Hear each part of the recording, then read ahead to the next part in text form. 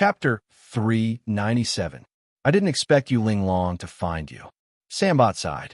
Sillin smiled, but then Sillin found that there was something wrong with Sambot's right hand hidden in his slender sleeve. Sensing Sillin's gaze, Sambot raised his right arm and pulled up his sleeve, revealing his right arm that had been cut off. The wound had been treated, but it was only a rough treatment. It must have been quite painful. I was betrayed. They implanted a signal transmitter in my right hand. Sambot said. Sambot had been chased for some time. He also wondered why those people could always find him even though he was hiding so well. After checking several times, he didn't find anything special. Later, when he was in danger, he met Pianhua. Pianhua said the reason. Sambot's right hand was implanted with a special signal transmitter. Sambot liked the wristband communicator. Once, his wristband communicator broke, so he used a new one. He wore the communicator on his right hand, and since then, he had never taken it off. After Pianhua said the reason, Sambot knew that his communicator had been tampered with. Knowing the reason, Sambot wanted to take off the communicator, but found that it was useless. The transmitter had already seeped into his right hand. Therefore, Sambot decisively cut off his right hand and destroyed the communicator.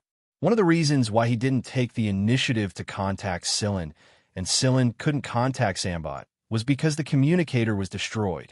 However, Sambot didn't use the bodyguard's communicator. He had to be cautious now.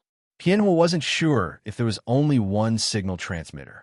Maybe there were other, more hidden signal transmitters to let the pursuers know Sambot's specific location.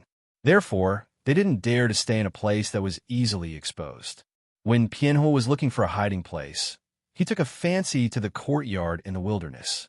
He also observed that there seemed to be no one living there, so he wanted to take the courtyard and use it as a temporary hiding place.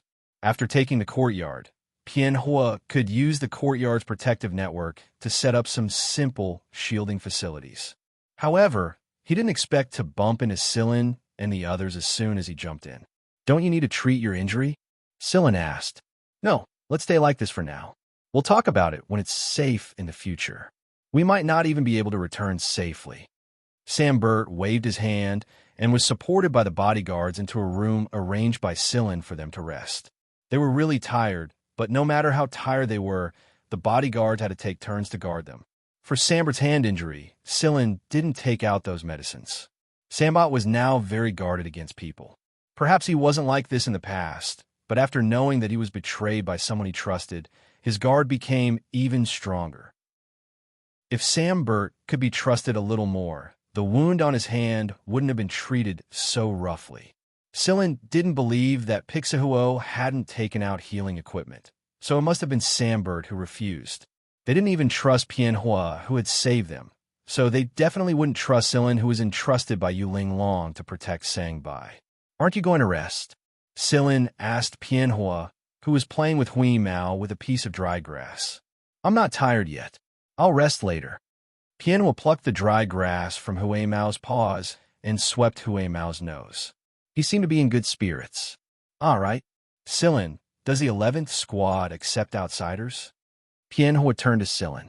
"You want to join?" "Yes. I'm quite envious of you hunters. You can go on adventures everywhere." Pianhua looked at the short piece of dry grass in his hand that was bitten by the gray cat. He threw it away and sat upright. "I'm serious. If you can accept outsiders, I want to join you as an outsider." "Nope, the 11th squad doesn't accept outsiders." Wheeze interrupted Sillin before he could answer. It was as if Wheeze was the decision-maker.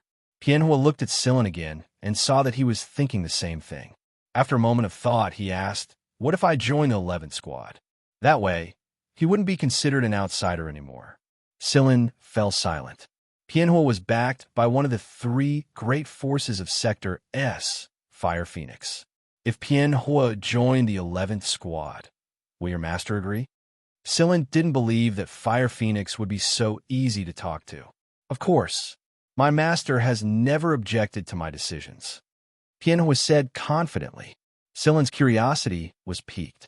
He had learned some information about Pianhua from CGU, and he knew that the current leader of Fire Phoenix valued Pianhua greatly.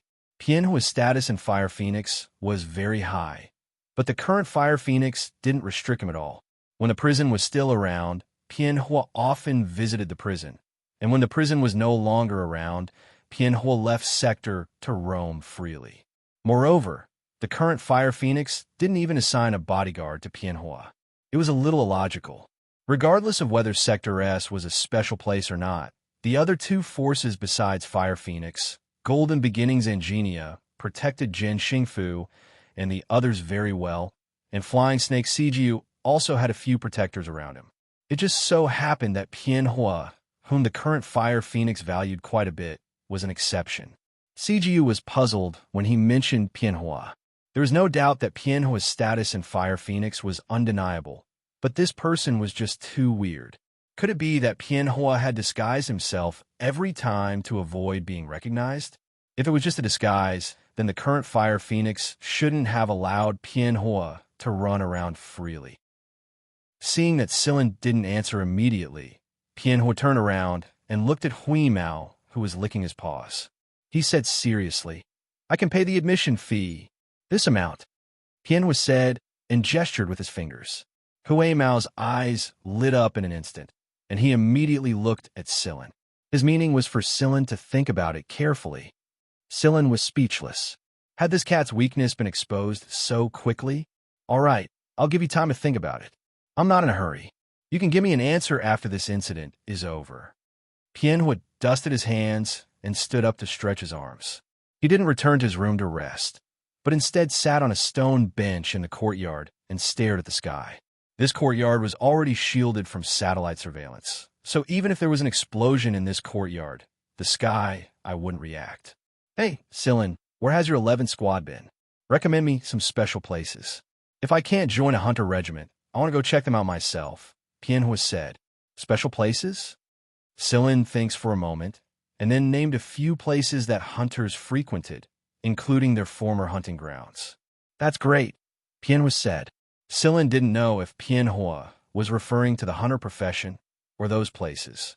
Hui Mao's ears twitched as he listened to the conversation lazily. Silen didn't need Hui Mao's reminder to notice that someone was coming his way. He had installed some sensors within 500 meters of the courtyard, and someone had triggered them. The sensors didn't detect people but metals. This way, the chances of being discovered would be reduced.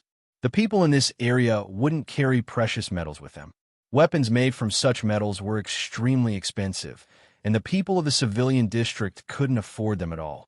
Moreover, the fact that someone was able to move so quickly while carrying such metals meant that they were no ordinary person. Cheto immediately notified Sambot while he was next door. As expected, the signal transmitter wasn't the only thing they relied on to track someone. A moth-like insect flew into the courtyard, and Silen stared at it for a moment. It looked very similar to a normal moth at first glance, but a closer look would reveal that there was a huge difference between the two. This wasn't a moth. There weren't many moths in this area, and they were considered a rare species. The most common species in this area were flies. The smell of blood on Sambit's injured right hand, and Sambit's own scent. These people were using these special moths to sense smell to track Sambot. They had made a few preparations. At first, they must have relied on the signal transmitter to track Sambot, but they also considered the possibility that the transmitter might be discovered and destroyed. Therefore, they used this kind of moth. Hui Mao jumped up and swallowed the moth that flew into the courtyard. He opened his mouth and swallowed it. "Disgusting," Hui Mao commented. "Why are you eating it even though it's disgusting?" Pianhua curled his lips at the side. Pianhua and Silen retreated to the small building. Cheto and Sambit's two bodyguards stood guard on the other side of the building. Almost silent bullets shot towards Silen and Pianhua, but they were all blocked by a transparent shield in front of them. This was Pianhua's setup. Puchi, an arrow of blood sprayed into the air from outside the wall. Then there was the sound of a human body falling to the ground. This was Hui Mao's handiwork. Squatting next to the stone bench and being ignored, Hui Mao took advantage of the moment when the people were shooting at Silen and Pianhua. His claw almost broke the person's neck, and this was the result of Hui Mao holding back. It had been holding back for a long time, and it had been waiting for this moment for a long time. After discovering that their companions had been hit for some reason, the people immediately became vigilant of their surroundings. But in the next moment, 3 of them were shot in the head, almost at the same time. Who fired the shot? This was the question on the remaining people's minds. The only person who pulled out a gun at the small building was Sillin, but they clearly saw that Sillin's gun wasn't pointed in their direction. Why were they shot? And 3 people were shot at the same time. This was just the beginning. 5 more people were shot in succession. They were still wondering before they died. They clearly avoided the muzzle, and they clearly weren't in the direction the muzzle was pointing at. So why were they shot? After finishing off these people, Sillin turned around, and Pianhua also finished off 2 people. There was a hidden weapon on her arm. Normally, it looked like a normal arm guard, but it was a killing weapon right now. The hidden weapon shot out was very fast, and it had a certain degree of tracking function. After the hidden weapon hit the person, it exploded inside the person's body. Although it was a small explosion, the critical point was that the internal organs exploded and killed them very quickly. A product of Fire Phoenix's technology? Sillin was puzzled. I remember you have a whip, Sillin said. Pianhua didn't answer. She hadn't recovered from her nervous state just now. She looked around vigilantly. There are 13 people here, but there are only 11 corpses. She suspected that there were 2 more people hiding around. There's no need to look. They're all dead. The moment Sillin finished speaking, the gray cat jumped over from the other side of the courtyard wall and curled its lips. It complained as it walked over, disgusting. Pianhua. On the other side of the building, Cheto had finished off 7 people, and the remaining 2 were taken care of by his Sambot subordinates. When Sillin entered the house, Sambot and his subordinates looked at Sillin and Cheto strangely. They didn't see Sillin's performance, but 2 subordinates who were responsible for observing Sillin's side did. Just a moment ago, they were still doubting Cheto and Cheto's capabilities, but before they could react, they saw Cheto pull out a gun and shoot at them. Not only that, he was also shooting at them at an extremely fast speed. His speed was so fast that they only realized how many people Cheto had killed when he dragged the dead pursuers inside. Sambot had witnessed the 11th Squad's combat power back at Sector M, and he was shocked once more today. From the moment they discovered the pursuers, to the moment they attacked, to the moment they finished off the entire wave of pursuers, it didn't take more than 3 minutes. Strictly speaking, the time it took to finish off the pursuers was less than a minute, excluding the time they spent waiting vigilantly. When Sambot's bodyguards thought back to every time they ran into a wave of pursuers, they fell silent. Is everyone in Vanguard the same as you? Sambot asked. Nope. Sillin knew what Sambot meant, but if even a 5th, a 10th, or even 100th of Vanguard's members had Cheto's combat power, the Big Four would have ceased to exist a long time ago. The only one left behind would be Vanguard, the absolute ruler of the high ground. I think so too. Sambot smiled himself. It was obvious that he had thought of the same logic. The pursuers this time were only the first wave. They were the vanguard sent by Yu Linglong's second cousin brother, Yu Xing. There would definitely be more coming after them, but no one knew when they would arrive. However, I advise you to treat the wound on your hand first, and conceal your aura. Sillin took out a small spray bottle. Everyone in the 11th Squad was very familiar with this kind of spray bottle because they used it often. Sillin told Sambot about the moth from before and took out moth. There were 2 tracking moths, and Hui Mao had eaten one of them. The other one was kept as evidence.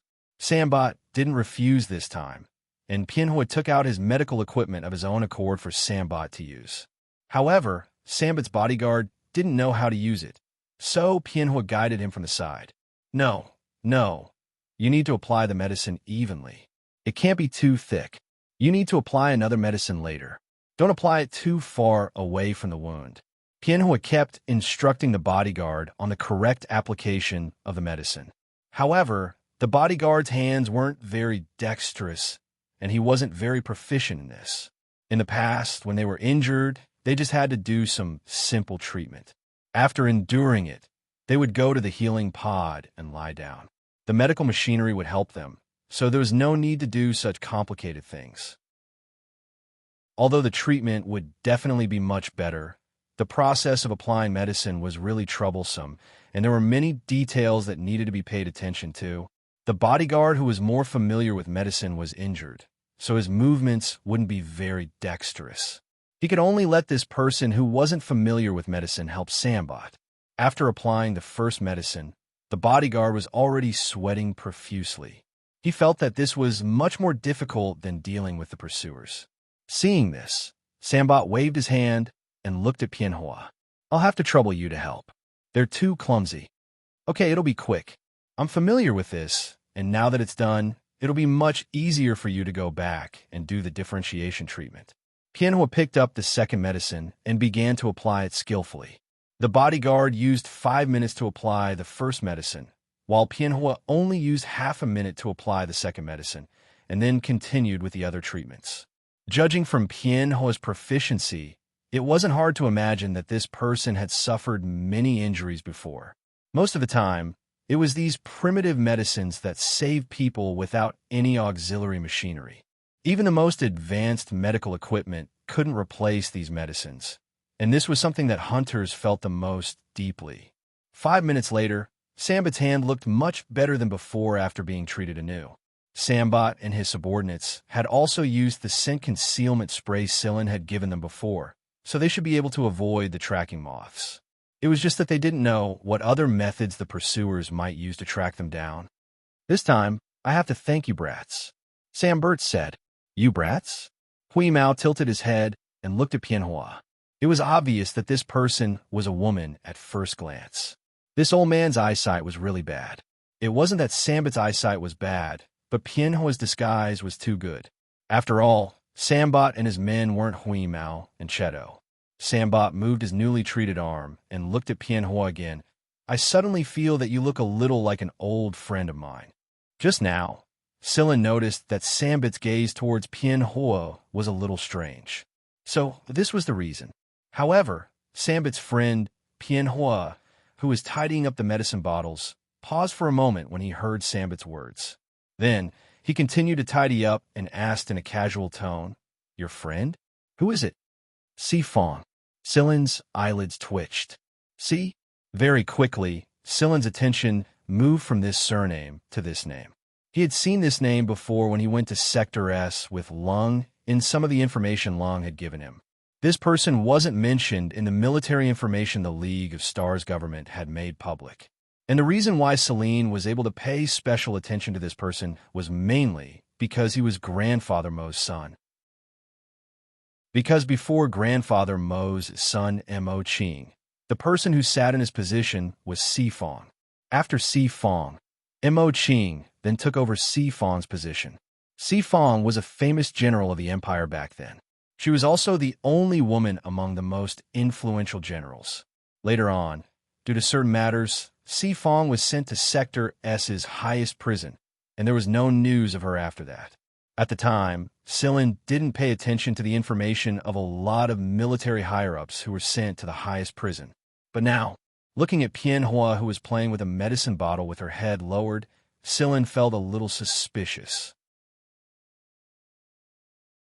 Chapter 398. It wasn't that Sillin was overly sensitive, but when he connected this surname to Sector S's highest prison and then combined it with some of the information Sillin knew before, the suspicions were too great. He had no choice but to ponder deeply. I thought your eyes looked a lot like hers before, and they looked even more so when you were applying the medicine. Sambot looked at Pianhua as if he was looking at another person through Pianhua. However, Sambot immediately said regretfully, It's a pity she didn't leave behind any descendants.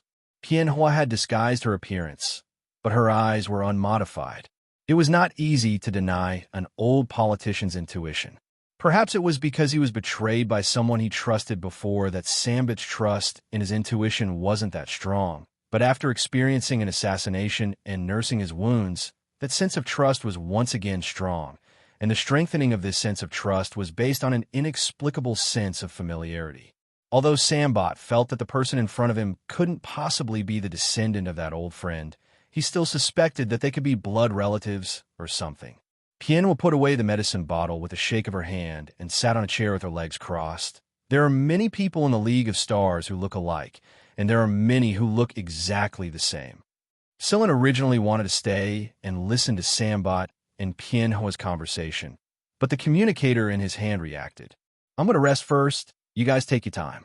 Then Sillin walked to the lounge arranged for him on the second floor. Hui Mao followed Sillin upstairs, and Cheto left with Hui Mao instead of interrupting Sambot and Pianhua's conversation. However, with their ability, they could hear the content of their conversation even if they weren't there, unless Sambot and the others used a sound barrier. When Sillin arrived at the room, he turned on the communicator. Where have you been this time? Hidden Wuxia said helplessly on the projection. What? You need something? Sillin was curious as to why Hidden Wuxia contacted him so soon. It hadn't been long since they last met. I say, why can't you just sit still? Where are you right now? I accepted a mission. Sillin didn't tell him about it. Accepted a mission? Why are you being so mysterious? Wuxia shot Sillin a strange look. Never mind, it must be something between the 3 sectors. Your 2 hunter regiments have just finished their battle, so it can't be something between the hunter regiments. Plus, even if it's a secret mission for Vanguard, G-Phone wouldn't give it to you. Wuxia was right. Sillin did not deny it. What is it? Sillin asked again. Kane Wuxia stretched out 2 fingers. There are 2 things I want to tell you. Firstly, I think the Big Four is about to be reshuffled. There might be a huge change in the near future. Great change, yes. Secondly, keep an eye out for the time being. Those lunatics from Miracle will probably do something. People from Miracle? Sillin thinks for a moment and pointed upwards with 3 fingers. What happened over there? It's mainly the military. The struggle between the military is getting more and more intense, and the final conflict might point towards Miracle. Once Miracle gives up, those lunatics from Miracle will do anything. Sillin frowned. Everything really came together as of late. All right, that's all. Continue with your mission. Wait. Sillin stopped Wuxia, who was about to disconnect. What's your problem? Let me say this first. We're not going to get involved in those things right now. Wuxia tried to clear his name. It's not that. I just want to ask you for some information. Oh? What information? Do you know Si Fong? Sillin said. Kane Wuxia, who was scooping an ice cream into his mouth, bit the spoon in half. Why are you asking about her all of a sudden? Instead of answering Wuxia's question, Sillin asked again, Then do you know Pianhua? Kane Wuxia pulled out the half-eaten spoon from his mouth and tossed it to the side. He said seriously, You didn't rape her, did you? Sillin, It's fine, it's fine. Seeing Sillin's speechless expression, Wuxia chuckled. It seems you've guessed something. I remember that both Pianhua and I were at the passageway back at Sector S's Grade 1 prison. Why did you drag me in and not Pianhua? Ahem, I didn't know about your relationship with that cat at that time. Otherwise, I wouldn't have left you there at that time, Wuxia thought. At the time, Wuxia did not kill Sillin directly for Pianhua's sake, and Sillin became Wuxia's lackey during the battle against the fog. After that, he didn't pay much attention to the wounded and half-dead Sillin. After hypnotizing Sillin, he left Sillin alone. However, it was also at that time that Ice Cream discovered Hui Mao's existence. However, Hui Mao was so busy looking for Sillin that he didn't pay attention to his own kind at all. At the time, Wuxia didn't know that Hui Mao was with Sillin. That's why I said you know Pianhua. Sillin said affirmatively. All right, since you want to know, I'll tell you. Kane Wuxia spread his hands. It didn't matter to him anyway. The Si Fong you speak of is Si Huang's sister, his biological sister. Pianhua is Si Fong's daughter. She gave birth to him in Sector S's highest prison. Si Fong passed away not long after she gave birth to Pianhua. At the time, Ho Si Fong was old in the eyes of a normal person. However, due to her gene rank, her natural lifespan was much longer than a normal person's. Therefore, she wasn't considered old to people like them. Si Huang was a powerful person, so Si Fong, who was related to him by blood, couldn't be much weaker. Even the highest prison, Si Fong shouldn't have died from giving birth. Perhaps he saw Sillin's confusion. Wuxia continued. The prison Si Fong was in had a fire not long after she gave birth to Pianhua. 70% of the prisoners in the prison died in the fire. But how could a heavily guarded prison have a fire? How could a normal fire burn down a heavily guarded prison? Wuxia took out an image. This is the scene I took back then. Sillin stared at the image on the projection. The prison was burned to ruins, the reinforced metal walls had all melted, and the ground was covered in a layer of condensed alloy. How high must the temperature of the flames be to melt these special alloy walls into this state? If even metal could be burned to this state, then the people who didn't come out of the prison couldn't. It was premeditated. That was for sure. However, even if it was premeditated, it was still buried in history. Not even the official information had any explanation about the incident. After so many years, probably only a few people who knew the secret behind it would remember it. Do you know why Fong was stripped of his military rank and sent to the highest prison? Wuxia rubbed his fingers. It's because Fong slaughtered an entire planet and blew it up. That planet was the most important research base of Miracle at that time. There were too many people involved in Miracle. Fong slaughtered the most important planet and destroyed their interests. Many people from both the military and the government would definitely be furious. It was no wonder that Fong was stripped of his military rank and sent to prison. Slaughtering a planet's people wasn't a big deal for people of that level, but it wasn't a small deal either. The key was the reason. This reason could kill you, but could also save you. Obviously, in the end, some people from both the military and the government found a reason that was enough to send Fong and some of his subordinates to prison. Then Huang. Sillin thinks this was the key person. Huang and Fong had different ideologies. They had their own paths to decide, and neither side interfered with the other. When Fong was sent to prison, Huang also wanted to intervene, but Fong refused. In a fit of anger, Huang ignored her. A few months later, when the prison caught fire, Huang was with Azrael for some matters, so he didn't intervene. After that, Huang fell into a deep sleep due to his own reasons, so he didn't let Azrael get involved. When he woke up, the first thing he did was kill Orlas. Orlas was one of the 4 Heavenly Edict warriors, and also the one Long told Sillin had killed by Huang. At the time, Sillin was wondering why Huang wanted to kill that Heavenly Edict warrior. Now, it seemed that it was for Fong, and Orlas must have had something to do with the fire. Back then, Orlas was very angry because of what happened on that planet Miracle. However, Fong's military achievements were still there, so he couldn't openly execute him, so he could only resort to underhanded methods. Unpardonable said, as if he was taking pleasure in Fong's misfortune. Is Huang really that powerful? Sillin asked. After all, apart from their own abilities, Heavenly Edict warriors would definitely have a lot of people around them. How could it be that easy to kill Orlas, one of the Heavenly Edict warriors? You've really hit the nail on the head. Huang wouldn't have been able to do it so smoothly by himself, unless he got all the people in Azrael to participate. However, before Huang could gather all the people in Azrael, a perfect opportunity presented itself. The person who provided this opportunity was Wei Ting. Wei Ting was also one of the 4 current Heavenly Edict warriors. Other than the Yu family, the Ci family, and Orlas, it was Wei Ting. At the time, Sillin was wondering why Wei Ting, a Heavenly Edict warrior, had become so well-behaved after Orlas's death.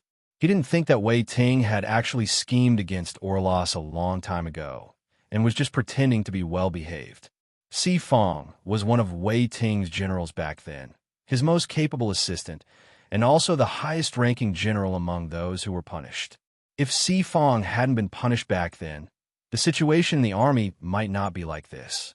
After Fong was punished, some of Fong's subordinates left Wei Ting and defected to others. I bet they were very disappointed in Wei Ting. It was also at that time that Wei Ting's power was far inferior to the other 3. In my opinion, Wei Ting deserved it. He didn't even dare to admit his own woman and couldn't protect her.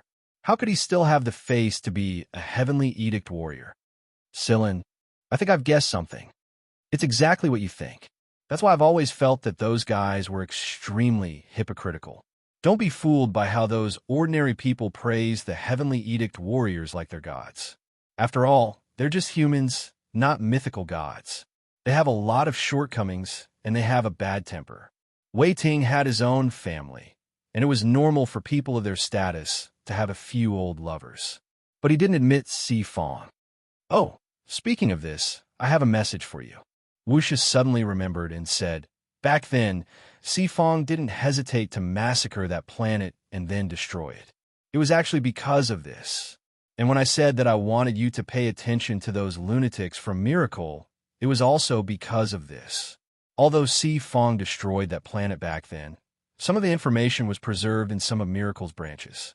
After so many years of restoration, it should have recovered to the speed of what it was back then. A large part of the reason why the CI family has been suppressing Miracle is because of this." Sillin looked at the message in his hand. He suddenly understood why Si Fong did what he did back then. This kind of thing, once leaked, was even more dangerous than Zebra. That's why I said that you have to be careful. Your life is the most important thing. If the CI family can't do anything about it, then the others don't have to waste their energy. Wuxia wasn't a compassionate person. Even if almost all the people in the League of Stars were dead, he wouldn't feel much. However, he really cared about the cat in Sillin's hand. If something happened to Sillin, that cat wouldn't have it easy. If that cat didn't have it easy, then no one would play with Little Ice Cream. After talking with Wuxia, Sillin looked at the information Wuxia gave to Sillin. This information was incomplete, and it was already very good that Wuxia's people were able to obtain this information. If he wanted to further understand this kind of thing, he still needed to collect more information. While Sillin was deep in thought, Hui Mao poked his head in through the door. Seeing Sillin's serious expression, he twitched his ears and jogged over to Sillin's shoulder. He patted Sillin's face with his paw. "Were you talking to Wuxia just now?" Although Hui Mao couldn't monitor the content of Sillin and Wuxia's conversation like he could with other communications, Hui Mao could still know who was talking to. "Yes, it was him." "Ah, then did you ask him for money?" "He's still in debt." "That bastard," Hui Mao said angrily. "It's eating and dashing. Same thing. In any case, that old man and that stinky rat didn't pay." Sillin pulled Hui Mao off his shoulder and stroked his fur. "The information he provided is quite valuable. It's worth a few bastard meals for you." Hui Mao shook his beard and thought for a while before saying, "That's more like it. But if they still dare to eat bastard meals next time, I'll beat them to death." Yes, next time I'll beat them to death." Sillin scratched Hui Mao's chin. "How's the eavesdropping going?" Hui Mao pulled his ears to the side, looking very disappointed. "It's not useful." Sillin thinks the same. However, looking at Sambot, his relationship with Si Fong back then should have been quite good. Moreover, Sambot was one of the few people who thought for the people of the League of Stars. No matter how sincere he was, it was still a good thing. "What are you thinking about just now?" Hui Mao asked while licking his paw. "I was thinking about all the trouble ahead." "What's there to think about? If we can't stay in a League of Stars, we could go to Mist Bodhisattva. Mist Bodhisattva has my territory too. Even if we can't survive there, we could still try to explore other galaxies. Mist Bodhisattva and the League of Stars aren't the only places in the universe. With Moon and the others' technology, we don't have to worry about not having a place to stay." Hui Mao was an open-minded guy. He only cared about a few people anyway. He didn't care about the others. "I also want to explore the universe to my heart's content, but it's not easy to do. You humans are so complicated." "I think so too. That's why it's so hard to create original robots." Sillin sat on the chair and thought for the whole night. Hui Mao slept on Sillin's lap the whole night. His sleeping posture wasn't good, and he would start kicking his legs and paw every time he fell asleep. Sillin guessed that he was fighting with ice cream even in his dreams. Other than the assassination attempt at the beginning, no one else had come for the night yet. After a night's rest, Sambit's spirit was much better. His backup hadn't arrived yet, so he stayed here for the time being. Sillin had brought enough food with him, so they didn't need to go out to buy it. Therefore, the group stayed in the courtyard to avoid being seen by others. Although there weren't many people around, it was easy to pay attention to unfamiliar faces. The stone bench in the courtyard was occupied by Hui Mao and Pianhua, so Sillin sat on the ground. The ground was covered in weeds. It didn't look good, but it was full of vitality. Sillin sat on the grass and started writing and drawing on an electronic tablet. It was all code, and only Sillin knew what the code represented. Even if others saw it, they wouldn't know what it meant. After squatting on the stone bench for a while, Huimao jumped onto the grass and rolled a few times. He rolled directly to Sillin's side and climbed onto Sillin's lap. He changed into a comfortable position and began to sleep with his eyes closed. Sillin ignored the grass that Huimao rubbed on his leg and continued to work on the work at hand. Pianhua held her chin and looked at the pair. If this cat ignored the previous incident of eating people, it was really a cute pet cat. The afternoon sun was very good. Pianhua looked at it and also felt a little sleepy. She didn't sleep well last night, not because of the assassination, but because of the people that Sambot mentioned and made her think a lot. Now that she had recovered, especially when she saw the cat sleeping comfortably, Pianhua's sleepiness came. He looked at the sunlight in the sky and then around the yard. There weren't any wooden benches, hammocks, or anything like that. His gaze swept across the gray cat on Sillin's lap, once before he walked over to it out of curiosity. He didn't even look at what Sillin was writing, and he simply moved the gray cat sleeping across Sillin's lap. Huimao lazily raised his head and looked at Pianhua. Then he narrowed his eyes and fell back to sleep. No matter how Pianhua tossed him, he didn't care. After making Huimao into a circle, Pianhua also sat on the ground and rested his head on Huimao's body. The pure natural plush pillow was soft. Sillin's movements paused. He looked down at Huimao, who was nestled on his lap, and then looked at Pianhua, who was using Huimao as a pillow. His legs had to bear the weight of a fat cat and a human head. He couldn't move much. If he moved, the man and the cat would start smacking their lips. Not only could he not move his legs under the weight, but Sillin looked at the saliva mixed with fish biscuit crumbs flowing out of Huimao's mouth and onto his trousers. There was also the same suspicious liquid flowing out of someone's mouth. Sillin's forehead twitched again and again. These two guys. Chapter 399. When Sambot came out to stretch his old bones, he had a strange expression on his face when he saw the group in the courtyard. It would have been fine if the person sleeping on Huimao was a graceful girl, but it just had to be a bearded man. Sambot found it strange no matter how he looked at it. When he was chatting with Pianhua last night, he even suggested that she shave off her beard so that she would look more energetic. In the end, Pianhua didn't listen to him and used other words to fool him. In fact, Pianhua thought to herself at the time, "Are you kidding me? It took me a lot of effort to decorate myself. How can I shave it just like that?"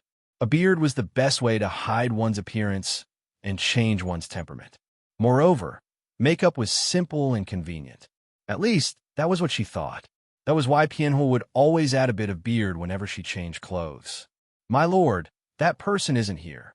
While Sambot was looking at the strange group in the courtyard, one of his subordinates came over and whispered. The person he mentioned was actually Cheto. Sambot trusted Pianhua more than he trusted Sillin. After all, Sillin was brought here by Yuling Long, and Sambot had to be careful when it came to anything related to the Yu family. It was inevitable that he would be more vigilant. Even if Sillin had saved his life before, Sambot couldn't be at ease.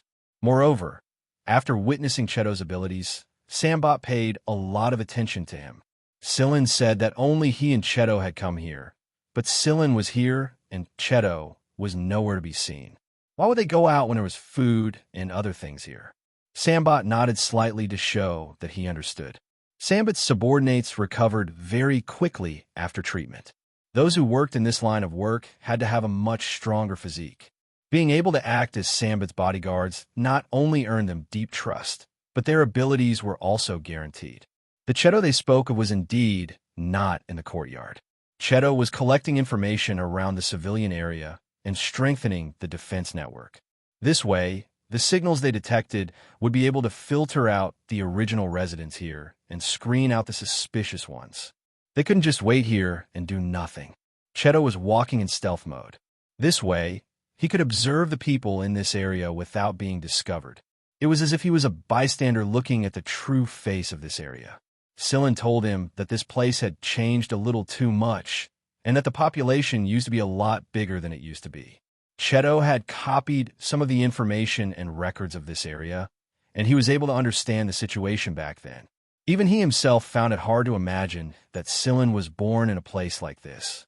Week to week, the people around him, regardless of physique or natural lifespan, were too short.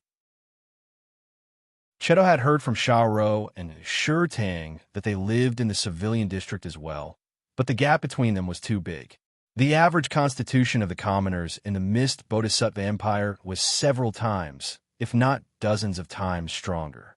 Cheto only needed to do a cursory scan to know the genetic condition of most people in this area. No wonder they had no choice but to live in this place. Cheto saw a lot of people with serious genetic defects, and most of them were children. There were no adults among them because they couldn't grow to adulthood safely. Not even the best genetic medicines had much of a chance to change them. However, these children didn't seem to feel their own sorrow or the death of this area at all. They chatted and played with the adults and their friends. They were too young to understand. Or maybe they didn't even realize that they were one of those who were sad. Or maybe they had grown up too early and gotten over it. Cheto checked the radiation level, heavy metal, and poisonous pollution around the area. It had exceeded the resistance range of the children with the lowest genetic quality. If this continued, it would only accelerate the death of these children. There were basically no fish or prawns in the river. When the planetary government built an artificial river, they raised a group of aquatic creatures. However, these creatures didn't survive for long. While fishing was one reason, the other reason was that the productivity of these aquatic creatures was so low that they were destroyed by various factors before they could adapt to the environment. The reason Sillin bought a house here wasn't because he wanted to build a huge territory. Instead, he wanted to build a huge underground radiation protection network and a heavy metal filter. This network wouldn't be detected by the sky, wouldn't be detected by the people in this area, but at least the people with the lowest genes would be able to stay in this world for a while longer. They wouldn't wither before they grew up like Hannah did back then. Suddenly, Cheto looked at a certain place. That place belonged to Sillin's planning area, and there were some sensing facilities there as well. Just now, Cheto had sensed an abnormal signal coming from that direction. 10 people? This was probably the second group of pursuers after yesterday. Cheto ran towards that direction. Sillin had bought the place yesterday, and there were only a few abandoned houses around. Many shadows passed through the abandoned houses so quickly that normal people couldn't see them. Suddenly, the person running at the very front stopped on a half-collapsed wall. Behind him, the other 9 people stopped one after another, and each of them stood in different places, forming a formation. The leader was wearing a mask so that his face couldn't be seen. He could see many things invisible to the naked eye through the mask, such as the invisible Cheto, who was walking towards him step by step. The other 9 people were wearing the same equipment, so of course they could see Cheto too. However, the image they saw wasn't clear. They could only see a rough outline, and not Cheto's actual appearance. "Who are you?" the leader asked in a hoarse voice. It was impossible to tell his age from his voice. These people knew that there couldn't be such a powerful person who could hide in front of them in this civilian district, and the information of Sambert's bodyguards didn't show such a person either. So, this person was sent by Yuling Long? Cheto didn't say anything. A series of shots answered them. There were no people from Sambert here, so Cheto didn't need to pretend anymore. His shots were almost silent, and they were very fast. Cheto moved very fast while shooting, so even if these people could see his figure through the mask, they might not be able to keep up with his speed. 7 seconds later, Cheto stopped moving and slowly revealed himself. There was an opening at the tip of each of his fingers, and it was the source of the bullets he shot out. There was no need for him to use a gun at all. He himself was an excellent weapon. However, the bullets he shot this time were a little different. Cheto had added some neural network to them. After taking care of the pursuers yesterday, Sillin told Cheto about the arm guard Pianhua was wearing. Cheto had modified it after listening to him. Pianhua's arm guard was probably given to her by Si Huang. It had a high firing speed and a tracking function, and Cheto was very suitable for this kind of weapon. The bullets Cheto fired from his fingertips were a part of himself, and They could track their target under his control. Their firing speed might not be as fast as Silen's Purgatory Thunder Snake, but even if they were blocked once, Cheto could still control them to track their target after they hit the ground. Unless the mechanical nerves inside the bullet were destroyed and the connection was severed, or if the bullet was beyond a certain range and Cheto couldn't control it anymore, the bullet would continue to track its target until it successfully caught up to its target. This group of 10 didn't expect to run into an opponent like this. Some of them didn't manage to dodge the bullets, and those who didn't expect the bullets to fly at them again in the next moment. Cheto's own speed was taken into account, so the entire conflict took less than 10 seconds. Cheto was pretty satisfied with the result after looking at the 10 people who had died. He waved his hand, and the bullets returned to Cheto's hand and merged back into his body. After taking care of the corpses, Cheto continued to collect information. Over at the courtyard, Silen was aware of the signal when the protective network set up there emitted it. Even the sleeping Hui Mao's ears twitched. When Cheto was dealing with the 10 people, Weeze's head shot up and its eyes were as wide as saucers. His first thought, Cheto has gotten stronger again. His second thought, meow my shiny fur. Pianhua's saliva touched Hui Mao's fur a little. After Hui Mao woke up, he raised his front paw and slapped Pianhua. Then, the man and the cat began to quarrel, push, yell, and scratch as they entered the building from Silen's side. After entering Pianhua's room, the man and the cat stopped at the same time. Silen won't be angry, right? Piping will poke the gray cat beside him, who was deep in thought. I don't think so. Hui Mao remembered that he had eaten a lot of fish biscuits before he went to sleep. Just now, he saw some suspicious debris and the smell of fish biscuits, and dried fish on Silen's pants other than the saliva marks. After Pianhua and Hui Mao ran into the building, Silen looked at the 2 large saliva marks on his pants, and then at the man and cat who had been hiding inside for a long time. He patted the grass and half-dried food on his pants. These 2 fellows escaped really quickly. Sambot and the others didn't know that Cheto had taken care of the second group of pursuers outside. Even Pianhua couldn't tell if Silen knew or not. After all, she had something from Si Huang. Cheto returned at night. Some of the necessary arrangements had been completed, and some of the planned projects could be completed tomorrow. Hui Mao was in charge of digging the land. For the next 2 days, Sangbai was puzzled as to why there were no more pursuers. He had also suspected Celine until Pianhua told him that Celine and the others had secretly taken care of 2 groups of pursuers. Only then did Sangbai understand. After Cheto took care of the 10 pursuers, another group came over and was taken care of by both Hui Mao and Cheto. Silen stayed in Sambit's courtyard all this time while Cheto and Hui Mao went to finish the underground project.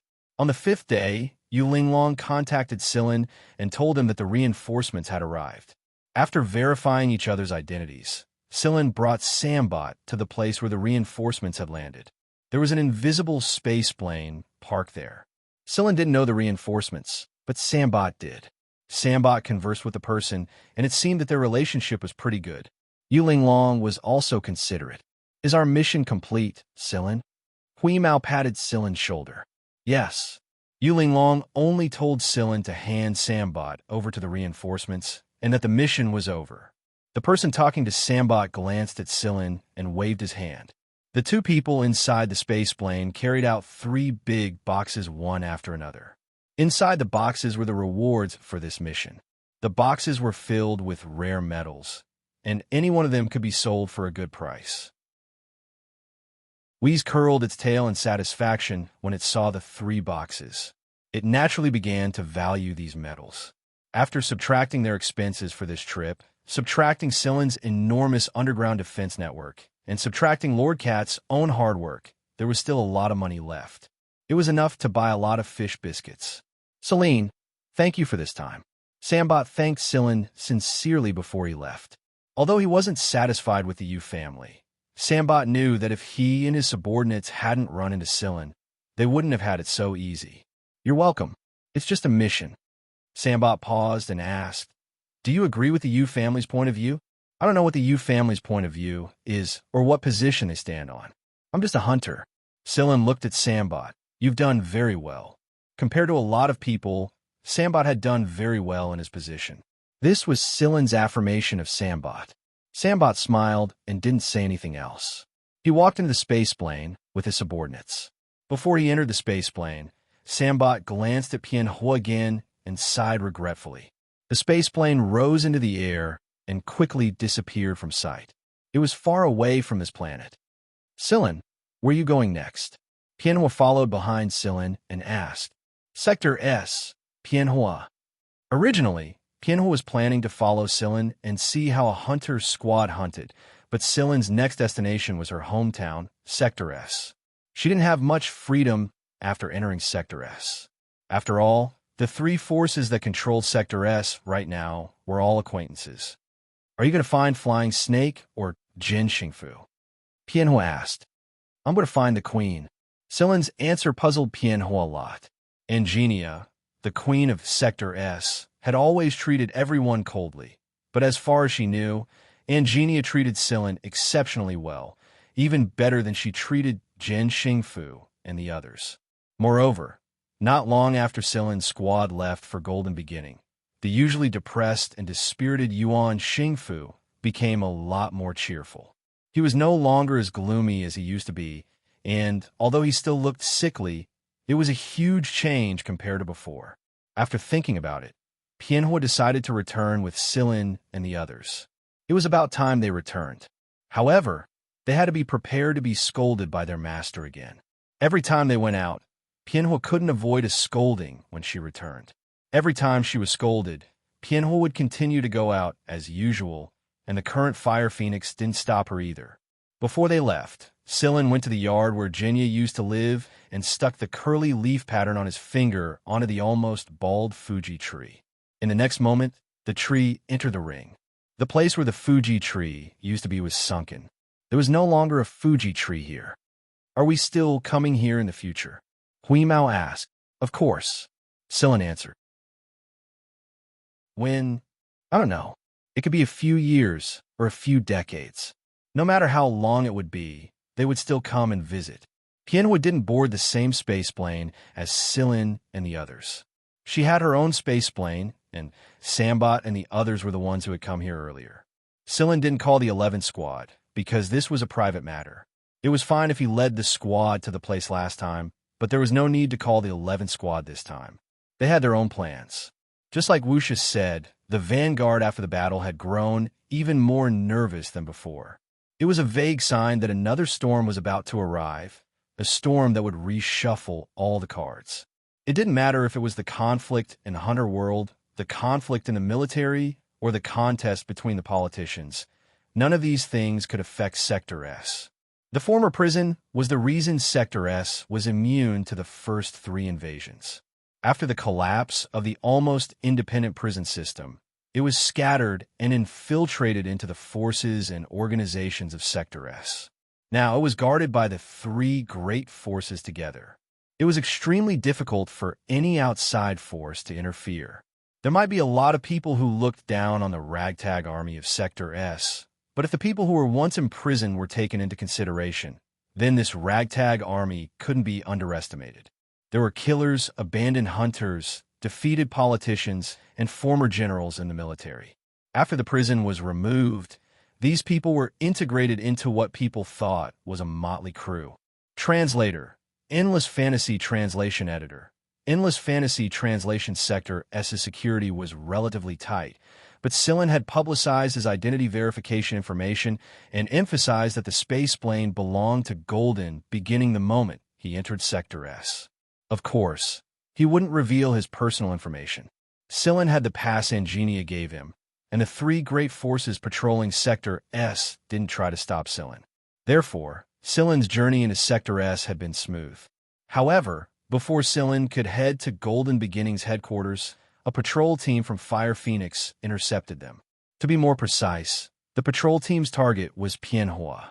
However, since Silen's spaceplane and Pianhua's spaceplane were flying together, they were stopped at the same time. The other party didn't mean any harm, and they greeted Silen politely when they intercepted them.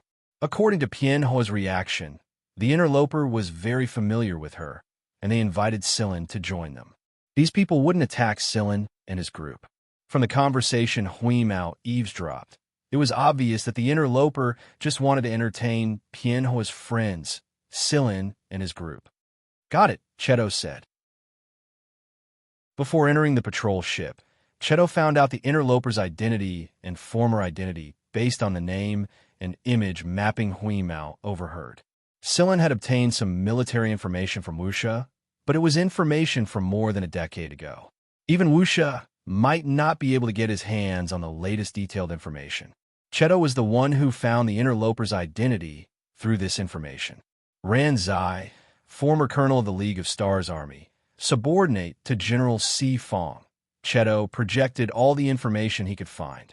It wasn't detailed, but it was enough to get a general idea of the interloper's former identity. Ran Zai was one of the people who was demoted and imprisoned along with General Si Fong during the incident. However, he wasn't imprisoned in the highest level prison. The lowest military rank in the highest level prison was originally a major general, and Ran Zai wasn't qualified back then. However, it was exactly because of this that Ran Zai didn't die in a sea of fire with the people in the highest level prison. He joined Fire Phoenix after the prison was abolished. Chapter 400. This was an opportunity. If he was one of Si Fong's former subordinates, he would definitely know about that incident. The patrol ship's hatch was already open, and its indicator lights were flashing. Sillin piloted the space plane and followed Pianhua into the patrol ship. Just after he got off the space plane, Sillin heard a burst of heroic laughter before he could even stand firm. Pianhua, you're finally back. Following the voice, Sillin looked over and saw a middle-aged man wearing a Fire Phoenix combat uniform walking over. The newcomer was Ran Zai. Compared to 20 years ago when he was in the prime of his youth, one could still vaguely see his original angular face when he was young, but his tall and sturdy body, after more than 20 years, did not have the slightest crooked. He was still straight, his eyes were bright, and when he looked at Pianhua, he had the loving smile of an elder. Uncle Ran, I missed you so much. Pianhua jumped over and gave Ran Zai a hug. Ah, you little brat. Ran Zai tugged at the fake beard on Pianhua's face. You look more daring than last time. Of course, Pianhua was very satisfied with his disguise this time. Ran Zai was already used to Pianhua's disguise. After looking at Pianhua for a moment, his gaze moved to Sillin. Sillin, is it? I received a message from the Queen just now. She knew you had entered Sector S the moment you entered, and was about to send someone to welcome you. She knew I was here, so she asked me to keep you here. Someone will come to pick you up soon. For the sake of Pianhua and Anginia, Ran Zai was still very polite to Sillin. At the very least, the smile on his face wasn't fake. Ran Zai's gaze swept past Sillin before landing on Cheto. He paused for a moment, and then moved away with a smile. Then, he led Pianhua and Sillin into the patrol ship. Ran Zai wasn't very curious about Sillin. After all, he didn't know much about Sillin. He only knew that Sillin was a member of Vanguard, and was familiar with Golden Beginning's queen, Ingenia. However, when Ran Zai looked at Cheto just now, he had a very strange feeling. He felt that this person was very special, and he couldn't see through him. As for the cat on Sillin's shoulder, it was completely ignored. After that, Ran arranged a room for Sillin and Cheto to rest and entertain them a little. Then, she went to chat with Pianhua. After eating and drinking to his heart's content, Hui Mao lay down on the soft bed and curled himself into a ball to sleep. Since he had to wait for the people from Golden Beginning to pick him up, he didn't have to worry about eating and drinking. There was a saying that went, "Sleep when you're full." This was a famous saying that Hui Mao had always believed in. Sillin sat on a chair in the room and continued to write and draw with the electronic tablet in his hand. He was studying the information about the miracle that Wuxia had given him, but he was afraid that he wouldn't make much progress even if he continued to study it. The doorbell rang while Sillin was writing. It was Ran Zai. After he was done chatting with Pianhua, he came to check on Sillin. After all, Sillin was a guest, and an important guest of Ingenia at that. It was not good to neglect him. Moreover, when Ran Zai and Pianhua were chatting just now, Bienhua's evaluation of Sillin was very high as well. Ranzai's attitude towards Sillin had improved a lot. Are you used to this place? Can't sleep? Ranzai glanced at the fat cat who was sleeping comfortably on the bed and asked Sillin.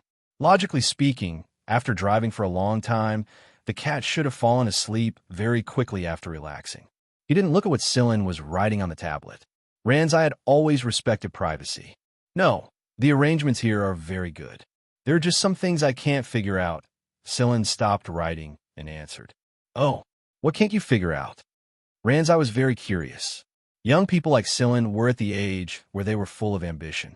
Ranzai felt that Sillin should have some common problems that young people of his age would have, so he was prepared to talk to him.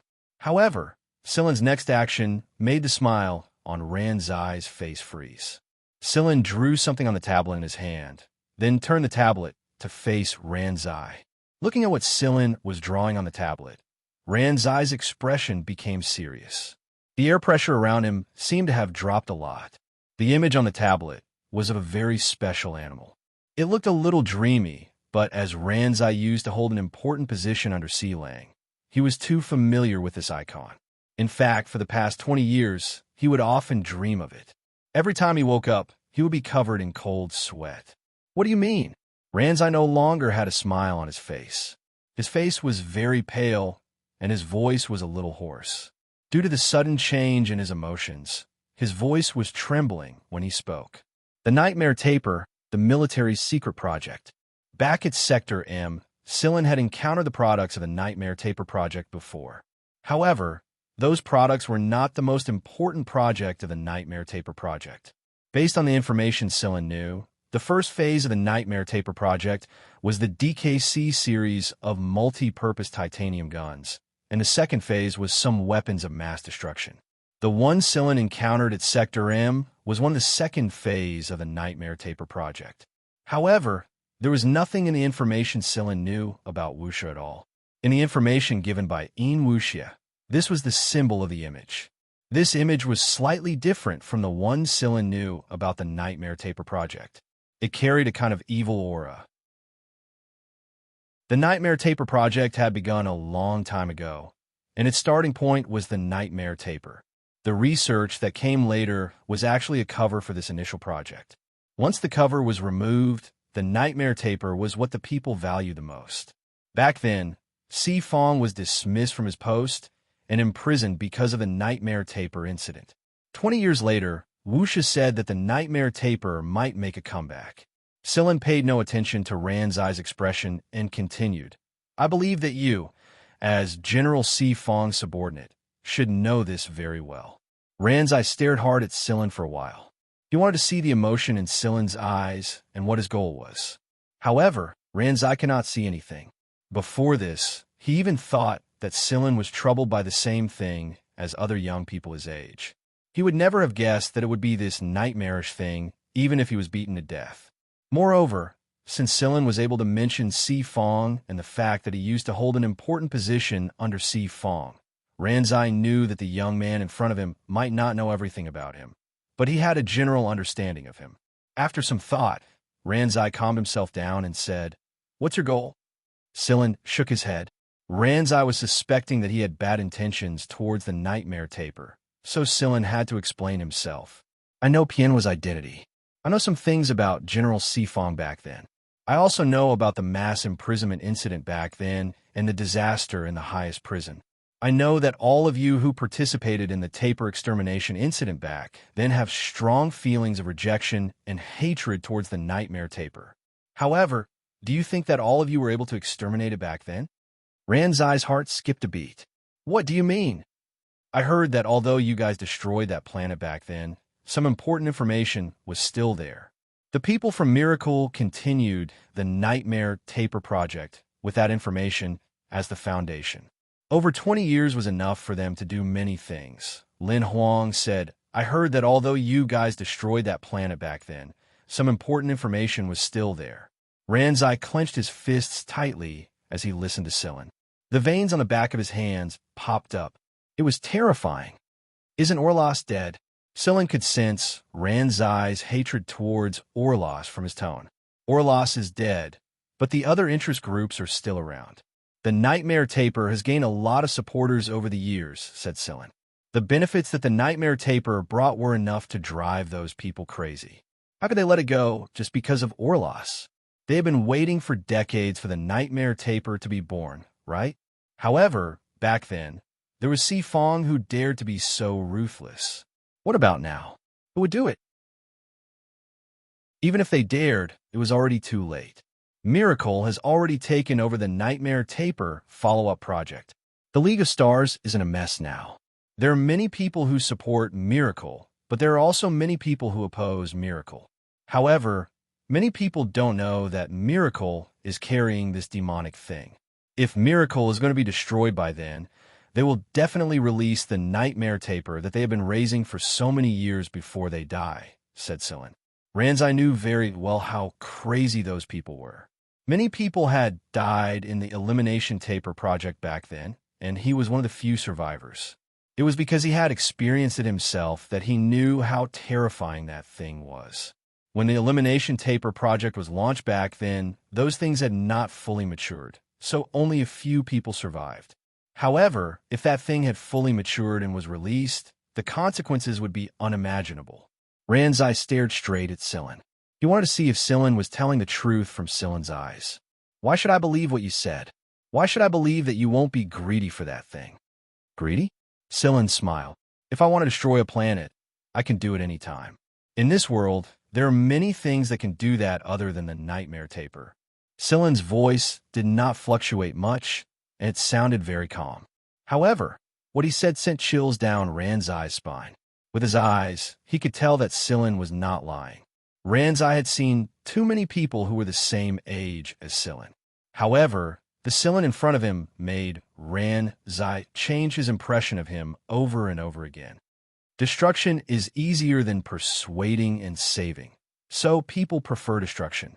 That was what Xifang had said back then. Xifang knew very well what those people would do with the Nightmare Taper. He knew what would happen if the nightmare spread. So he resisted the pressure and carried out the Elimination Taper project. The Nightmare Taper has a great name, but it's a combination of a nightmare and a nightmare. I don't know how much you know about it, but from what I know, it's a combination of two devils. They were originally a kind of microscopic parasite that could drift in space. Later, they were discovered by that group of people and put into research as a deadly virus carrier in another experiment. The experiment results were very successful. Since then, when those people carried out related research, they would use this parasite as a carrier to infect the target. That's because when this parasite exists, the deadly virus will concentrate on the parasite when there are no other hosts. The source of the virus can't be detected in the air. Even if it's in the water or the water next to the parasite, the source of the virus won't be detected. Moreover, the parasite that carries the virus isn't affected. That's why those people named this parasite the Nightmare Taper. The Nightmare Taper could devour nightmares and bring the nightmares that it had devoured back to life. For more research, those people modified the parasite so that it could carry more viruses at the same time. They also implanted control bodies in them. You can imagine that if someone wanted to destroy a certain organization on a planet, he wouldn't have to send a large number of elite troops, armored tanks, fighter jets, and so on. All he would have to do is to control a Nightmare Taper to enter the planet and infect humans and other living things. The virus can't be in the air or in pure water, but can be transmitted from the Nightmare Taper to humans. The infected humans will then infect others. The Nightmare Taper is like a transfer station that transfers the virus to other living things. It will accumulate and infect others continuously. The spread of the virus is beyond people's imagination. If it happened on a planet that was isolated from the world, only the living things on the planet would be affected. However, what if it happened on a new planet that had frequent communication with the outside world? Then, it would spread in a radial manner. Back then, there was a planet that was used as a test. It turned from a planet that was full of life into a dead planet. Thousands of deadly viruses wreaked havoc on the planet, and the cause was just a Nightmare Taper. No one had the time to create a vaccine or an effective medicine. It was gone just like that. That's why General C gave the order to destroy the taper after he learned about this. At this point, Ran let out a mocking laugh. Those people at Sector V are still clamoring about how the military is heartless, but they have no idea how much General C helped them back then. Originally, when the first batch of adult nightmare tapers were created, their main targets were the famous thugs in the League of Stars at Sector V. If General C hadn't destroyed the taper first, Sector V would have been cleansed 20 years ago. Osculos, the man they worship, is also one of the nightmare taper supporters. What right do they have to clamor? What right do they have to cheer after General C is imprisoned and talk about dogs biting each other? They don't understand anything. They don't understand anything. Rand stuffed his hands into his hair, lowered his head, and covered his eyes with his palms. It had been so many years, but the events of the past were still vivid in his mind. They had been wronged and punished, but they did not regret it. However, they felt pity for their brothers who had died. All their military achievements had been denied, and there were no longer any records about them in the files of the Star Alliance's army. They were people who had been abandoned by history. Sillin was silent. If Sifong hadn't given the order to destroy the taper 20 years ago, and if the people who participated in the operation hadn't sacrificed their lives, there might not be Tang Kikikyu today. There might not be the Freedom Army, and there might not be the Sector V of today. Perhaps it would have become a colony a long time ago. From an all-powerful general to a prisoner in the League of Stars' highest prison, what kind of mentality did the people trapped in the prison feel when they experienced the ups and downs of life? When this life was over and they looked back, they still wouldn't regret what they did back then. It was their own choice, the life they decided to live. Sifong was such a person back then. A general's personality could affect his subordinates. Ranzai told Sillin a lot about the nightmare taper. However, Ranzai didn't know much about it, so the advice she could give Sillin was limited.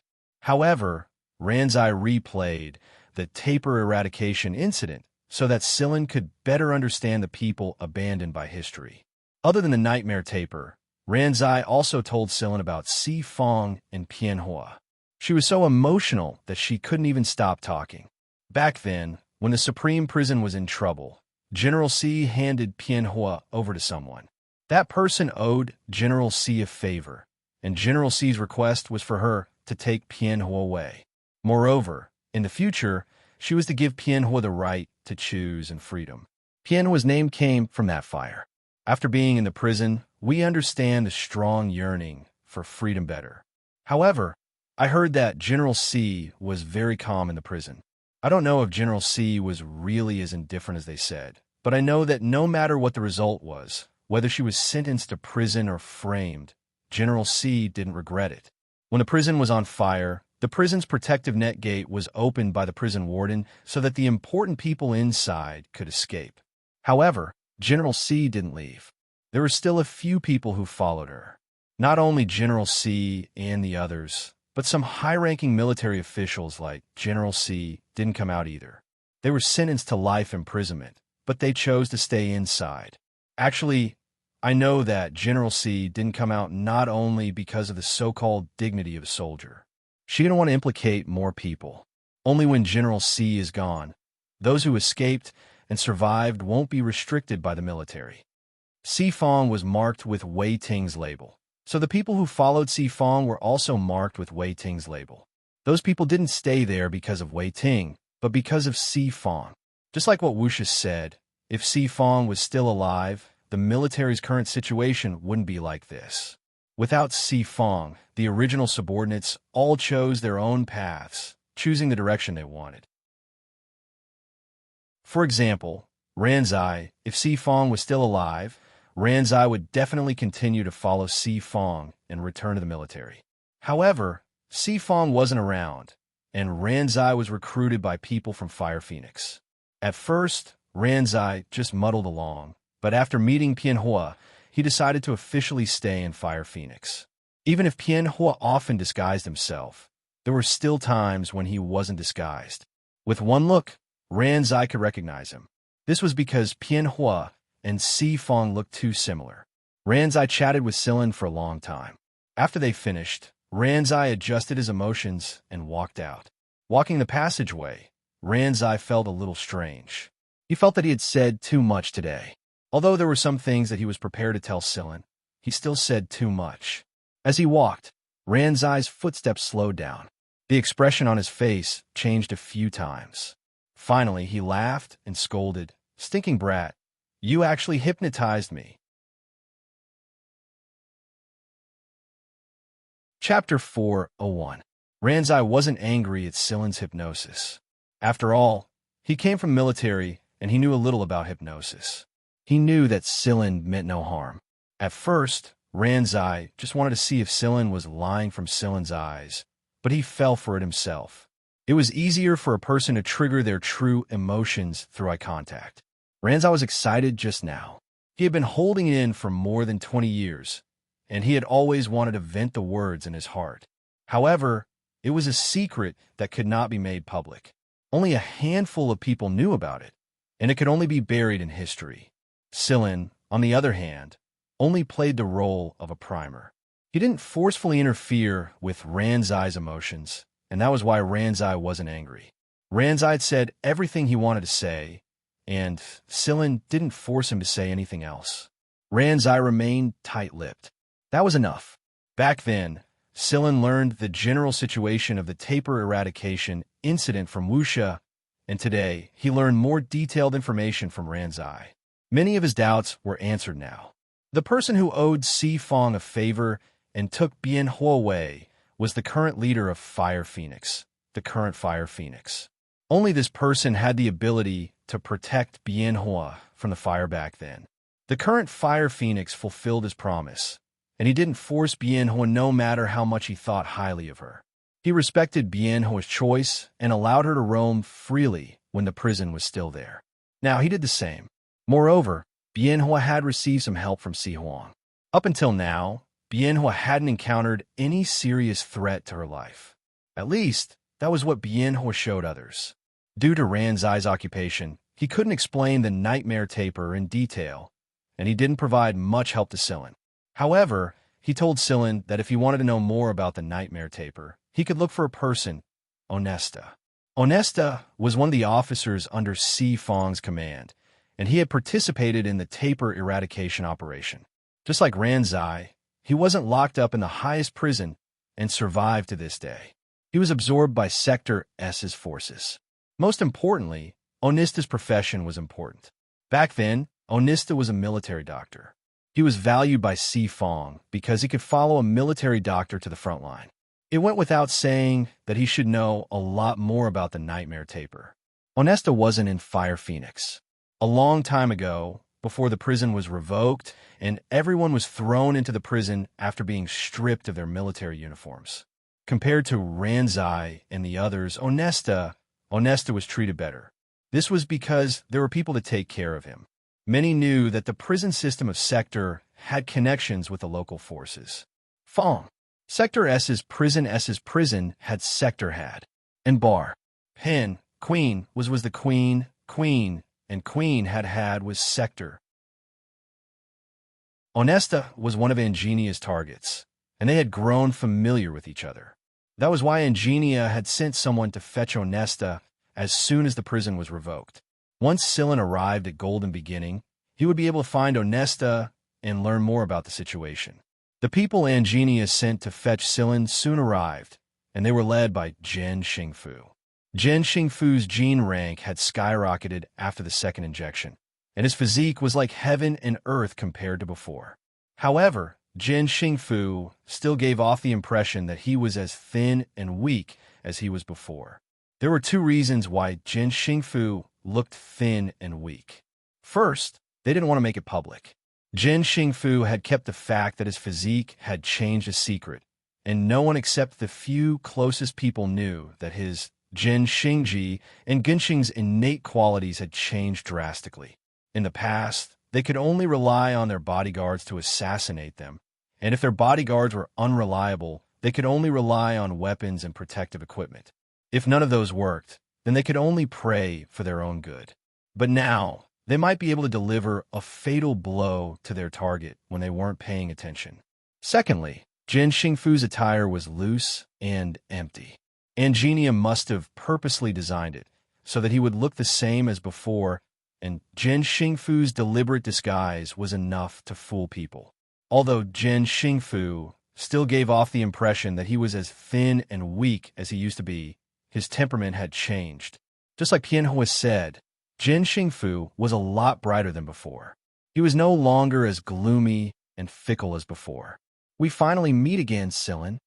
Jin Xingfu strode forward and fist-bumped Sillin. At the same time, he also greeted Huimao, who was lying on Sillin's shoulder. Huimao responded politely.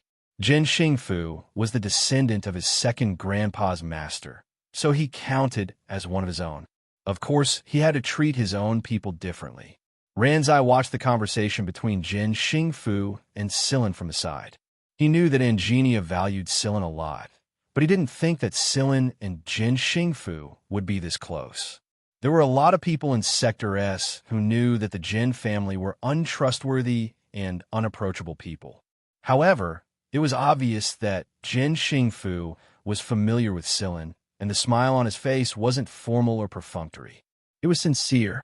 Ranzai's opinion of Sillin rose even higher. "Yo, young Master Fu, I can't believe you're the one who led the team here." "How rare," Pianhua exclaimed. They were all acquaintances, so they spoke more casually than usual. Everyone in their generation had worked together before the three great forces came to power, so they knew each other very well. "Of course, it's rare for Sillin to show up, so it's only natural that we come to welcome him." Jin Xingfu chatted with Ran and Pianhua for a bit longer before he dragged Sillin away like he was in a hurry. His grandmother was still waiting for him at Golden Beginnings headquarters. After Golden Beginnings starship had left, Pianhua stroked his fake beard and said, "I can't shake the feeling that Xianxia and the Jin family are too close to Sillin. They almost look like family." "I would have thought the same if there wasn't no concrete proof after multiple investigations," Ranzai replied. As one of the three great forces, they had investigated the leaders of Golden Beginning many times before. However, there was no evidence that Queen Xianxia had another child, and Jinsheng only had a son and a daughter. "Have you found anything about Queen Xianxia's husband?" Pianhua asked. "No, that person is too mysterious, and he's still a mystery to this day." Ranzai had investigated the trash that the elders of Sector S mentioned many times, but the more he investigated, the more puzzled he became. The trash that everyone mentioned was familiar with the Food King, and his origins were unknown. It was said that he was a person from outside of Sector S, and he disappeared after that. Some people said that the trash was dead because his gene rank was very low, and he couldn't support a long lifespan. He had already started aging when he disappeared back then, so one could only imagine what had happened to him after so many years had passed. However, Ranzai couldn't shake the feeling that something was amiss. Queen Xianxia was a famous person in Sector S, and she was the one who single-handedly developed Golden Beginning to its current scale and status. However, the trash that everyone called Jin family had always been in her heart. If he really was a trash without any merits, how could the great queen of Golden Beginning have been obsessed with him for so many years? How could he be so close to the Food King? So close to the extent that the Food King would mercilessly slap his own children and descendants away if they spoke ill of him. Pianhua suddenly thought of something and asked Ranzai, "What was the name of the person you mentioned back then?" Ranzai thought for a moment and answered, "I remember. His name was Xianxia." "Xianxia?" Pianhua sucked in a deep breath. "The planet I visited this time is the birthplace of Sillin. I learned that Sillin's master is also called Xianxia." Pianhua didn't know about Xianxia because Sillin told her. She learned it from the information of the local population, and she had investigated the little yard when she chose it as a shelter. She heard that the owner of the yard had been dead for many years. "Is what you said true?" Ranzai was surprised. If it was true, then the trash that everyone called him back then wasn't trash after all. At the very least, a person who could raise a disciple like Sillin was definitely no ordinary person. "I remember that there was a tree in that yard that looked very similar to the one I saw at Golden Beginnings headquarters. Although I could only catch a glimpse of it at Golden Beginning and couldn't see it up close, I'm sure it's the same kind of tree." That kind of tree was very special and strange. Pianhua had been to many places, but she had never seen a tree similar to the one at Golden Beginning. However, the almost bald tree in Silen's yard was the same kind of tree as the one at Golden Beginning. While Pianhua and Ranzai were discussing Silen and Jinya, Jin Xingfu had brought Silen and the others to Golden Beginning's headquarters. This time, Anginia and Jinxing welcomed them personally. Unlike last time, there were two more people this time. One was Jin Xingfu's younger sister, Jin Xingji, and the other was the Star Hunter Prisa, who often kept Jin Xingji here. This was the first time Silen met Prisa. She was Jin Xingfu's aunt, and it was impossible to tell her age based on her appearance. However, the temperament and charm that flowed out of her every movement told everyone that she wasn't a young girl who knew nothing, but someone who had experienced many things and had a story to tell. There were rumors that Prisa and Jinsheng were biological siblings, and that they were both born to Anginia. However, there were other theories as well. In short, Prisa's background was a mystery to many people. That being said, Silen knew that Prisa and Jinsheng couldn't be biological siblings. Prisa didn't have the Jin family's bloodline, and she had displayed great strength and high gene rank from the very beginning. She wasn't like Jinsheng and the others who had the Jin family's bloodline. Moreover, Silen believed that Anginia wouldn't look for another man. However, Prisa must have a lot of connections to become a star hunter, and it was far beyond anyone's imagination. After all, Sector S was a prison sector back in the day. Anything could happen in a place like this. Anginia, who always gave off a dignified image, smiled lovingly when she saw Silen. She pulled Silen to her side and spoke to him. Those who had seen this before were immune to it, but those who hadn't were completely stunned by it. Even if they didn't show it on their faces, they were shocked to the core. Is this Silen the Queen's illegitimate son? Or is he Boss Yuan's illegitimate son? That being said, young Master Fu wouldn't be smiling so happily if he was Boss Yuan's illegitimate son. The smiles on these people's faces weren't faked. Jin Xingji and her older brother were standing behind their father and grandmother. They were staring curiously at the young man who was chatting happily with her grandmother. He looked to be about the same age as her, so how did he make her serious grandmother smile like that? That's the kind of smile a grandmother should have toward a junior, isn't it? It was pitifully rare for her and her older brother to smile like this. Anginia brought Silen to the courtyard where the Fuji tree was planted. There were a few Fuji trees that were growing pretty well in the courtyard. The reason why the Fuji tree was called the upper tree was because it was special compared to other plants. It could grow 10 years in 1 year, or it could not grow even a centimeter in 10 years. It all depended on the mood of the tree, and the main factor that affected the tree's mood was the Jin family. The tree would only grow in a place where the Jin family was present. For example, the Fuji tree was growing very well when Jinya was still in the courtyard on planet Brown Earth. It was so lush that it looked like a 100-year-old tree in just a short time. However, the tree stopped growing after Jinya left, and it was growing worse every year. The Fuji tree in Golden Beginning's courtyard might not be as good as the tree in the courtyard on planet Brown Earth, but it was still a rare sight. Perhaps Jinya didn't expect that the seeds he gave to Anginia as a gift would grow to such an extent, right? Very few people could enter this courtyard. Even Pianhua, who came with Fire Phoenix as a guest, could only look at it through the wall. Therefore, Silen didn't have to worry too much about this place. Here, Anginia looked around the courtyard, wondering if she should find a better empty space.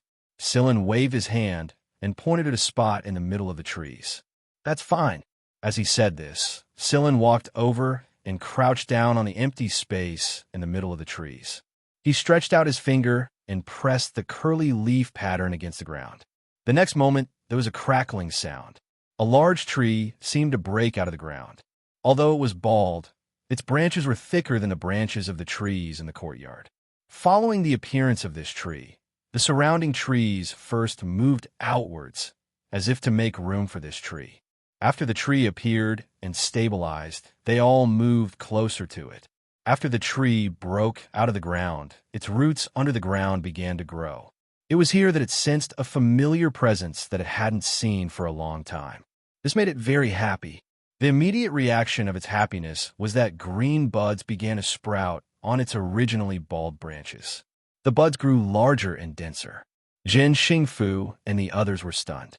Even Jinsheng and Angenia, who had some understanding of the Fuji tree, were stunned by this scene. Angenia knew that the Fuji tree had spirit energy. Jinya had told her many things about this tree, but she had never seen it with her own eyes. This was the first time she had felt it so deeply.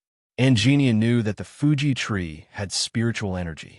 Jinya had told her many things about the tree, but she had never seen it with her own eyes. This was the first time she felt so strongly about it. Yes, it's always been in his courtyard. He likes to sit on the wooden rocking chair under this tree and look at the sky. The tree reminded Sillin of the past. Yes, it's always been in his courtyard. He likes to sit on the wooden rocking chair under this tree and look at the sky. The tree reminded Sillin of the past. However, those people might not be able to reappear in the future. Angenia wanted to stay here for a while longer. As for what Sillin had told her about Ernest, Angenia told Jin Xingfu to take Sillin to find him. Jin Xingfu asked Sillin a lot of excited questions about his grandfather Jinya while they were on their way to find him. Sillin told him some of the things he knew, but he chose to keep the most important things to himself. It might not necessarily be a good thing to reveal them now. Jin Xingji wrinkled his nose at Sillin's tight-lipped behavior. Is he really that mysterious? Even Grandma and Aunt Prisa couldn't find out what kind of person Grandpa was, even though he had never met him before. Jin Xingji's frustration was directly manifested in the way he and Hui Mao were making faces and sticking out their tongues at each other on Sillin's shoulder. This was the first time Jin Xingji had seen a cat with such rich expressions and a mouth full of lies. Ernest had been researching the secret of Jin Xingfu and the others' bodies changing overnight. He hurriedly came out to greet them when he was informed that someone had come to visit. Since Angenia had greeted him earlier, Ernest didn't dare to be too slow. He wanted to get more information out of Jin Xingfu. However, Sillin suggested a private conversation with Ernest and emphasized that he had a heart-to-heart talk with Ran earlier. Ernest's heart skipped a beat when he heard this. He felt worried for no reason. As expected, Sillin told him about the nightmare taper not long after they entered the meeting room. After Rand's introduction, Sillin also knew where to start and how to communicate with the people who had participated in the taper eradication operation. A long period of silence later, Ernest stood up and left. He returned with a storage device in his hand. Everything I know about the nightmare taper is in here. Ernest had tried to find other ways to solve the problem for many years, but he never made any progress. In the end, he put it aside. Sillin accepted the storage device and said, "Thank you. This is all I can do. I hope you can find a way to solve the problem. I'll try my best." While Jin Xingfu and Jin Xingji were waiting outside, Prissa came over as well. "Where's Sillin?" Prissa asked curiously. Jin Xingji curled his lips at the meeting room's direction and said, "He's having a private conversation." The meeting room door opened just after Jin Xingji finished speaking. Sillin and Onista walked out of the meeting room one after another. Onista had already adjusted his mental state, and the smile on his face had returned. He saluted Prisa when he saw her. Prissa's gaze landed on Sillin. She knew Sillin better than anyone else, and she knew what Sillin was capable of. She knew some of the more secretive things Sillin had done in the past, including the time he destroyed Miracle's key research base at Sector C.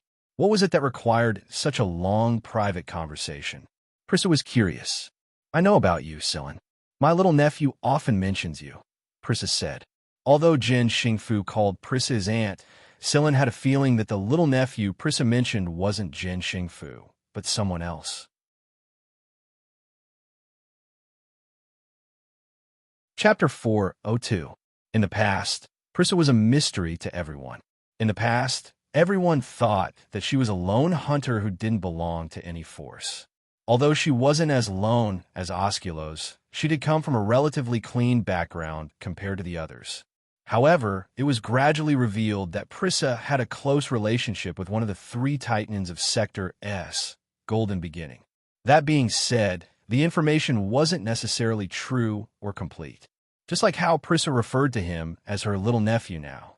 Jin Xingfu must have mentioned Sillin before, but Prissa's tone made Sillin feel like she was talking about someone else. However, Prissa wasn't here for Sillin. After Jin Xingfu and Jin Xingji left with Sillin, Prissa asked Onista about it. Onista didn't tell her the specifics. He only mentioned the key points. The nightmare taper? Prissa frowned. She was annoyed by the term as of late. The military was slowly coming to an end, and some of the people who supported Miracle had changed their stance. After Orlas's death, the support behind Miracle had begun to decrease drastically, and the situation was even more obvious now that the 8 Corps were fighting against each other openly and covertly. Prissa sighed. Why would he want to come into contact with that? In Prissa's opinion, it wasn't something a hunter like Sillin should pay attention to. If he were to get involved in something like this, he would only be at a disadvantage. In fact, he might even get himself killed in the end.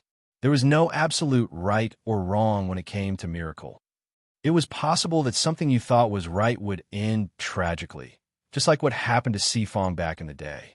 Back then, there were some people who were imprisoned in the highest prison, and the so-called heinous crimes they committed were nothing more than a label they were forced to put on them after the fact. It was because Prissa understood the importance of this issue, the general trend of the world, and how important Sillin was to Angenia, Jinsheng, and the others. That was why she thought so highly of this issue. After thinking for a while, Prissa hurried back to the courtyard to talk to Angenia, who was still deep in thought. That night, Angenia went to talk to Sillin.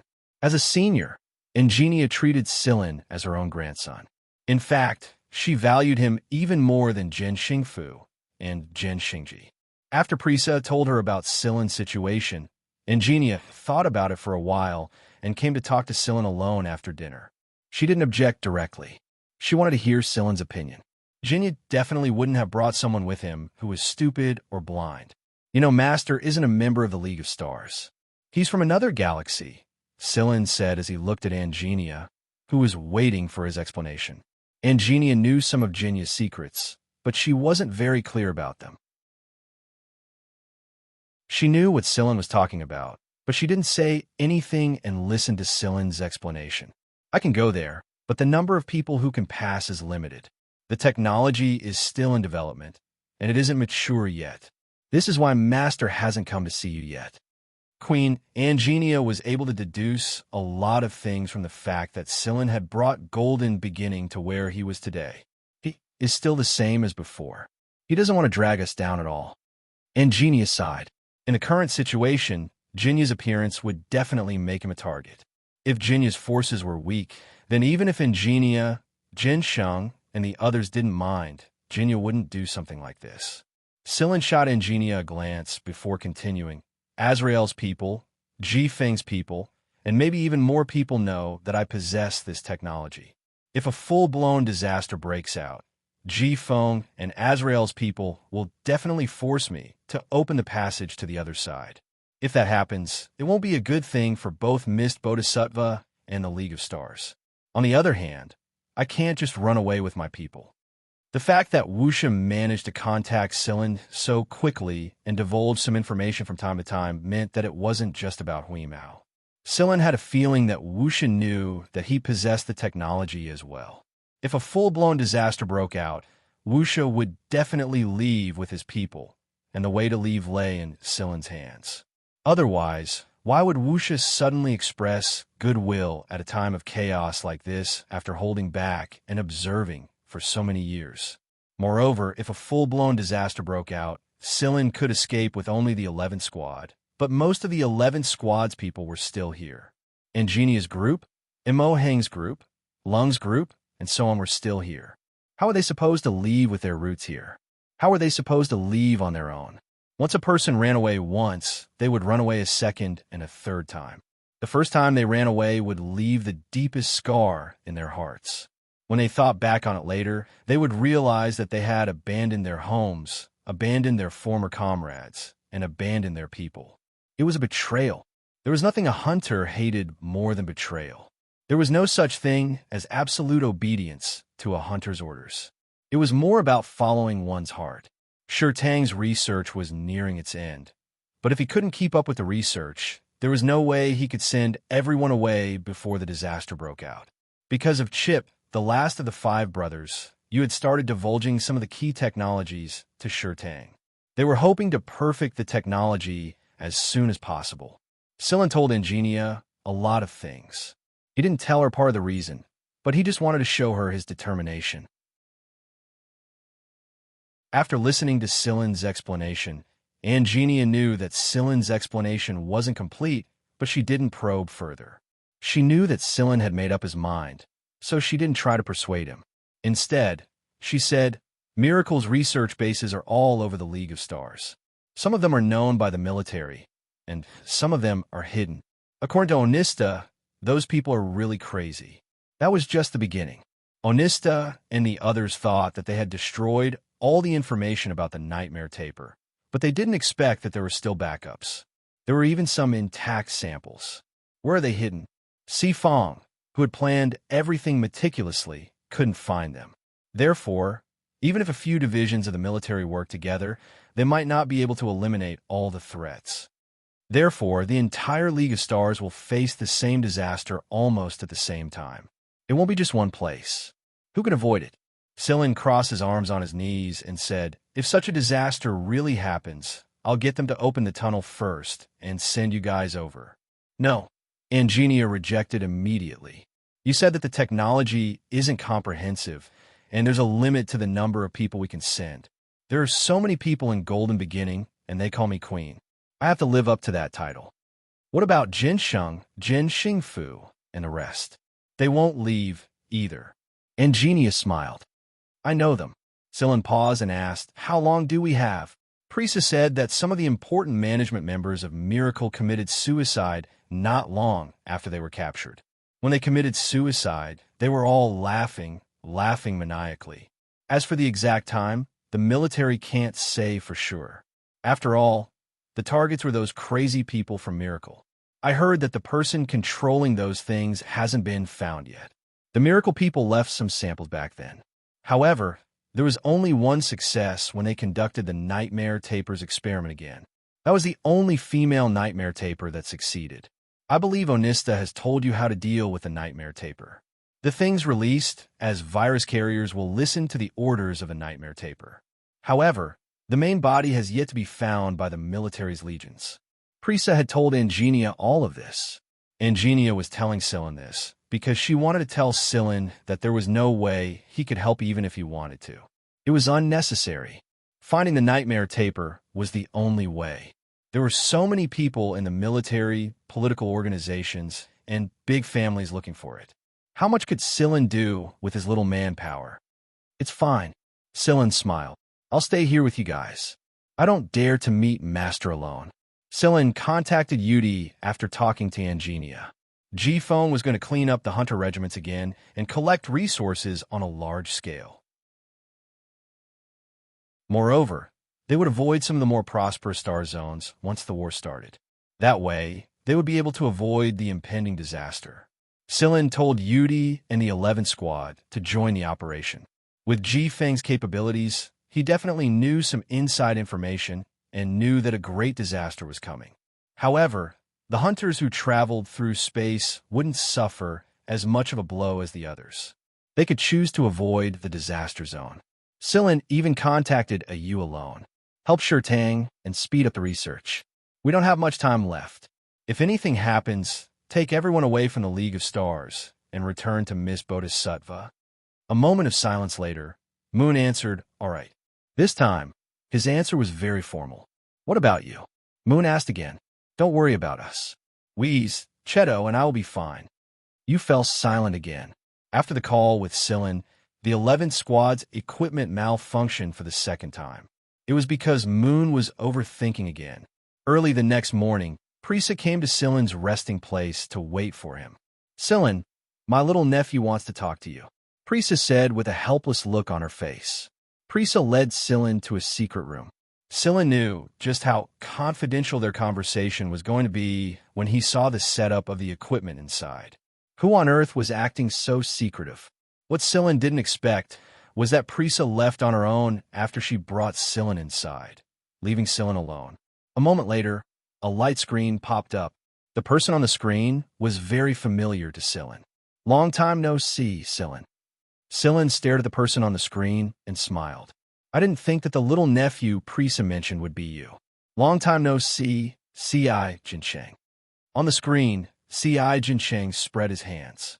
"The matters of the elders are too complicated to be explained clearly. If I were to sum it up in one sentence, it would be the fucking love between a prisoner of the highest level prison and a local." Scylla couldn't help but laugh. Just what kind of blow did C.I. Xianxia suffer for him to swear? What's wrong? Is there something urgent that requires a star rank hunter to act as a messenger? Scylla asked, "I heard that you're going to participate in a Nightmare Taper's matter. I'm just taking a look. I'm alone after all, so I'll try my best to help out when the time comes. It'll count as me doing my part," Scylla said. C.I. Xianxia was silent for a moment before asking, "Are you sure?" "Yes." "All right then. Come and help me." On the screen, C.I. Xianxia smiled. "I'm going to form a special team to deal with a Nightmare Taper." "The military should have such a special team, right?" "Yes, but I want to form one myself. I don't have much say in that team, and I don't agree with the person in charge." C.I. Xianxia didn't finish his sentence. Other than these reasons, the C.I. family was also interfering. Those special teams were going to enter the disaster area, and the C.I. family was reluctant to let C.I. Xianxia go. However, it was obvious that C.I. Xianxia was a stubborn and uncontrollable person. After Prisa told him that Scylla was interested in interfering with the Nightmare Taper, C.I. Xianxia hastily came up with a plan. It was a plan for the Taper Extermination Project team that he had formed himself. "Who else is in your team?" Scylla asked. C.I. Xianxia blinked. "Everyone in our dorm was here before. Some people will join us too, such as Yulu, Kongman, Pride, Alan." Listening to the familiar names that he hadn't seen for a long time, Scylla said, "All right, I'll join you. But will the G family agree to Pride?" "Pride will take care of it himself. He already promised that. I'll bring someone and a cat over. Cheto and Wheeze, right?" "I know. Come with my aunt when the time comes. I've already told her." "To your side?" "Amen. I have an experimental base on an asteroid here." "All right, we'll contact each other when we get there." On the second day after they arrived at Golden Beginnings headquarters, Scylla left with Prisa. Scylla and Prisa left separately and met up somewhere outside of Sector S. No one, including Jin Xingfu, knew that Prisa would leave with Scylla in secret. This time, Prisa, who usually brought Jin Xingji with her, excused herself and left on her own. Jin Xingji was depressed for a long time because of this. "Scylla, are we going to do something big this time?" Lying on Scylla's shoulder, Hui Mao said weakly and emphasized the word big. "Yes, something big." "Nonsense. I heard everything you said." Hui Mao played with his front paws and pulled at his ears. He complained, "Why don't we leave and leave this place alone?" "No, you humans are so complicated." Hui Mao sighed. "I'm fine. You know I'm immune to those things." Scylla scratched Hui Mao's chin. After going through the zebra virus, Scylla had developed a resistance to many deadly viruses. Hui Mao knew this. Scylla was more knowledgeable in this field, and so was the gray cat. However, how could he do something as stupid as doing something big without leaving his name? Even if he couldn't make a name for himself, he should at least be rewarded with a huge sum of money. This time, he didn't get anything, and he still had to sneak around. It was nowhere near as sensational as it was back in the Mist Bodhisattva sect. Although it was only a small incident, it had benefited Wheeze a lot since then. The successful establishment of the forum especially allowed Wheeze to satisfy its celebrity addiction. Hui Mao scratched Scylla's clothes with his claws. He wasn't happy to work for free. The life and death of other people had nothing to do with him. He wouldn't feel anything even if the entire League of Stars, including the hunting planet where he was born, were destroyed. "It's because it can avoid some trouble in the future," Scylla said. Hui Mao didn't understand what Scylla meant, and he couldn't be bothered to think about it either. After licking his claws, he curled into a ball and fell asleep on Silen's legs. Priest's space plane didn't have any special markings, but it was unimpeded after entering Sector C. Her flight path was special. It was obvious that she had prepared for this long ago. Silin was surprised that Prisa was related to the CI family by blood. It was no wonder that Prisa was able to become a star rank hunter. Other than her own abilities, her connections were also very strong. The planet CI Jincheng mentioned was at the edge of Sector C and close to Sector B. Following the chaos of the League of Stars, some of the famous schools in Sector B had become much quieter. They were far less lively than before. In this chaos in the Star Alliance, many forces had fallen from power. Many students, who had gone from experts to experts, could not even afford to pay their school fees. There were also some people who were protected by their families due to political reasons and did not return to school. As for the teachers in the school, some of the more experienced ones like Mo Hung had been snatched away by various parties. Those with important achievements in engineering, medicine, materials, and so on were all busy accepting commissions. Where would they find the time to take care of students? It had been a long time since Silin had been to Seven Lights. While he was thinking, Prisa told Silin that they were almost there. The image of a planet was already displayed on the screen. This planet wasn't a habitable planet. Its habitability didn't even reach rank C. The planet was covered in protective shields, and almost all of the protective shields were enclosed bases. From the outside, the planet looked very attractive. However, when Silin and the others reached the planet and landed in the base, they were greeted by a different scene. An artificial, steady-state environment. Silin looked at the interior of the base and sighed. The inside of the base was like an independent little world. There were forests, streams, and 4 seasons of the year. The air was pleasant. These were all man-made, and many of them were the application of new technology. Hui Mao started rolling on the grass after entering the base, rubbing and sniffing here and there. He habitually marked the places he was satisfied with. "I've been waiting for you for a long time, Silin." A person walked over from not far away and said. The person was not C.I. Jincheng, but Silin's classmate from 7 Lights years ago. "Long time no see, Kong Man." Chapter 4:03. Back then, Kong Man was still an arrogant and stubborn young man. He and Pride were known as the twin stars of 7 Lights. A few years had passed, and Kong Man's arrogance had lessened a lot. Perhaps it was because he had gone through a lot of things and learned to hide his emotions. However, Kong Man was still very happy when he saw Silin. C.I. Jincheng had told him beforehand that Silin would be joining them. Although Silin was no longer the same as before, it did not affect Kong Man's opinion of Silin. This was especially true when he learned that Silin's shadow was behind the miracle a certain base at Sector C. Kong Man truly admired him. Silin introduced Cheto and Hui Mao to Kong Man. Hui Mao glanced lazily at Kong Man and continued to mark the territory. Kong Man did not know how many people this newly formed Taper extermination team had, or who they were. He only knew a part of them. Lung wasn't here. C.I. Jincheng told Silin that according to young Master Lung, they were working together from the inside and outside. Young Master Lung would investigate from the outside and then report back to the squad. After all, the military and civilian might not receive the same information, and young Master Lung had many unorthodox methods, so he would be able to obtain a lot more information. Kong Man led Silin into the interior of the base. The research area was a little far from here, and there were some training grounds in between. When Silin followed Kong Man past there, he just so happened to run into a couple of people coming out. When they saw Silin, they were stunned for a moment. Then, the person walking at the front quickly rushed over and grabbed Silin's neck, shouting, "You've finally appeared." Silin elbowed him with a backhand. "If you used any more strength, my neck would have been broken." "Then you deserve it." Although he said that, Knight still loosened his arm. However, he still punched Silin a couple of times. "You're so mysterious that you always disappear." "Can't help it. I'm a hunter." Silin rubbed his shoulder. Knight really did use some strength. "Bullshit. I've never seen anyone like you. Huntress. You're just like Fog and Wuxia. You'll disappear after a while and come out again after a while." The few people standing at the entrance of the training room smiled as they looked over.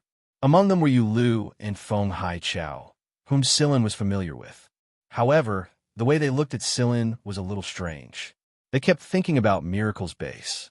This was especially true for Yulu. He had seen Cheto's face before, but his heart skipped a beat when he saw Cheto's face. He suddenly recalled the strange man who had fought Stola to a standstill inside Miracle's base. Was it really him? So strong? Since when did Sillin have such an expert by his side? Yo, are you done with your training, boys? Prissa, who was walking behind them, said. You're back. Knight raised his hand in greeting. I was wondering when my presence was so low that people could ignore me, Prissa said. Not at all, Knight and the others shook their heads in unison. They still needed the help of an expert like Prissa during their upcoming training, or they wouldn't make much progress if they train alone. It was obvious that Prissa's guidance will be more effective. In fact, Prissa's main reason for coming here was to accept CI Jincheng's invitation and help train these youngsters. These people might be the elites of the military, but they were far from reaching Prissa's standards. They were going to face Miracle, a famous bionic warrior from Monster Corporation. Since they had joined the Taper Extermination team, it was only natural that Prissa had high expectations for their strength. The gray cat crouched on Sillin's shoulder and stared at these people. It recognized Yulu, and it had met him a couple of times already. It knew that this person was present back at Miracle's base, but Sillin had told it to ignore him, so it didn't act. He didn't think that he would become a teammate of the Taper Extermination team. But this kid's strength, feeling Hui Mao's gaze, Yulu looked over. He himself was wondering why Sillin's pet would look at him with such a disdainful gaze. They had seen Hui Mao when they were on missions in the past, and knew that this cat was special. But this gaze was really irritating. You're Wheeze, right? Do you have something against me? Yulu walked over and looked at the fat cat crouching on Sillin's shoulder as he asked. Hui Mao flicked his ears and turned his head away. You're too weak. Everyone around him stared at him. Too weak. Yulu was considered the cream of the crop among the young men in the army. However, this was the first time that Yulu had received such an evaluation. Moreover, the one who evaluated him was a cat with a gaze full of disdain. Prissa couldn't help but laugh. This is the first time Yulu has heard such an evaluation. Wheeze, you're too much of a blow. No, I don't lie, Hui Mao said righteously. Knight and the others continued to stare at him. This statement was even more of a blow. Yulu's face twitched a couple of times. He didn't know what to say. Before Prissa could continue, Hui Mao pointed a paw at Cheto and said, Cheto can beat them with one hand. This time, everyone except Yulu and Knight broke their silence. They were about as strong as Yulu, and although Hui Mao was talking about Yulu, it felt like he had dragged them into the conversation as well. Right now, Yulu was even more certain that Cheto was that person from the Miracle base. Knight continued to remain silent, because Lung had told him about Cheto before. He hadn't personally witnessed how powerful Cheto was, but according to Lung, there was no way he could measure the strength of a non-human. He was a monster just like Sillin. Who would know that the man in front of them was actually a robot? Moreover, only idiots would fight a strange robot head-on. All right. You guys have rested enough, haven't you? Then get back to training. I'll check your progress. Prissa pushed them back to the training field. Yulu glanced at Sillin and Cheto before following her inside. Sillin, I'm going to train for a while. I'll come find you and CI Jincheng when I'm done. While saying this, Knight also turned around and walked into the training field. Before he turned around, he swiftly flicked Hui Mao's ear as if he was taking revenge. Hui Mao bared his teeth. If these people weren't his teammates, he would have stretched out his claws a long time ago. Kong Man was only interested in Sillin's research abilities. He didn't know much about the other's strength, but from their conversation, he could feel that the current Sillin had changed greatly compared to when he was at Seven Lights. If Sillin's men were this strong, then Sillin couldn't be bad either. But envy was one thing, but Kong Man knew his own position very well. He also knew that he didn't have much to contribute in terms of combat ability, so it was better to work on the direction he was interested in. While Kong Man was looking for CI Jincheng with Sillin inside the training room, Only a few people had gone out earlier, and there were still a few people inside. When Feng Haichao and the others returned and told them what happened just now, the people inside the training room immediately exploded. However, because Prisa was here, everyone endured it. They were all elites of this generation. Who could remain calm after hearing such extremely disdainful words? Do you know Cheto's strength? Prisa asked while looking at the people inside the room. No one answered. The discussion became much quieter, and some people even murmured in a low voice. Knight, Yulu, you should have heard some things about Cheto. What do you think? Prisa asked again. It was only now Feng Haichao remembered that neither Yulu nor Knight had said anything just now.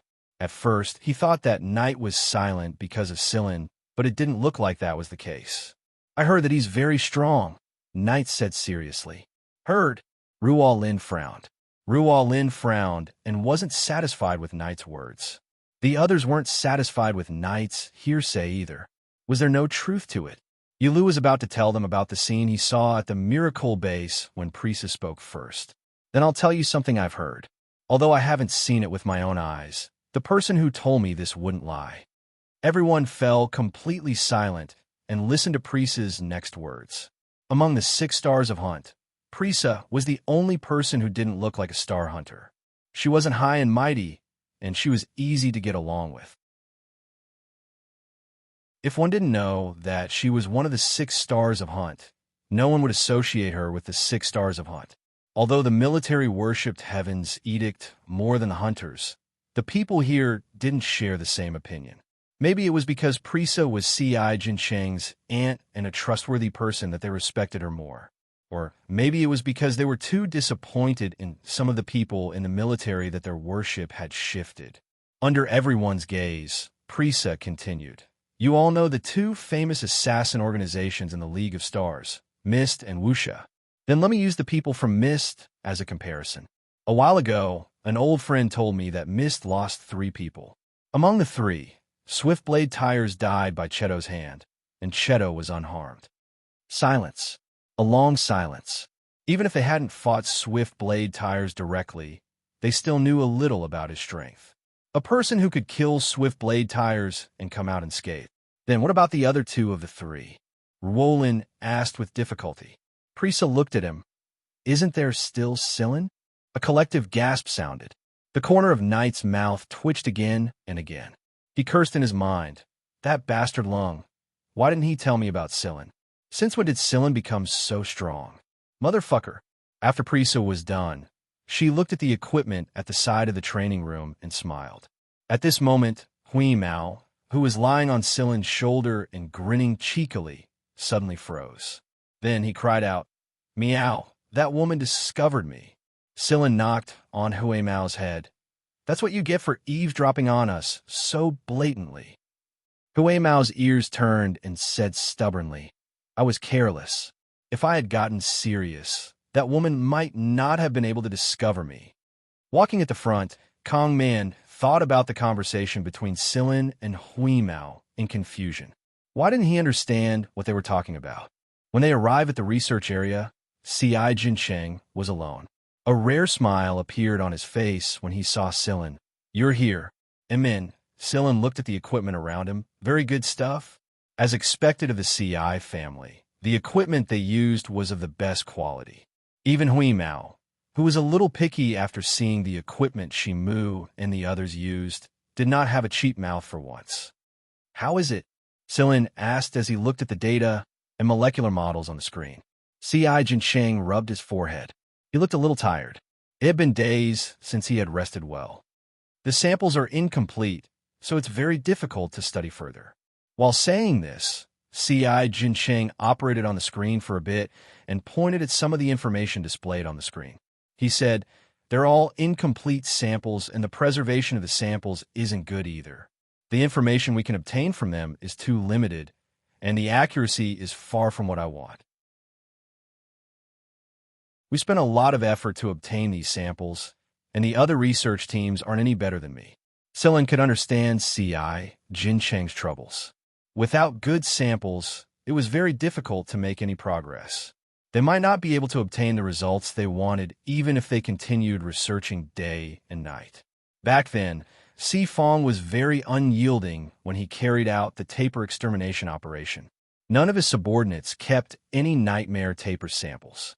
All the nightmare taper samples that they knew and saw were destroyed.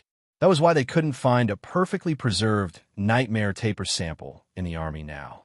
The samples that C.I. Jinsheng had, and the samples that the other research teams had, were all collected during the past few years of encirclement and suppression of Miracle. Even splicing the information won't work? Sillin asked. No, those samples are all different. The viruses they carry and their tolerance are all different. Without knowing the parent, splicing the information will make the error even bigger. C.I. Jinsheng picked up the cup next to him and gulped down a few mouthfuls of water. He was really exhausted during this period of time, but the results he obtained were really annoying. Is there any progress on Lung's side? Sillin asked. C.I. Jinsheng shook his head. No, I don't think there's much progress. Before he finished, C.I. Jinsheng received an emergency communication request. His communication here had gone through multiple layers of encryption and camouflage. Its confidentiality was very high, and it was very difficult for others to eavesdrop. Looking at the code on the communicator, C.I. Jinsheng raised his eyebrows. I just mentioned this guy, and he's calling. C.I. Jinsheng pressed the button to accept the call directly, and a light screen that popped up showed young Master Lung's usual slovenly appearance. The moment the call connected, young Master Lung made a fuss. Has Sillin gone to your side yet? I have an emergency. C.I. Jinsheng looked at the person on the light screen who was yelling, I have an emergency, while swinging his feet and chewing on a watermelon. He silently adjusted his perspective so that Sillin was facing the light screen. Puffed. Lung was so excited that he spat out a mouthful of watermelon water. Quite a bit of it even went into his nose. Fuck, why didn't you guys tell me that Sillin is here? What's the emergency? Sillin did not waste words with him. There was no telling where this guy would go once he started talking. The young master wiped his mouth with his sleeve and threw away the watermelon skin carelessly. Lung said, I found some information regarding the sample that C.I. Jinsheng mentioned. C.I. Jinsheng was going to sit down at the side, but he immediately stopped when he heard Lung's words. He walked up and asked, You got it? I got it, but I get angry when I talk about it. Lung said angrily, That red-eyed one is seriously hard to please. I can't get a single fart out of him, no matter how much I try. Ever since young Master Lung locked the little old man Brzett outside the study, he had become a lot more at ease. The red-eyed one? Sillin was puzzled. That thug from Sector V. Oh, Blood-Eye Aiken. Sillin nodded. What does this have to do with him? This doesn't have much to do with him at first, but it does have something to do with his foster father. Lung explained. The foster father of the current leader of the Freedom Army, Aikenus, used to be one of the bigwigs of Sector V. However, after the bigwigs were killed one after another and Sector V fell into complete chaos, Aikenus, as one of the man's many foster sons, seized the opportunity to rise to power. There are many reasons why the bigwigs of Sector V were killed one after another. One of them is that some of them are connected to miracles, and Aikenthus' foster father is one of them. Also, he is one of the people who helped to preserve the sample. Lung's words were the most important piece of information. C.I. Jinsheng could not help but grow excited. He was not afraid of not being able to get his hands on the sample. No matter how difficult it was, he had to find a way to get his hands on the sample. Otherwise, everything would be too late. No wonder it was so hard to clean up the sample back then. He didn't think that they would infiltrate Sector V. How laughable. Sector V almost became the nightmare taper sacrifice, but in the end, they were the ones who helped to preserve these killing machines that almost took their lives. On the other hand, the reason why Si Fong couldn't find the remaining samples back then was definitely because of Osculos's interference. Otherwise, the people of Sector V might not have been able to keep the sample a secret with Si Fong's determination and methods back then. Lung continued to talk about the investigation this time. Through the unorthodox methods in his hands that could not see the light of day, he did manage to find a lot of useful information. Then, he dug deeper into the information and dug out Aikenus. The samples that were preserved back then were all taken back by miracles after the bigwigs of Sector V were killed one after another. However, they might not have really taken everything. Back then, those bigwigs had helped to preserve a box, and the Nightmare Taper sample was inside the box.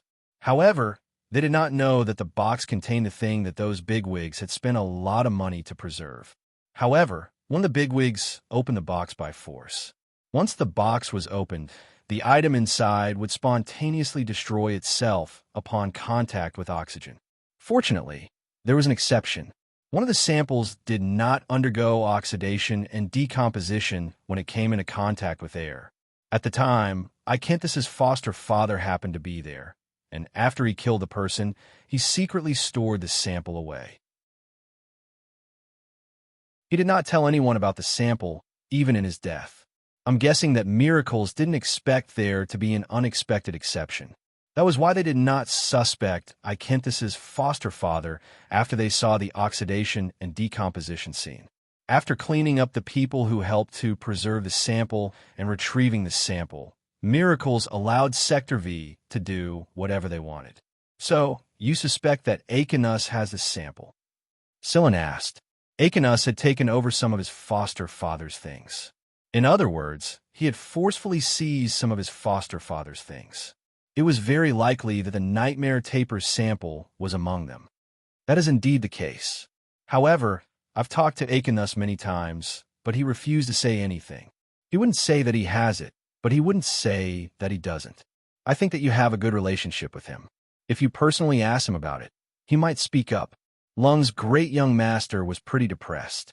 The great Andrira family's current young master had lowered himself to talk to him in person, and Xianxia still gave him the cold shoulder.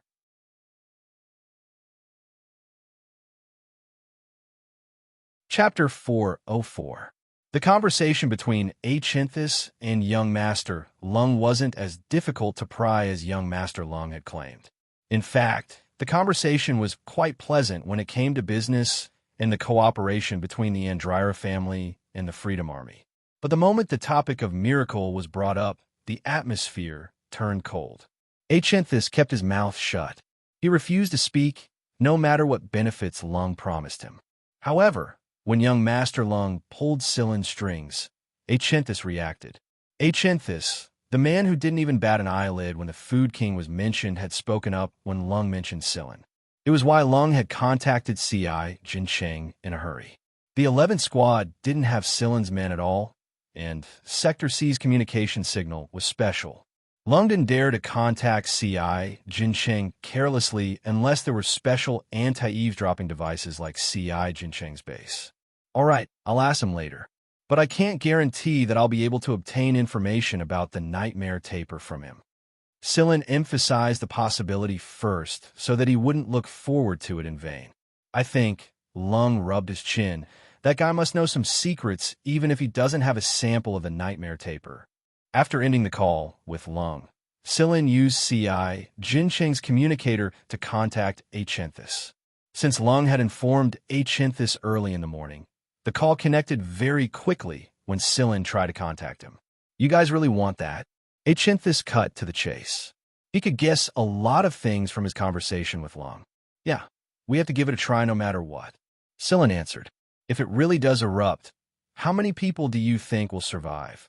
I can't say for sure. It'll be a disaster if it erupts.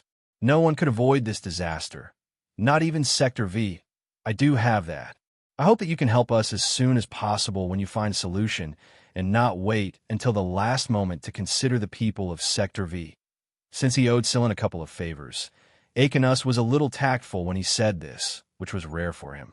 If the person he was negotiating with was Lung, then Xianxia would definitely take a strong stance. Of course, it was already great news that Xianxia had a sample. Plus, there was no way Sillin would leave the Freedom Army alone. Right now, the Freedom Army was faintly showing signs of becoming the leader of Sector V. Xianxia would not let go of such a great situation unless it was absolutely necessary. For Sillin, this was a good thing. Xianxia didn't trust anyone else, so he insisted on going to the Freedom Army to get a sample. At first, Sillin was going to go there himself, but after some thought, he decided to send Cheto instead. Apart from Sillin, Cheto was the person who left the deepest impression on Xianxia. Moreover, Cheto was Sillin's most trusted subordinate. Therefore, Xianxia agreed to the arrangement after a moment of thought. All right, there's one more thing I want to tell you. The first time we met you, we were being chased, and the ones who were chasing us were the 6th Legion. The poison in Qing's body was produced by a miracle. When I was fleeing, I saw a person. That person was with the 6th Division at the time, and a long time ago, I saw him and my adoptive father talking. He was the one who gave the box to my adoptive father. He might be the one who took the box. Akinus didn't say everything. He wasn't completely telling the truth. The one who recognized that person wasn't Akinus himself, but Anna Qing. At the time, Akinus didn't have the opportunity to come into close contact with those things, nor did he have the ability to do so. However, Qing could. Qing's concealment ability was pretty strong. Otherwise, he wouldn't have been able to act as Qing to this extent without being recognized. Scylla knew that there was more to this than meets the eye, but judging from Ikenthis' expression, he knew that the man wasn't going to tell the truth. Therefore, he didn't pursue the matter further. Do you have an image of that person? Scylla asked. No, but I do have his drawing. Akinus brought up a scanned image of a drawing. It's him. Maybe you can learn something from him. After memorizing the person's appearance on the image, Scylla said his thanks and ended the call after discussing with Akinus about the sample. Inside C.I. Jinsheng's workshop, Scylla, Cheto, C.I. Jinsheng, and the lung in the image were discussing about the sample collection. After Cheto had gone over, Longwei arranged for someone to receive him and secretly send him to Sector V. Once there, Akinus would take over. There was no way he would allow the Andryra family to infiltrate deep into the Freedom Army. While Scylla and the others were discussing, the bored Hui Mao had gone to the indoor forest to play. The environment inside the forest was very good, comparable to the natural environment of some Ranke planets. Moreover, the species inside the forest had been carefully calculated and maintained in a relatively stable state. There was no way that an accident to a certain species would cause a break in this small food chain. At the training room, the floor was littered with people. Prisa was the only one standing in the entire training room. Right now, Prisa was not looking at the people lying on the ground. Instead, she was standing with her back to them and watching the image that popped up from a device in her hand. Knight rubbed his almost dislocated arm, climbed up, and staggered over. "What are you looking at, Senior?" Knight asked. In the past, Prisa would explain everything to them after training with them. But today, she did not say anything and went to the side to do her own thing. "That's right. What are you looking at, Senior?" Ruo Lin asked while rolling on the floor. They all addressed Prisa as Senior. It was a common form of address used by hunters, so they addressed her as such. They couldn't possibly call her Auntie like C.I. Jinsheng, could they? "You guys want to see?" Prisa turned around and looked at the group of people lying on the floor. Yes, everyone answered in unison. When Knight walked over, Prisa had covered the device, so she did not see it. Now that he heard Prisa's words, Knight immediately retreated and sat on the floor with Yu Lu and the others, waiting for Prisa's next move. Prisa opened the button-sized device in her palm, and an image popped up on the light screen. It was the ecological zone inside this base.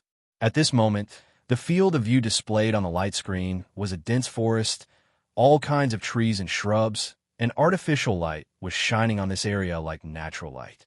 Some small insects were active, and a few butterflies were dancing among the flowers. Everyone looked at the scene on the screen in confusion, so they looked at Prisa in confusion. Prisa pointed a finger at one of the corners, and the image zoomed in. The group of people stared at the image with wide eyes. They waited, but there was nothing. They waited again, but there was nothing. Just as Knight was about to speak, a shadow suddenly flashed across the image. It was so fast that it was hard to catch. If everyone wasn't staring at the image closely, they might not have noticed it. That's the corner of Knight's eye twitched, that fat cat. On the image, Hui Mao flashed quickly like a ghost. One moment it was next to a parasol tree, the next it was crouching behind shrub. When everyone saw this, they all had the same thought in their minds. How did it do that with its size? Hui Mao was crouching, the pupils of its round eyes dilated as it stared in a certain direction. The movement of its paw was so quiet that even the people next to it might not be able to hear it. Hui Mao's ears turned, and then turned to look in a certain direction. There were some hidden surveillance devices there, and the image Prisa released was taken by one of them. What a vigilant little guy. Prisa smiled. Senior, you mean it noticed us looking at it? Knight asked. Yes. On the image, Hui Mao looked in their direction. The corners of his mouth curled up, and then returned to its previous state, moving stealthily in the direction of its destination. I can't help but feel that there's something strange about this cat. Roland scratched his arm and said, What's that guy doing? Feng Haichao followed Hui Mao's line of sight, but saw nothing. Knight and the others thought the same. Their eyes hurt from watching, but they didn't see anything. Cannot see? Knight mumbled. As soon as Knight finished speaking, everyone froze at the same time, thinking of a certain guy. It can't be. In the next moment, Hui Mao pounced towards a branch on a large tree like lightning. Then a sharp scream rang. It really is that guy. Hurry up and call CI Jincheng, or else his long-eared owl is going to end up in the cat's stomach. CI Jincheng had a pet, a long-eared owl. This guy was usually the leader of this ecological zone, and often showed off its feathers that were different from normal long-eared owls. It also had a cheap mouth, and sometimes Yulu wanted nothing more than to take a gun and give an unforgettable lesson. Not only could this long-eared owl speak, it was also very intelligent. After all, it was trained by CI Jincheng, so it had mastered many of its skills very well. It had once used CI Jincheng's microcomputer to hack a section of an electronic magazine. Other than that, it could also turn invisible. Normally, it would use its invisible state when resting in a tree, and it would be very difficult to discover this guy without some special equipment. In the past, this long-eared owl had played many pranks on people. But now, this always cocky guy was being slapped from the air by cat claw after cat claw, rolling a few times on the grass. When it finally managed to fly up again, it would be slapped down again. Hui Mao was stretching its gray wings and playfully slapping this long-eared owl until it cried out loudly. When it cried out, it even scolded Hui Mao in a few sector languages. Every time it scolded Hui Mao, it would slap him a little harder. In the end, one of the two ear tufts on this long-eared owl's head that it was so proud of was almost chewed off. It looked like it was missing a piece. When CI Jincheng rushed over, the scene he saw was his pet being pressed to the ground by the fat cat, howling and scolding loudly. If you keep scolding me, I'll pluck one of your feathers for every word you say. Do you think I don't understand sector languages? Hui Mao pressed that long-eared owl down with its claws and wagged its tail. The moment Silin saw Hui Mao like this, he knew that this fat cat was about to get carried away again. He ran over and lifted Hui Mao up. Didn't I tell you not to bully others? Silin flicked Hui Mao's ear. Hui Mao moved its claws and shook off the feathers between its claws. I'm not bullying anyone. I'm bullying a bird. CI Jincheng looked at the long-eared owl that was flapping its wings as it ran over and smiled. Still showing off? Hearing CI Jincheng's words, the long-eared owl cried even louder and vented its grievances with all its might. It even moved its ear tufts to show CI Jincheng its pitiful ear feathers. CI Jincheng's long-eared owl was called Ghost Claw because it had a pair of extremely sharp claws. However, its claws couldn't do anything to Hui Mao in the clash just now. Even the rescue signal it had sent out had been intercepted. This was also the reason why CI Jincheng had only come over after it had been tortured for such a long time. Because all the signals it sent to CI Jincheng had been intercepted, it had no choice but to first send a signal to another location before redirecting the distress signal. Prisa didn't let Knight and the others show up. She only informed CI Jincheng. After that, they all watched the scene displayed on the screen and saw with their own eyes how that fat cat bullied Ghost Claw. CI Jincheng wasn't angry about Ghost Claw's misfortune. Ghost Claw was too proud of himself and needed to be polished a little. Also, that cat had obviously shown mercy with its claws. Otherwise, with Hua's abilities, it would have cut Ghost Claw into pieces with a single swipe of its claws. Inside the training room, the few people laughed and discussed about Ghost Claw. How satisfying. That guy really should be taught a lesson. He often bullied them because they didn't understand some of the native languages of other sectors, so he would change his ways to scold them. This time, he was at a disadvantage. Now, how satisfying. I've long heard that cats and birds can't get along, but now I've seen it for myself. Feng Haichao said, "You're wrong. That cat is establishing its dominance." Prisa put away the instrument in her hand and turned to look at the few people. Establishing its dominance? Oh, I get it. The ecological zone is Ghost Claw's territory, and that cat knows that Ghost Claw is the leader of that territory. That's why it attacked Ghost Claw. That way, it would become the new leader of the ecological zone. A typical battle between beasts. Ruo Lin felt that he had seen the essence. No, its goal isn't to take over the ecological zone's territory. It attacked Ghost Claw to establish its dominance. Actually, it's establishing its dominance for you to see. Prisa said, establishing its dominance for us to see? Why? Everyone suddenly remembered the creepy smile that the cat revealed when it looked at the screen just now. On the other side, Hui Mao, who had been dragged back by Silin, was slowly licking his claws. On the table beside him stood Ghost Claw, whose feathers had been plucked quite a bit. Now Ghost Claw was much more well-behaved. He didn't use the languages of other sectors to make a fool of himself, and just stood there pitifully. After C.I. Jinsheng combed Ghost Claw's feathers and calmed him down, he had Ghost Claw return to the ecological zone. Although Ghost Claw looked like it was tortured badly, there weren't any wounds. Hui Mao had great control when he swung his claws. Cheto once told him that teaching someone a lesson was a technical job. Hui Mao had learned a bit of a technical job. Cheto had already departed, and C.I. Jinsheng would help him leave Sector C in secret. Silin believed that Cheto would be able to handle the rest well. Glar is in the 6th Corps right now. However, there is very little information about him, and we can't get hold of him for now. The only thing we know is that he holds an important position in the 6th Corps. C.I. Jinsheng pointed at the image and the few lines of information displayed on the screen and said, Glar was the person Alkinthus mentioned, and after C.I. Jinsheng received the appearance from Silin, he couldn't find much information about this person through many channels. This further proved that there was something strange about this person. If he came into contact with Alkinthus' foster father regarding the nightmare taper sample, then I can think of a possibility. C.I. Jinsheng said. Spy.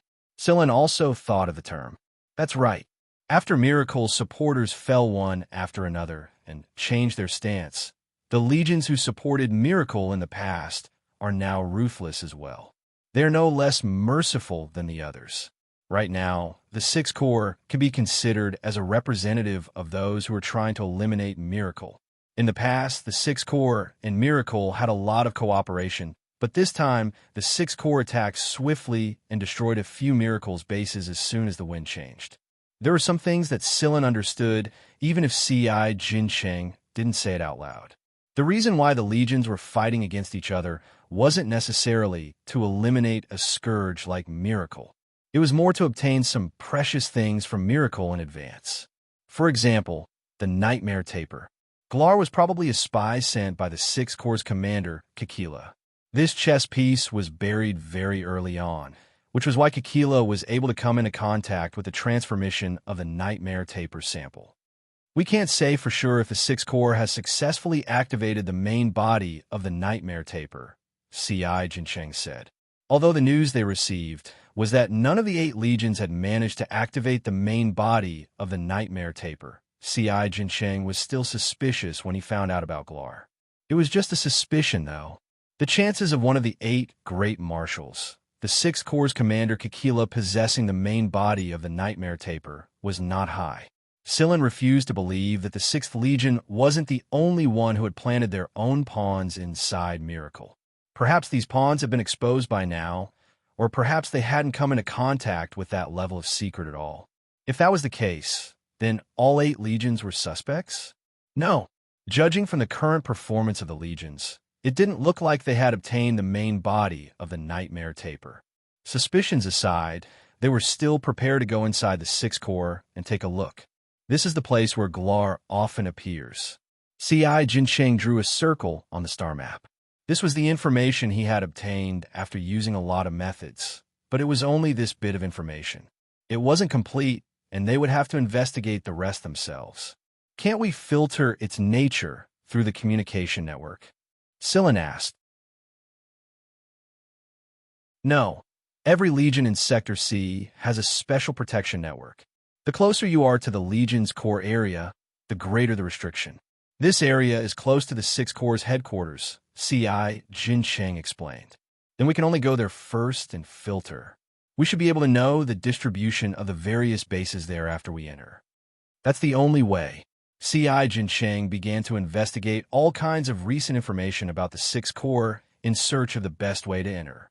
In the end, C.I. Jinsheng chose a route and formulated a plan of action with the others. Prisa wouldn't participate in this operation. After all, her identity was too sensitive, and according to the rules, she couldn't interfere directly. If she was discovered, some people would take the opportunity to cause trouble instead.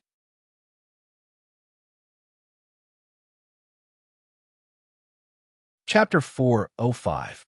On a planet under the jurisdiction of the 6th Legion at Sector C, there were busy soldiers and transport robots everywhere.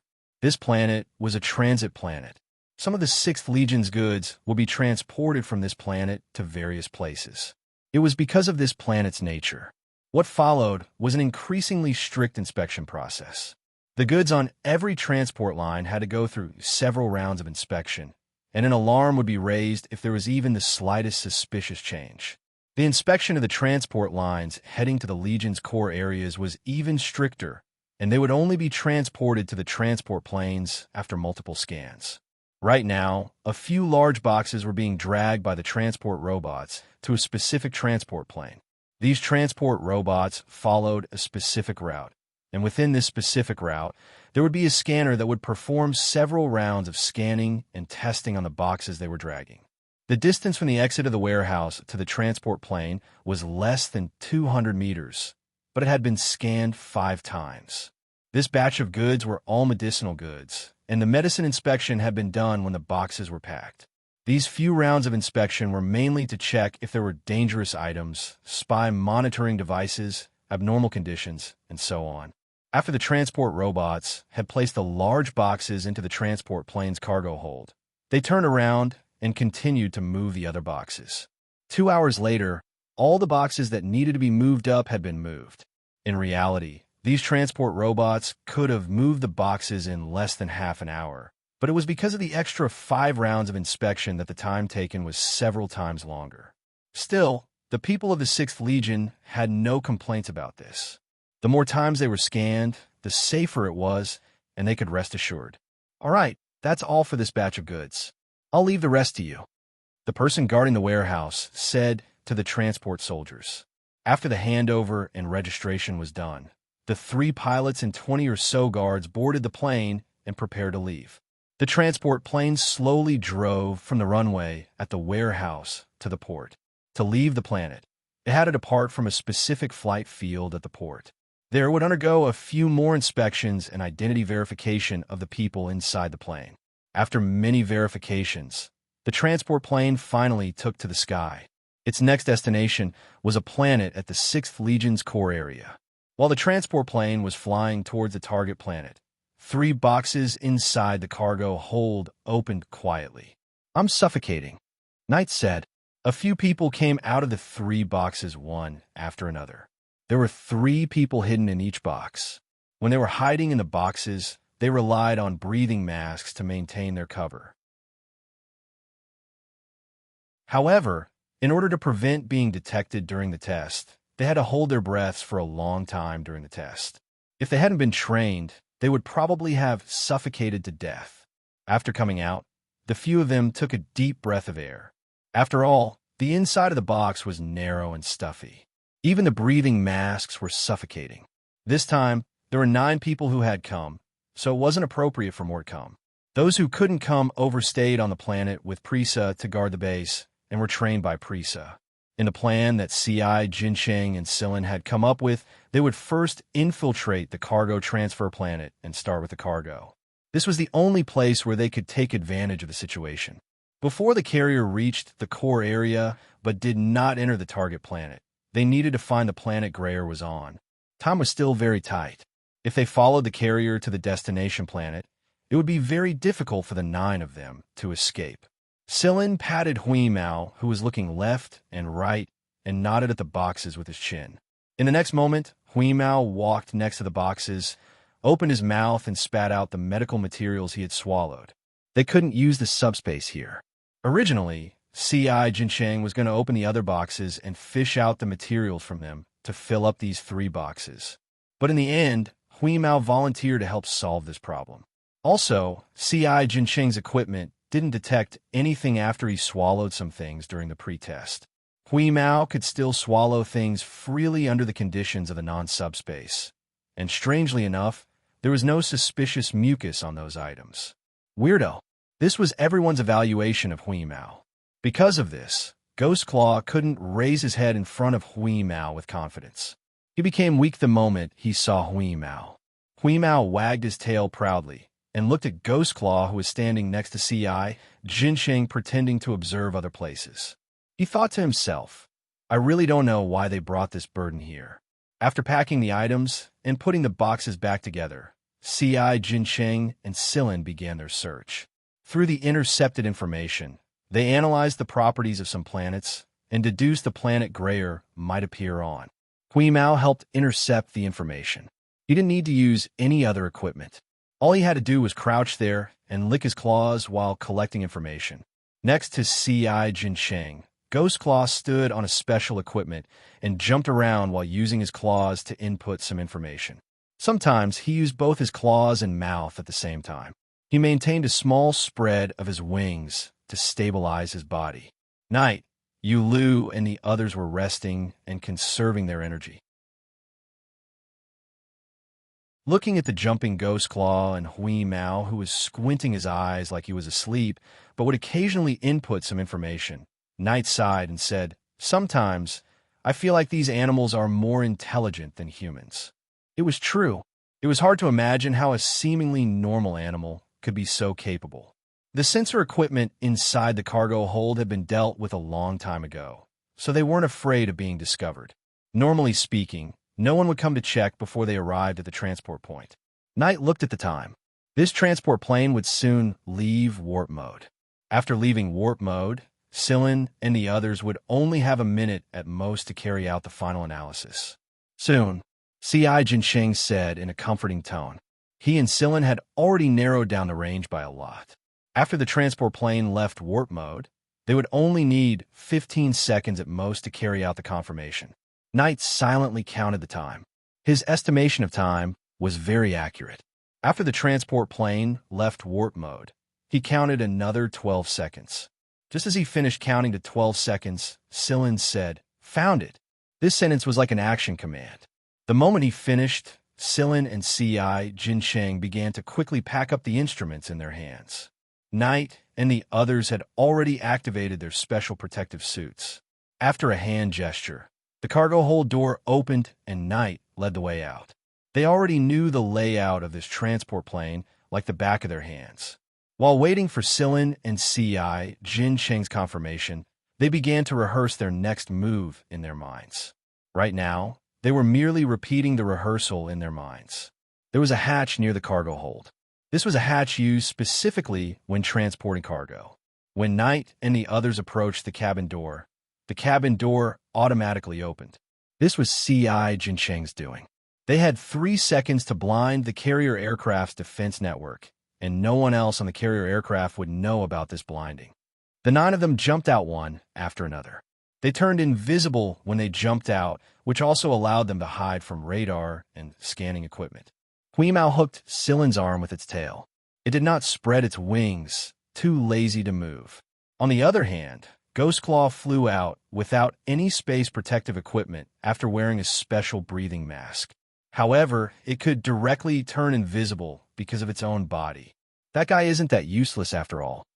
Mao looked at Ghost Claw that was gripping C.I. Jinsheng's shoulder tightly and muttered. There were very few animals that could fly in space without any protection. Perhaps this was one of the reasons why C.I. Jinsheng brought Ghost Claw with him. After confirming the planet, they flew slowly in that direction. Although they said it was slow, it was only relative to the transport plane and other tools. After all, the propellers on the protective suits were limited. The 6th Legion's patrol fleet would appear every now and then. Every time that happened, Sillin and the others would stop and wait for the patrol fleet to pass before continuing their flight. The good thing was that there were no asteroid belts around, and there weren't many space objects floating in space. This area should have been cleaned frequently. We can't continue like this, Knight said as he watched another patrol fleet pass by. Sillin looked at Mao, who was lying on his arm, as if he didn't hear Knight at all. He poked him and said, "It's time to shine." Sillin understood Mao's thoughts very well. However, before this, it was indeed inadvisable to make too big of a move when the situation wasn't clear. Now that they knew the patrol fleet's general patrolling area, direction, and time, they could speed up. Mao's ears turned, and he raised his head to look at the few people who were advancing at a turtle's pace. He grinned and said through the internal comms, "Fine, you guys are so pitiful. I'll help you guys." Mao didn't transform into his mighty form. Changing his form randomly could cause magnetic fluctuations, which would be noticed by some of the long-range detectors on the planet. Mao was aware of this. Sillin had the others take out their ropes. One end was held by Mao, and the other end was tied to themselves. "This will do." Mao grabbed the rope and began to speed up. With Mao's help, their speed was indeed much faster. They only slowed down when they were close to the confirmed planet. Inside the planet surveillance station, the technicians were staring at the big screens in front of them. "Is there anything unusual today?" Someone walked in from outside and asked. "Nothing up until now. Other than the few patrols that passed by, there are no other abnormalities." "Amen. Don't let your guard down." "Yes." While the technicians answered yes confidently, 9 people had already sneaked through the external defense network and entered the planet. The 9 of them acted according to the plan they had discussed earlier and snuck into this enormous research base. The research base was under the banner of military use, but the research inside might not be exposed to the public. Even the people of the 6th Army only knew some things on the surface. They didn't know anything deeper, such as some research that had been banned by the League of Stars a long time ago. Sillin, C.I. Jinsheng, and Feng Haichao were in a group. In terms of shooting, Feng Haichao was not as good as Yulu. He was similar to Yulu in terms of stealth too. However, Feng Haichao was good in other aspects. This guy could hang upside down from the ceiling for a few hours without using any tools. Ghost Claw did not follow them into the base. He stayed in the sky outside the base and reported what he saw and the information he could intercept to C.I. Jinsheng. They did not use the common language of the League of Stars when they talked to each other. Instead, they used a small language that no one knew which corner of the League of Stars was from. Even if they used a small language, C.I. Jinsheng still used some coded words when he was talking to Ghost Claw. If C.I. Jinsheng did not explain, even if the people could understand the small language, they would not know what C.I. Jinsheng was trying to express. Sillin and the other 2 hid in a corner of the base and did not go in recklessly. C.I. Jinsheng looked at the information he had collected. There was no clear mention of nightmare taper in the information he had stolen. However, there were some codes in the core experimental information that C.I. Jinsheng found suspicious. He circled 3 rune combinations and said to Sillin, "One of these 3 rune combinations might refer to the nightmare taper." Sillin looked at the 3 rune combinations that C.I. Jinsheng circled and pointed at one of them. He said, "What information is there about this rune combination? I've seen this combination before. It should refer to something very confidential." The thing that this rune combination refers to is over at the 3rd zone of the base. However, the 3rd zone doesn't take up a big area in this base. The area was related to the degree of importance. The 3rd zone of the base did not take up a big area. This also meant that the project that was being carried out in this zone was not what the main person in charge, Glare, valued. However, Glare stayed in the third zone the longest. Something was wrong. There was definitely something wrong with the third zone. Correspondingly, there were a lot of access control devices around the third zone. Both Ci, Jinsheng, and Silin had their ways to get in, but they did not dare to go in recklessly if Glare was there. Should we ask Knight and the others to cause some commotion over at the 7th zone and attract Glare there? Ci, Jinsheng asked. Knight's operation team was very close to the 7th zone, and the 7th zone was a bit far away from the 3rd zone. If Glare went there, it would give them some time to investigate the problem at the 3rd zone. No, don't let Knight and the others do anything first. Silin looked at the information Ci, Jinsheng had compiled. The 7th zone was indeed a bit far from the 3rd zone, but it was a problem to do something there without being discovered. Although Ci, Jinsheng had actually given Knight and the others some medicine and tools that could successfully cause certain things to happen at the experimental area, this wasn't the best outcome. Moreover, Glare might not necessarily go there himself. Instead, he might directly lock down that area because that was where the virus experiments were being conducted there. After looking at the current information and the general layout of the base, Silin pointed at the 8th zone and said, "It'll be better if we start from here." The 8th zone's progress was related to biochemical beasts. It was an experimental project that this planet was using as a cover. Every military had such experimental projects, and there was no need to hide them. The 8th zone took up a larger area, at least on the surface. If there was a problem with the project on the surface, Glare would go over and take a look even if he had to put on an act. It was to show how important this project was to the researchers and appease them. Silin did not think that everyone in this base knew about the Dream Taper. There must be a very small number of people here who knew about the Dream Taper.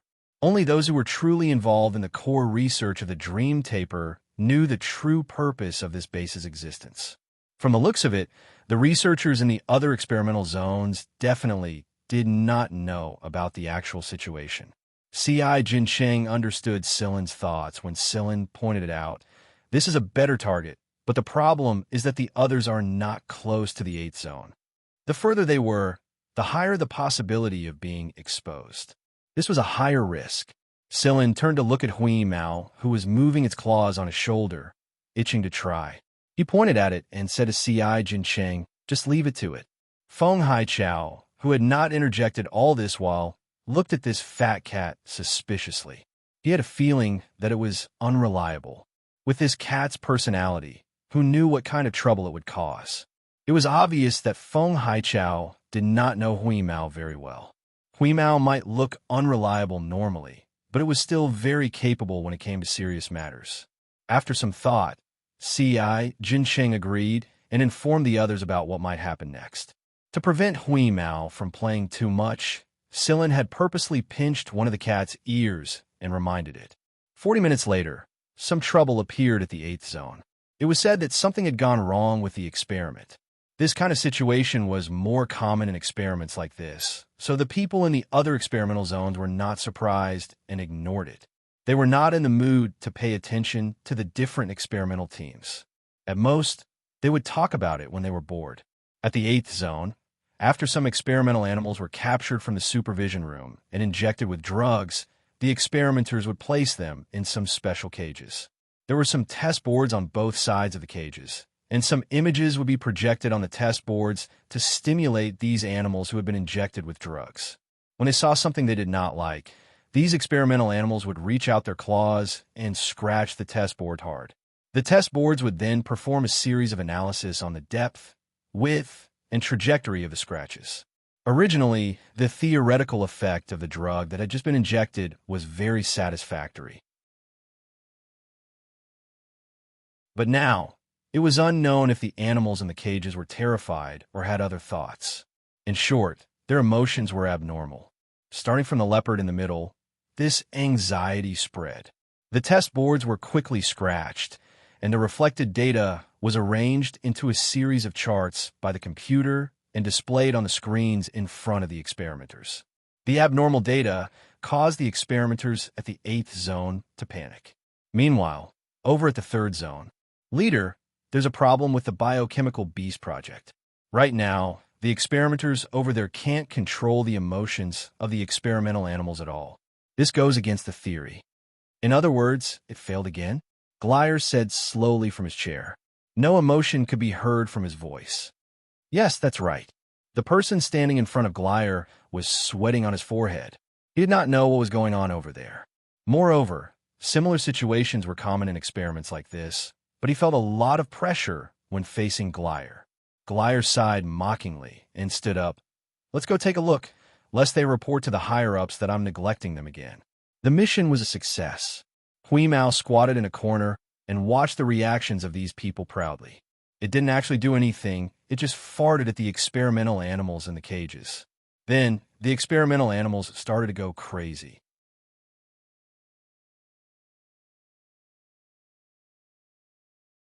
Chapter 406. While Hui Mao was driving those experimental animals crazy, other than the people who came over to report to Glar, there were also a few communication requests from Glar. It was probably the project manager of the experimental zone who came over to complain again. Glar knew what they were going to ask for next, even if he didn't listen to them. Glar actually didn't care about the project over there at all. As one of the very few people who knew the truth about the existence of this experimental base, he naturally knew very well what it was. The 8th experimental zone was a cover. Just as Sillin had guessed, Glar's reaction after hearing that the experimental zone had failed again was enough to confirm that he didn't care about those things from Glar's current expression and indifferent actions. The fact that Glar was in charge of the 3rd experimental zone was just a facade. On the surface, Glar was the vice team leader of the 3rd experimental zone and the overall person in charge of the entire experimental base. When the other project team leaders looked down on Glar, this useless paratrooper, behind their backs, did Glar ever look them in the eye? Glar took out a few documents. He would do something he thought was more meaningful when he was listening to those boring old fellows discuss boring topics later. He still had a lot of experimental data in his hands that he hadn't analyzed yet.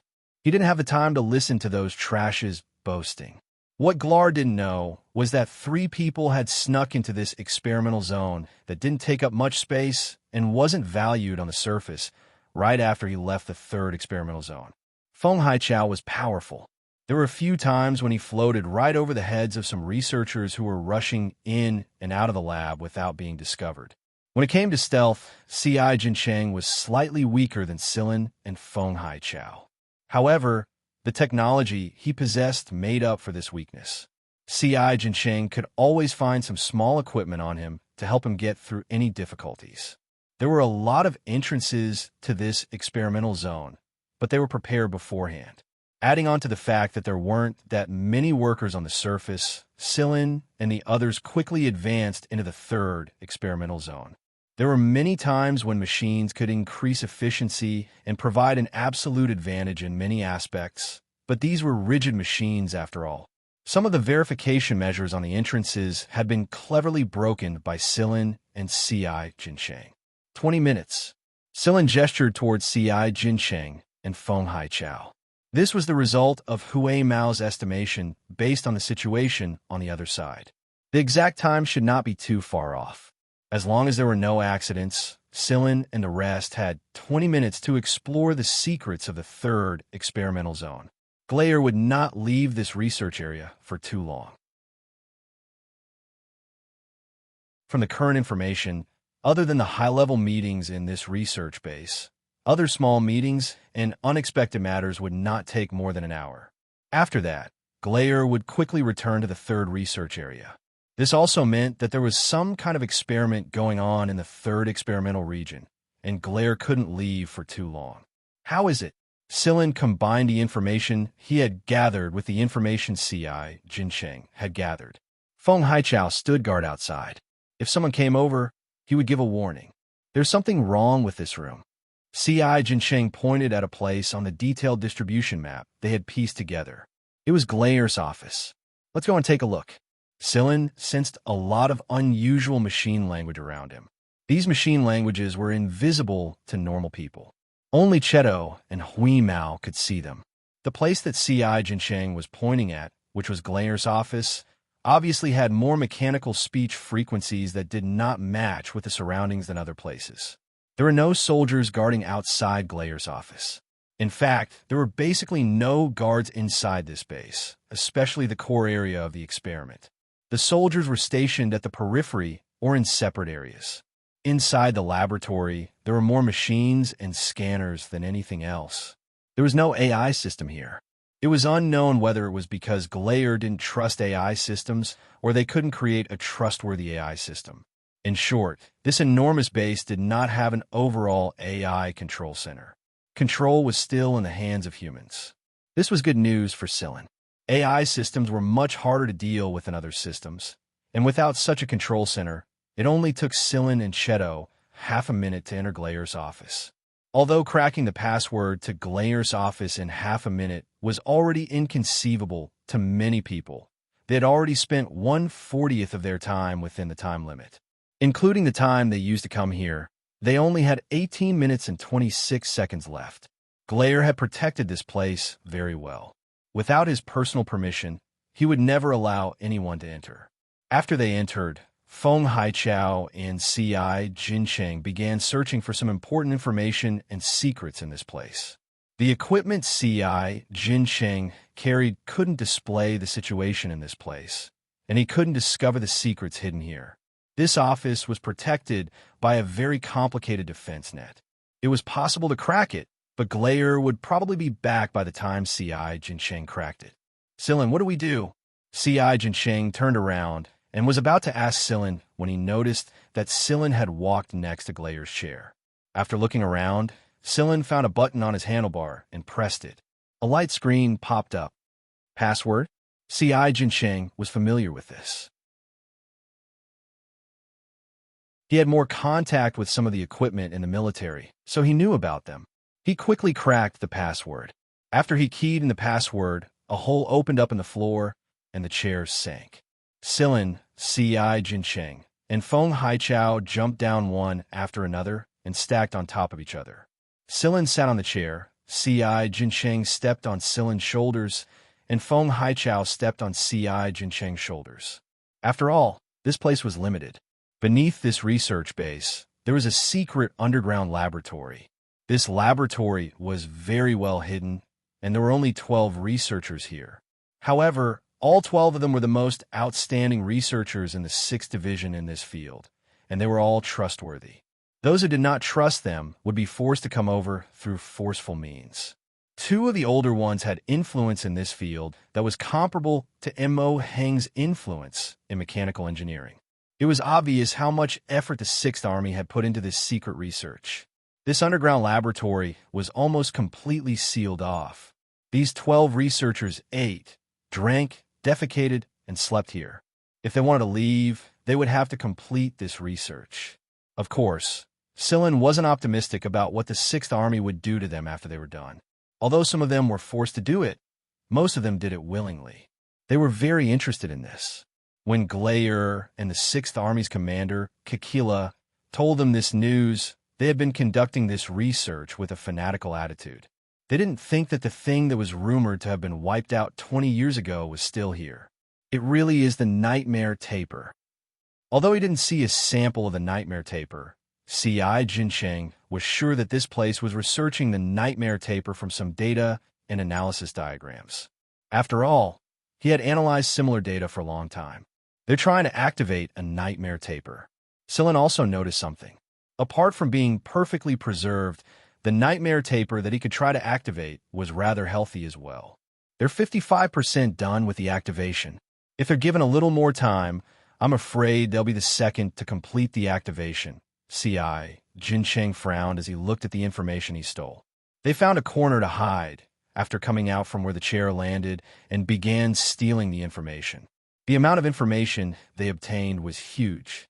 The research here was progressing quickly. It was all thanks to Gleyer.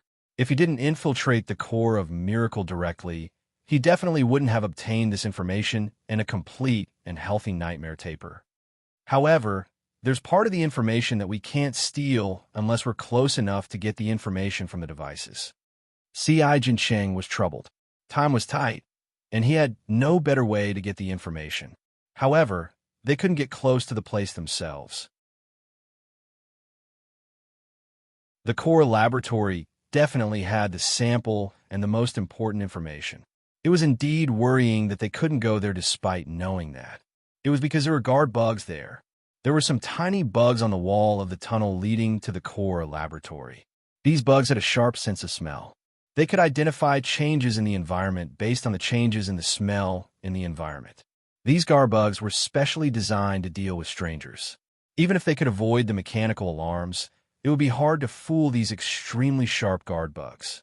The smell signal could be transmitted to their brains faster, and the abnormal signal was quickly transmitted to the light plates they were attached to. Once a stranger went there and was discovered by the guard bugs, a beam of light would cut the intruder into pieces. "I'll go." After Sillin finished speaking, a layer of black armor covered his body. Then, the armor disappeared. Sillin, who was wrapped in the armor, disappeared as well. He was invisible, and it was a different kind of invisible. At least Xianxia, who was next to him, couldn't detect him with the device. Sillin followed a researcher who came out to relieve himself. The guards didn't notice Sillin.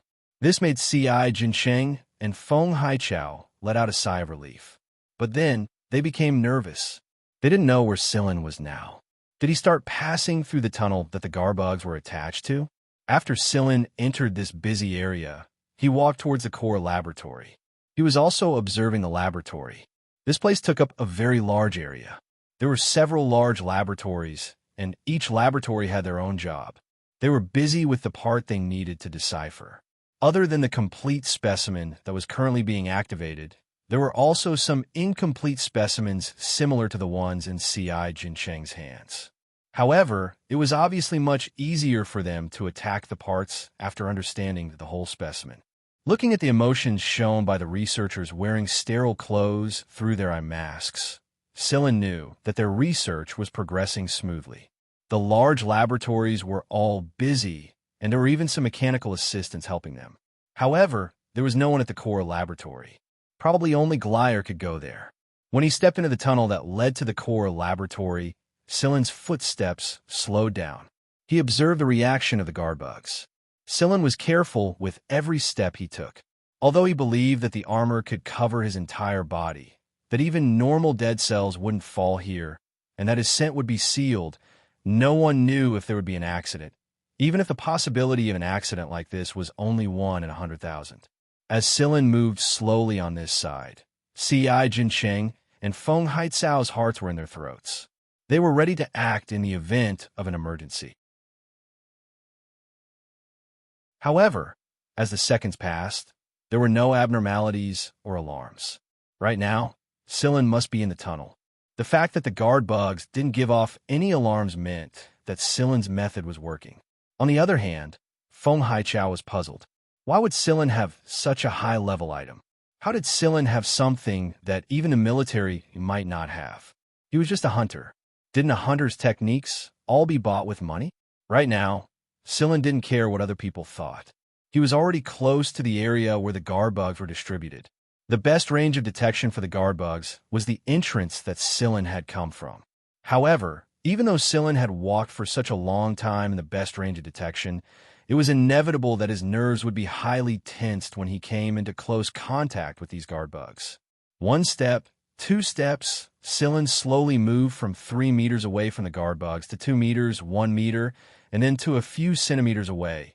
When he was at the closest distance, the guard bugs still didn't react. This made Sillin let out a sigh of relief. However, when he looked at the guard bugs, Sillin felt a little strange. He couldn't tell why, but he just felt that something was wrong. After passing through the area where the guard bugs were, Sillin arrived at the entrance of the core laboratory. He greeted Xianxia and entered the laboratory when no one was paying attention to him. In the laboratory, the most eye-catching thing was the 2-meter-tall cylindrical nutrition tank that was filled with liquid. There was a tiny thing inside the nutrition tank. It was impossible to see it if one didn't look closely. However, there were all kinds of tubes connected to external instruments and an activator that was shrunk all over the place where the tiny thing stayed. Bubbles would form and float up from time to time. That tiny thing was the nightmare taper.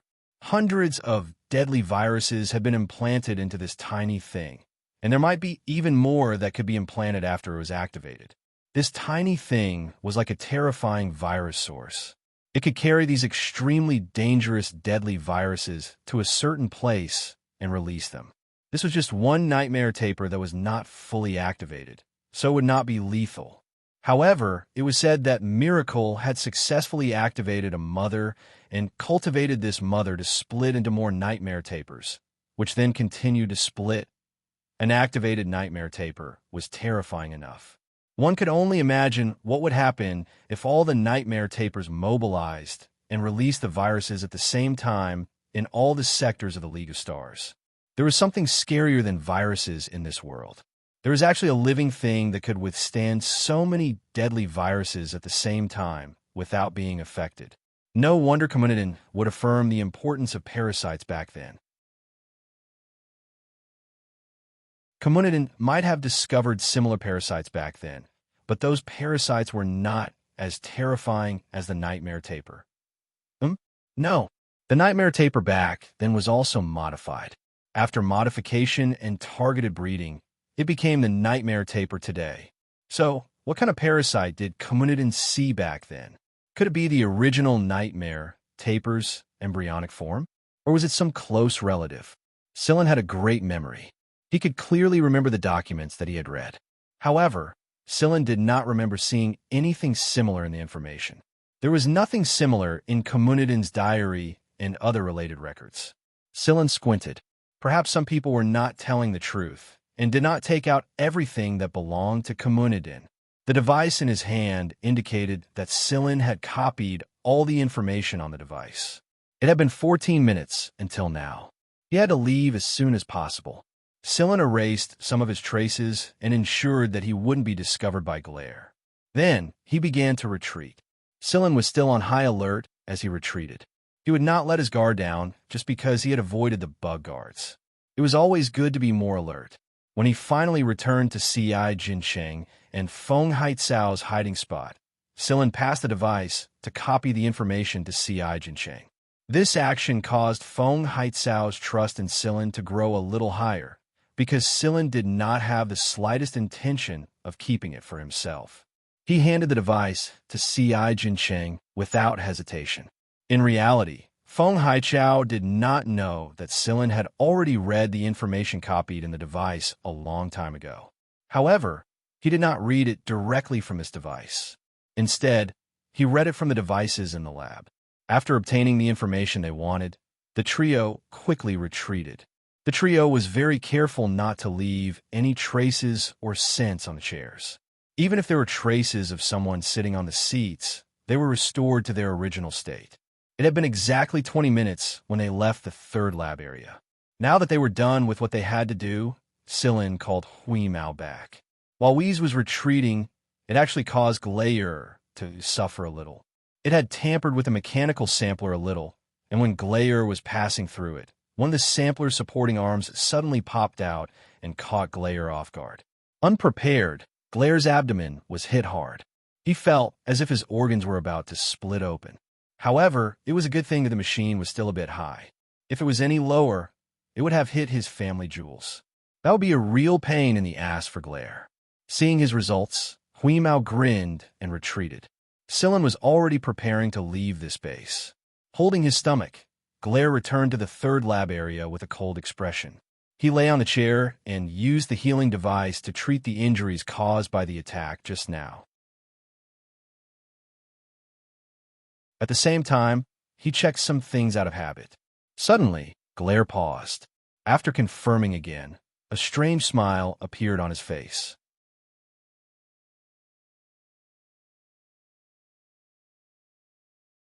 Chapter 407. Sillin, Xianxia, and Feng Haichao went back the way they came. Before the operation, they had planned a few escape routes. If they were discovered or for some other reason, they would have an escape route, so they would not panic. However, it had been more than 10 minutes since Glayer returned to his office. There was no reaction from him. He did not sound the alarm or send more people to check. It seemed like Glayer did not notice anything out of the ordinary. Or maybe he did not notice anything in time. Or was there some other reason? It was not that Sillin was being paranoid. He had a weird feeling in his heart. There was no sense of success in completing the mission. There was nothing to be happy about. This was strange. No matter what, there was no alarm in this research base. Xianxia seized the time to inform the others to retreat. He was afraid that the alarm would go off in the next moment. That would be troublesome. The device that Knight and the rest had on them would automatically copy all the information that they could steal from the area they were in. As long as they were not discovered, all Knight and the rest had to do was to walk around. They did not have to crack the password of those databases on purpose. They would not bother with some of the highly confidential ones.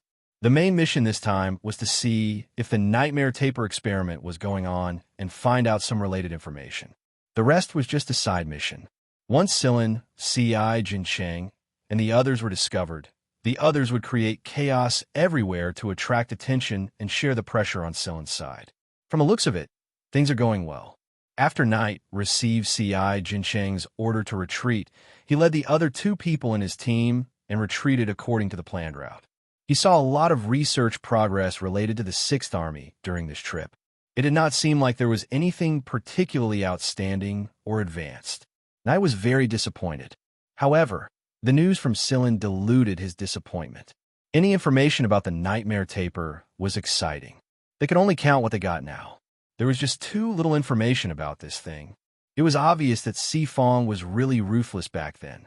After meeting at the planned location, the few of them left the way they came. They waited for the cargo ships or carriers to come and go, found a suitable place to sneak in and left. Somewhere outside the border of the 6th Division's territory, Kong Man was piloting a spaceship and waiting with a few others. After the 6th Division's cargo spaceship left, Kong Man's spaceship was revealed. Not far away in space, a cat was dragging a few people over. That cat. The person beside Kong Man wanted to say something, but stopped. His expression was very conflicted. He didn't expect cats to be so useful.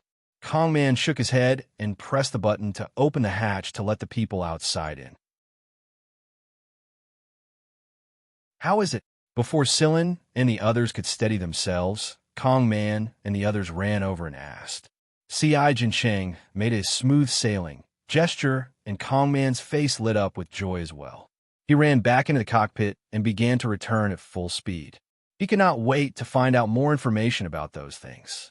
Although this trip did not seem spectacular, the information that they found was enough to excite them.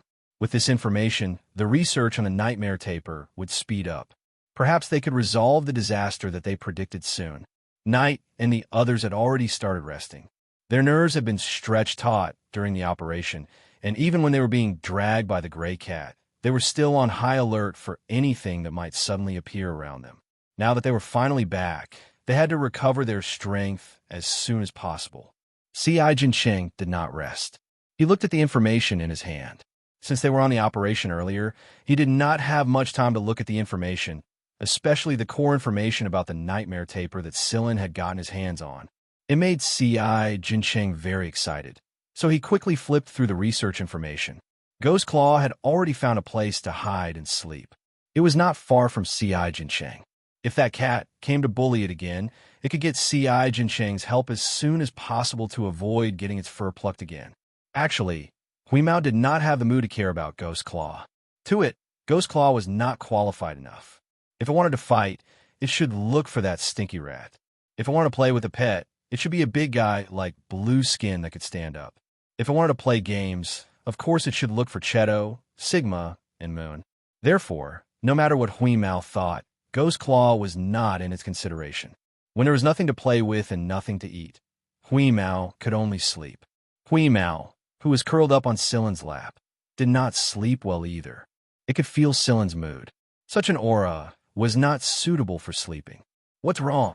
Huimao scratched Sillin's pants with its paw. Sillin, who was deep in thought, looked down at the curious Huimao and scratched its shin. It's nothing. I'm just thinking about something. There are some things that I haven't figured out yet. You humans just like to think blindly. It's easy to turn you into an idiot if you think too much, Huimao said seriously. Sillin smiled and did not answer. It was not easy to be thoughtless. Sillin had a strange feeling. It was a very strange feeling. In short, it was not a good feeling. Although Sillin had learned that Glaire's research base hadn't shown any unusual reactions up until now, he still couldn't shake the feeling that something was off. The moment he closed his eyes, he would think of Glaire's office. Then, his brain would replay the process of his previous actions one by one. Until now, every detail of this operation would be replayed in Sillin's mind. What's wrong? Where Sillin closed his eyes and the scenes replayed in his mind. Glaire's chair appeared in his mind for a long time. Then, he went down the tunnel and arrived at the underground laboratory. He went invisible, passed by the busy laboratory, went to the tunnel, and arrived at the guard insects. Sillin could clearly feel the antennae on the noses of the guard insects. Guard insects, Sillin suddenly opened his eyes. There was something wrong with those guard insects. Every person who passed through the tunnel, whether they were familiar or unfamiliar, would cause the guard insects to react. It was just that familiar people would not cause the guard insects to give off a warning. And the guard insects that Sillin saw were too comfortable. They were comfortable as if they had not been stimulated by a smell for a long time. Wasn't that the core laboratory? Shouldn't Glaire go there every day to take a look? Even if it was Glaire, a familiar smell should have stimulated the guard insects to react. However, the situation of the guard insects was not like this at all. It was as if they had not been stimulated by a foreign smell for at least 5 days. Sillin was thinking too deeply that he did not notice that the finger that was scratching Huimao's chin was tugging at Huimao's beard. Huimao looked at Sillin, who was deep in thought, and flicked his ear. Never mind. I'll let him tug at my chin for a while. I'll extort a bunch of compensation money when I come back to my senses. When Sillin and the others left the 6th Army's area and returned to C.I. Jincheng's place, Glaire sent a message from Glaire's office in the 3rd experimental area of the base. This place has finally been discovered. After turning off the communicator, Glaire looked at his chair with a strange smile on his face. Right now, the chair had already been disassembled. There were some scratches at the bottom of the chair. Every time the chair descended, an almost undetectable scratch would appear at the bottom of the chair. Glaire's daily habit was to count these scratches. It was hard to imagine that in a place filled with all kinds of advanced equipment, where even the dead skin that naturally fell off from a human body could be detected, Glaire would actually use such a primitive and simple physical method to check if anyone had entered the underground laboratory. But it had to be said that sometimes the most primitive method was the most overlooked. In reality, the place that Glaire paid the most attention to in the entire research base was not the underground experimental area or the core laboratory, but the journey that the chair took from the surface to the underground. During this process, the extra undetectable scratch at the bottom of the chair was what Glaire waited for every day. Every time Glaire went out and returned, Glaire would habitually count these scratch marks. It's finally here, Glaire lay on the table and laughed so hard that his entire body was shaking. He looked like an abnormal patient. After Sillin and the others returned to C.I. Jincheng's place, Sillin borrowed C.I. Jincheng's equipment and contacted Nada. Nada was one of the Fog's assassination targets some time ago, but he was lucky enough to only be injured. He had mostly recovered by now. Sillin had visited Nada after the 2-team battle, and he was not in mortal danger. Although Nada's strength was not at the top of the Vanguard's upper echelon, his vigilance and self-protection ability were definitely at the top. Otherwise, in that assassination attempt, the 2 upper echelon members who were stronger than Nada had unfortunately died, while Nada only suffered a minor injury. In Nada's own words, Sector S's prison wasn't for nothing. Sillin and Nada would contact each other occasionally. Sillin didn't know a lot of Vanguard's higher-ups, and Somba Leruo, Bart, and Nada were the ones he was more familiar with. The trio had helped Sillin a lot, so Sillin would contact them when he was free. It was just that most of the time, no one had much free time. Yo, why did you think of contacting me? On the screen, Nada looked pretty spirited. I'm here to see how you're recovering and to verify some things. Sillin said. Oh, Nada raised his slightly white eyebrows. Tell me. I won't hide anything if I can answer you. It's about Senior Communidin. Sillin looked at Nada, I want to confirm if you've given me all of Senior Communidin's records regarding the parasite, just like you said before. Nada wasn't surprised by Silen's question. Right now, the League of Stars was feeling a little uneasy, and they had heard some rumors about it. As a higher-up of Vanguard, G-Phone would tell them some top-secret information.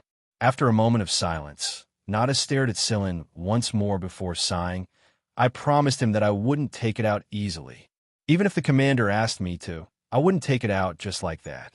Communidin once said that that thing would become a great killing weapon in the hands of some people. Nada was observing Silen's facial expression while saying this, trying to guess Silen's current thoughts. However, to Nada's surprise, Silen was very calm. He was so calm that it was as if he had already guessed what he was going to say next. What do you know? Nada asked. Silen shook his head. I know a little about what you guys know. When the time comes, once the disaster breaks out, it doesn't matter if the team is prepared to stay away from populated areas or give up the original base. No matter what, I'm prepared to stay. Therefore, I need some of Senior Communidin's records. That's good too. If you can find a solution, we won't have to look for more difficult areas to avoid, Nada said.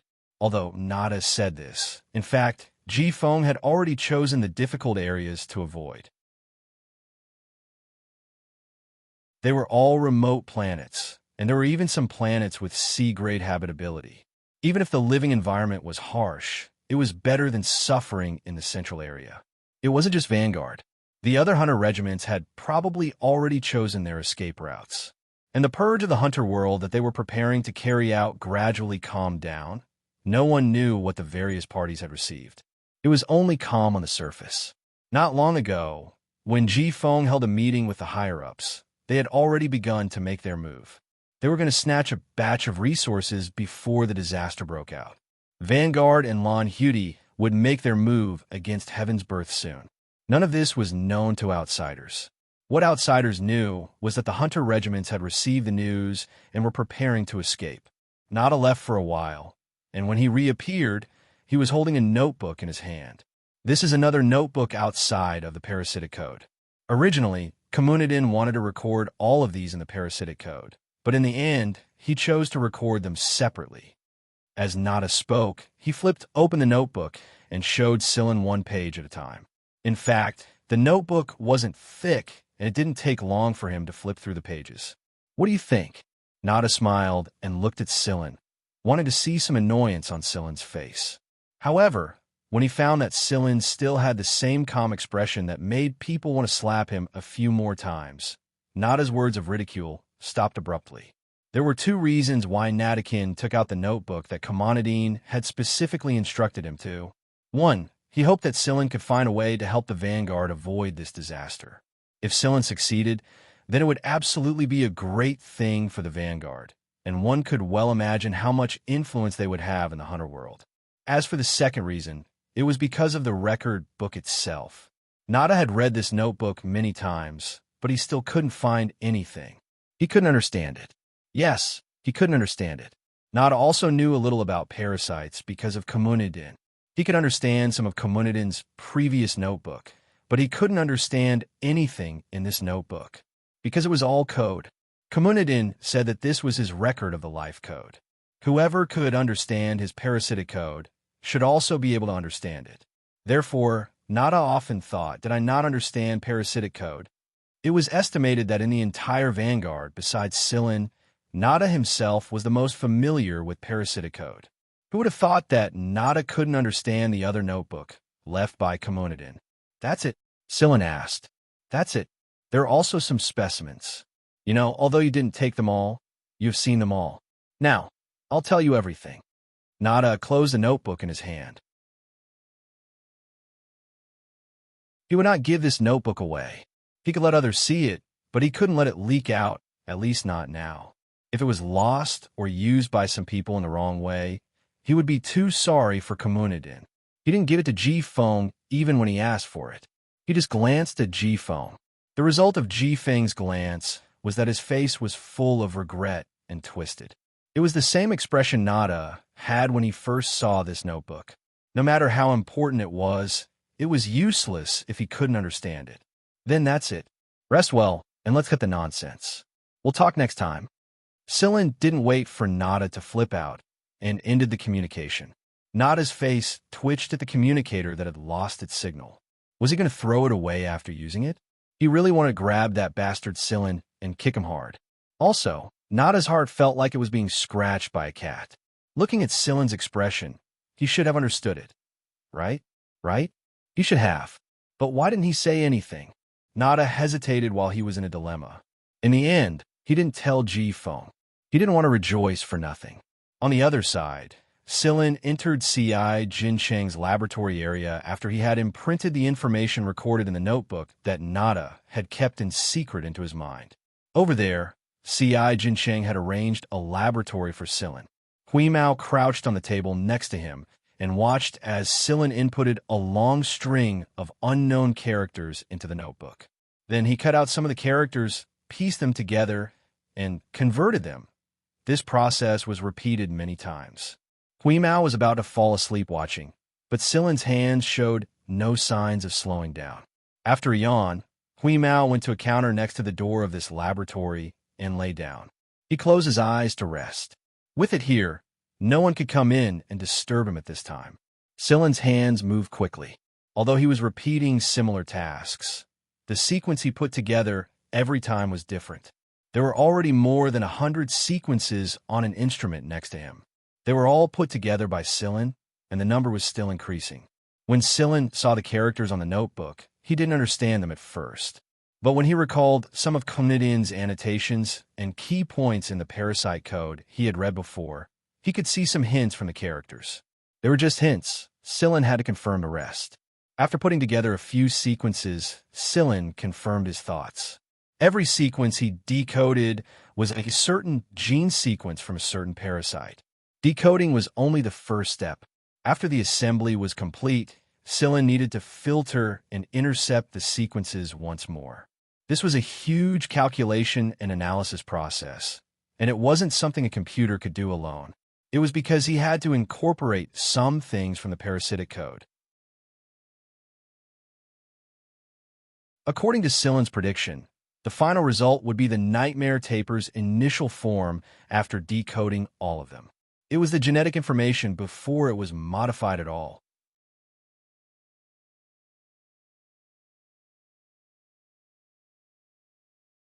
Chapter 408. Recently, all kinds of rumors in the League of Stars had made people anxious. Although some important people had come out to calm down, some things were still stirring in the dark. Other than the Big Four, the other hunters had already started migrating. They liked to roam the galaxy in the first place, and this unknown news made them nervous. It was always good to be prepared. Some of the scattered adventurer organizations began to make preparations. Some of them took this opportunity to make money and strengthen their own teams. At the same time, they were afraid that they would release some false information. Things that were originally non-existent became even more mysterious. The local governments of the various sectors tried their best to control this suppressed commotion, but to no avail. On the military side, someone leaked information about the activities of the 8 great armies, saying that they were searching for something terrifying. This made the already suspicious citizens even more anxious. Looking at the situation, it didn't look like it was fake.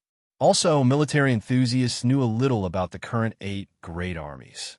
The videos that were publicized on the internet allowed them to find too much evidence. Although this video had not existed for a long time, under the verification of some professionals, the local government's criticism of the video seemed to have exposed something.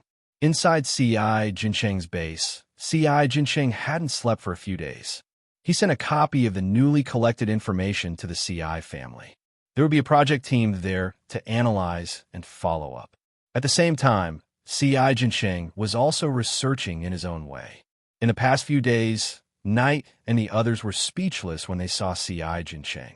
This man with bloodshot eyes, messy hair, stubble, and a strong sense of decadence was C.I. Jincheng.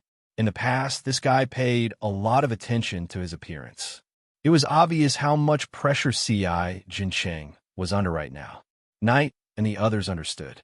Because of their identities, they knew a lot of things that were hard for others to find out. The recent movements of the armies did indicate that the cleanup of Miracle was not going smoothly. The rumors that were circulating in the League of Stars weren't completely fake. Someone was leaking information. It could be Miracle, or it could be other forces. No matter what, whether the rumors were true or false, they all foretold one thing. A disaster was about to happen. Recently, Knight and the others had been spending all their time in the training room, training to adapt to various conditions. No one knew what the conditions would be like in the place they were going to next. If they did not prepare, they would not have the time to adapt when the time came, and they would be the ones suffering. Just like Xianxia, Sillin was holed up in his own lab. He was almost done deciphering the records that Communidin left behind. As he continued to decipher them, he was getting closer and closer to the nightmare taper's initial form.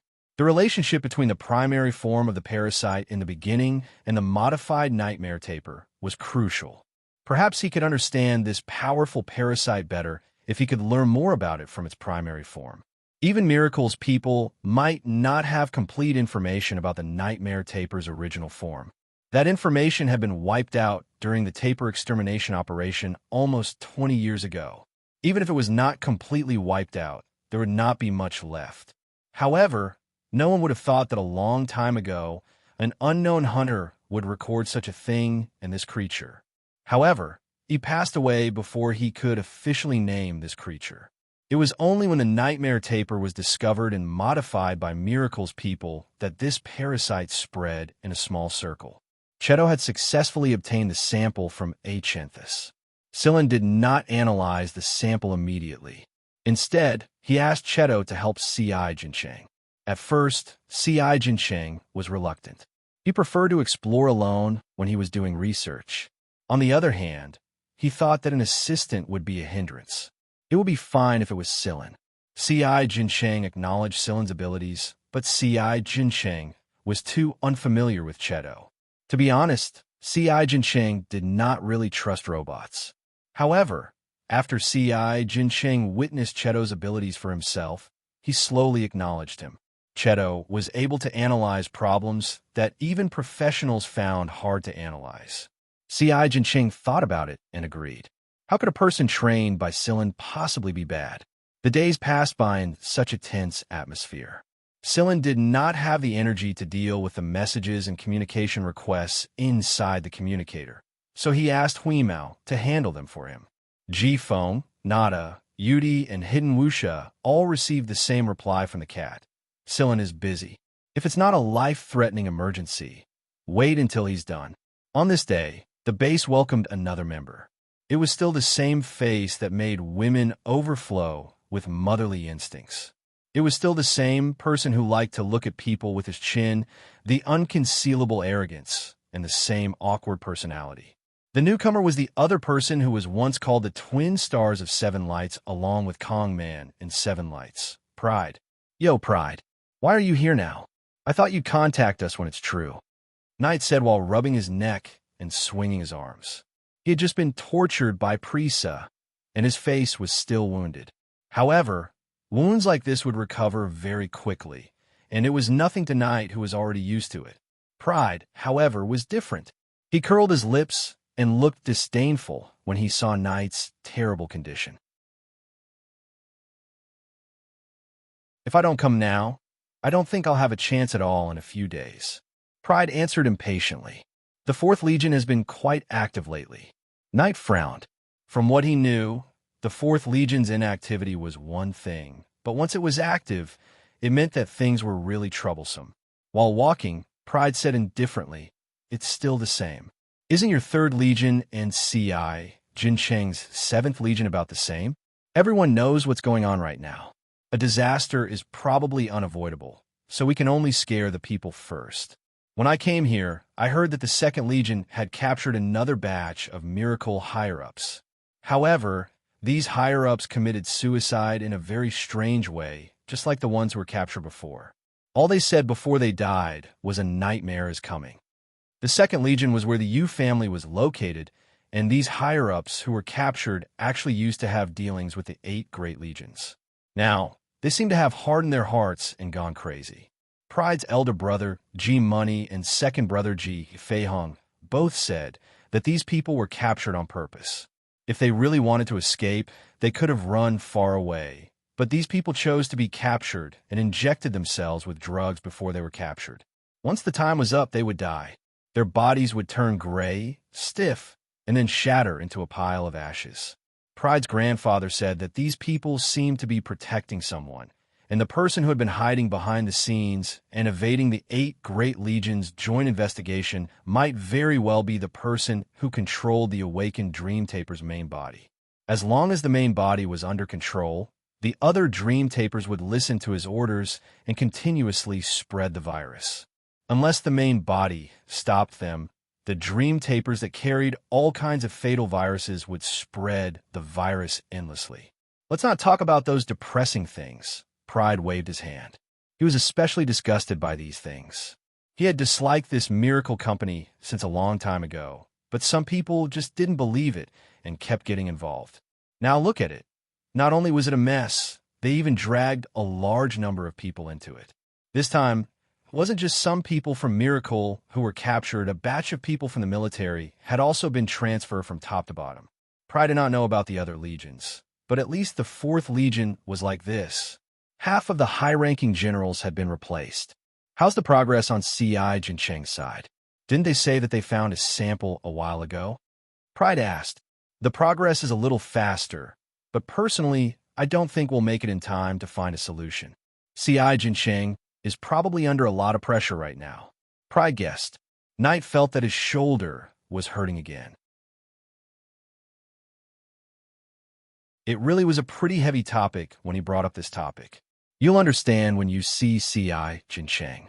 Pride was still wondering why Knight would have such an expression when he mentioned Xianxia. But when he saw Xianxia with his own eyes, his jaw couldn't close for a long time. How long has it been since he last rested? Pride asked Knight. I don't know. Right now he's basically staying inside that laboratory all the time. It's fine now that Cheto is helping him, but when he was alone before this, he was practically like a primitive man recorded in the data. How terrifying. Pride shuddered. Thank goodness he wasn't a student of this. After looking around, Pride asked, didn't they say that little bastard Sillin has returned? Where's he? He's not slacking off, is he? Pride had gone to the training room to greet everyone, and then went to the lounge to put down his things. Now that he had seen Xianxia, he didn't see the curious Sillin either. It had been many years since they last met, and Pride had seen the current investigation information on Sillin. This person looked even more infuriating than before. Knight was about to answer when he saw Hui Mao crouching on a metal frame inside the passageway and looking in their direction. Wheeze, has Sillin finally come out? Knight said to Hui Mao. Hui Mao looked at Knight and Pride, yawned, then raised his chin and answered lazily, yes. The corner of Knight's eyes twitched. Was this cat competing with Pride to see who could raise their chin higher? In the past, Knight thought that other than an idiot like Pride, there wouldn't be another idiot like him. He didn't think that he would actually meet a fellow who dared to raise his chin and glare at Pride, and the tone of his reply was one of disdain. He didn't know if it was directed at Knight or Pride. In short, Knight felt 2 intense gazes filled with arrogance and contempt colliding in the air. These 2 species were incompatible. That was Knight's feeling. While they were talking, Celine walked over. He seemed to have freshened up and was in better spirits. Right now, he was holding a hardtack and a cold drink in his hand. Eating. Pride, Celine said, while chewing on a biscuit. There was no need to look at his face. Just by looking at the fellow who was competing with Hui Mao to see who could raise their chin higher, he knew that it was the always proud Pride from his memories. Celine, you stole my biscuit. Hui Mao, who was competing with Pride to see who had the strongest contempt in his eyes, ignored Pride after Celine came over. He smelled a familiar scent. Here's my share. Celine answered calmly before taking out another heated biscuit and tossing it to Hui Mao. Yours. Hui Mao caught the biscuit and flicked his ears. He ignored Pride now that he had something to eat. Pride looked at the person in front of him and was about to say something when Knight cut him off. Celine, you and Xianxia have stayed in the lab for such a long time already. You should rest a little more. The brain needs rest too. Pride, who was about to make sarcastic remarks out of habit, didn't say anything after hearing Knight's words. Right now, everyone was busy thinking of a solution. It wasn't easy for anyone, and every new result was a ray of hope. To be honest, although Pride wasn't interested in that area, he really admired them. Although Sillin wasn't as exaggerated as C.I. Jincheng, he also looked tired. "MN, go take a nap after eating. We'll continue after we've gotten some results. You guys chat first, I'm going in." After a brief greeting to Knight and Pride, Sillin continued into the lab. He closed his eyes and rested for a moment before continuing his work. That genetic information had been deciphered, which was why he could take a break. Sillin's next step was to combine C.I. Jincheng and Cheto's results and conduct an in-depth analysis. Not long after Sillin entered the lab, C.I. Jincheng also came out. After freshening up, he couldn't be bothered to chat with Pride anymore. Just now, Sillin had sent him a very important piece of genetic information. His workload would be even greater from now on, and C.I. Jincheng knew where his limits were. That was why he and Sillin agreed to take a break and replenish their brain power first before continuing their research. As for Cheto, he was still busy with C.I. Jincheng's unfinished work. To him, he wouldn't feel tired even if he worked like this for 10 years straight. As long as he had enough energy, he could continue. Just like C.I. Jincheng said, Cheto was a great contributor. 2 days later, Alan returned to the base. Alan was also Sillin's former schoolmate at Seven Lights. Alan already knew some things about Sillin. Ever since he left Seven Lights, Alan had been very close to the Andrira family. He had always been paying attention to Kong Man and Pride's movements. However, it was very difficult for Alan to follow up on someone with Pride's background. As for Kong Man, he was poached by the C.I. family after graduation, and he couldn't be found. Later on, he worked with C.I. Jincheng under Lung's matchmaking. Alan personally went in a battle and reported some of the C.I. family's 7th Corps. Right now, Alan was the organizer of Stars of Tomorrow. This electronic magazine did not have more than 60 contribution points in the League of Stars. It was far inferior to old giants like Limitless and Luxury, which had more than 80 contribution points. However, there were more young people who would pay attention to Stars of Tomorrow because the characters and deeds inside were all young people. There were people who were in their 20s to 30s. The people inside Stars of Tomorrow were not people that the public of the League of Stars were familiar with, nor were they big shots that they felt were out of reach. The reason the young people loved to pay attention to this was mainly because the characters inside were about their own age. Everyone liked to pay attention to people who were about the same age as them, and some parents loved to watch it as well. They would always use the outstanding characters inside to motivate their children. Ever since Alan's old man passed Stars of Tomorrow to Alan, Alan often traveled around and personally came into contact with these people. There was a period of time when Alan personally went to interview some of the recruits who had made great contributions to the military who appeared in Stars of Tomorrow. In the eyes of the public of the League of Stars, the 7th Army Corps that the C.I. family belonged to was much better than the 5th Army Corps. It was also much better received by the public than the other armies. This was also one of the reasons why C.I. Jincheng agreed to cooperate with Alan. Alan's goal was to increase the contribution points of Stars of Tomorrow in the League of Stars from rank 60. He hoped that this electronic magazine could reach rank 70 or even rank 80 in his hands. Correspondingly, Alan would have to put in a lot of effort. He had personally gone to the front lines many times, personally experienced those things, came into contact with those people, and reported the truest side of them. It was only in those kinds of environments and conditions that such people were the most attractive and admirable. Alan's visit this time was not permitted by his father. It was entirely Alan's own idea. In reality, most of the people who came here were of their own will. Their families hadn't agreed to it, like Pride, who had escaped in Night. The Fiegler family had also requested for Night to return many times, but Night kept repeating the same words over and over again. After arguing with his old man for the 9th time, Knight no longer paid attention to the communication on the receiver and dove straight into the training room to begin the next stage of adaptation training. Every time they started a new stage of training, they would come out with a body full of injuries.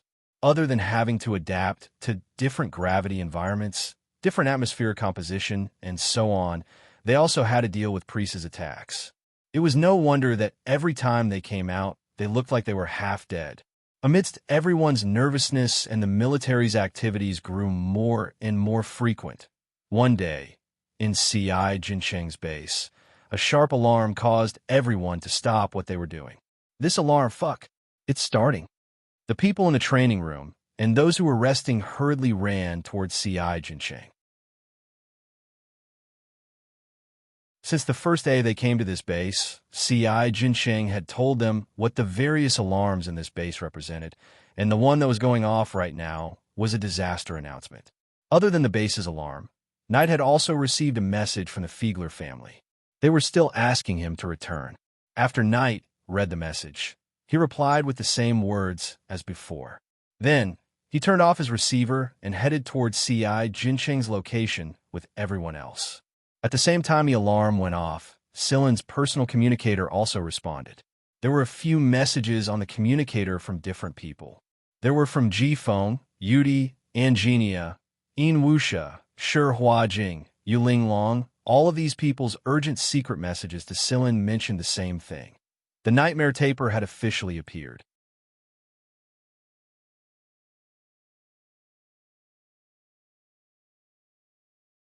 Chapter 409. Not long after the 8 armies moved out to capture another batch of Miracle's high-ranking members, they all died. 10 days later, more than 20 sectors in the League of Stars reported the outbreak. If it was just one sector, it could be understood as a normal outbreak. However, this time, more than 20 sectors in the League of Stars were experiencing the outbreak at the same time. Furthermore, after the outbreak spread at an extremely fast rate. Currently, the number of deaths reported by the various sectors was increasing rapidly. Every sector had its own active planets and its relatively inflexible ones. This time, most of the outbreak occurred on the transit planets of that sector. Even if it wasn't a transit planet, it would still be a planet with a lot of human activity. They were like a source of infection. The infected people would leave the planet in a hurry and bring the virus to another planet. Then, the vicious cycle would begin once more. One nightmare taper was all that was needed to destroy a planet. Right now, there were at least 20 nightmare tapers scattered throughout the League of Stars. This included sectors A, B, and C. The epidemic had been detected in the areas under the jurisdiction of the 8 great armies. Although it was not a transit planet in that area, and it was not a planet that was particularly important, it was still a place under their jurisdiction. There were soldiers, warriors, and other personnel of their respective armies on the planet. At a time like this, they couldn't give up completely. Morale couldn't be lowered. No one could give up at the start. Just like what the politicians are doing right now, they had to incite the people to fight back and take action. Once the soldiers felt despair at the start, all subsequent actions would deviate from the plans of the 8 marshals. After receiving the news, Silin contacted Yudi and asked him about the current situation of the 11th Squadron. Just as Silin had expected, because of Pango's presence, Jifeng had ordered the 11th Squadron to follow them and stay away from important areas. Not long ago, Jifeng and Lan Hudi had worked together to wipe out one of Heaven's Birth squads and assassinate a group of high-ranking members. Based on the information Silin had received from Wuxia, Jifeng and Lan Hudi were currently preparing to join forces and kill the leader of Heaven's Birth, Bloomer. Most likely, Bloomer wouldn't have imagined that at a time like this, Jifeng and Lan Hudi would be preparing to kill him. Jifeng wasn't as honest as he looked. Silin knew that Jifeng had a lot of tricks up his sleeves. Moreover, during the last assassination attempt, Silin suspected that Jifeng had purposely made it look like he was heavily injured. Perhaps, at that time, Jifeng had already made preparations. Since Jifeng was confident in his ability to kill Bloomer, Silin wasn't interested in knowing whether or not Bloomer would be killed. At a time like this, the celestial heaven's birth would definitely split apart. Ji Feng and Lan Huidi were using the Nightmare Taper as an excuse to remove the celestial heaven's birth from the four great alliances. While everyone was busy running for their lives, they were busy splitting the four great clans into three great clans. It was a good move to catch them off guard, and it saved them a lot of effort. The spies they planted in Heaven's Birth must have also contributed a lot, and there must have been external forces helping them as well. As long as he knew that the 11th squad was doing well, Sillin didn't care about anything else. After his call with Yudi, Sillin arrived at a meeting room next to C.I. Jincheng's lab. This meeting room was a little special. It wasn't like the other strict and formal meeting rooms. Here, everyone could choose their own seats, and there were all kinds of display boards hanging around the room. There was also exercise equipment. By the time Sillin arrived at the meeting room, everyone was already present. Knight and two other people were at the exercise equipment. Some were punching while others were running with weights. Kong Man was writing something on an electronic board. Pride was playing a game, and Yulu was studying an antique rifle. Sorry, I'm late.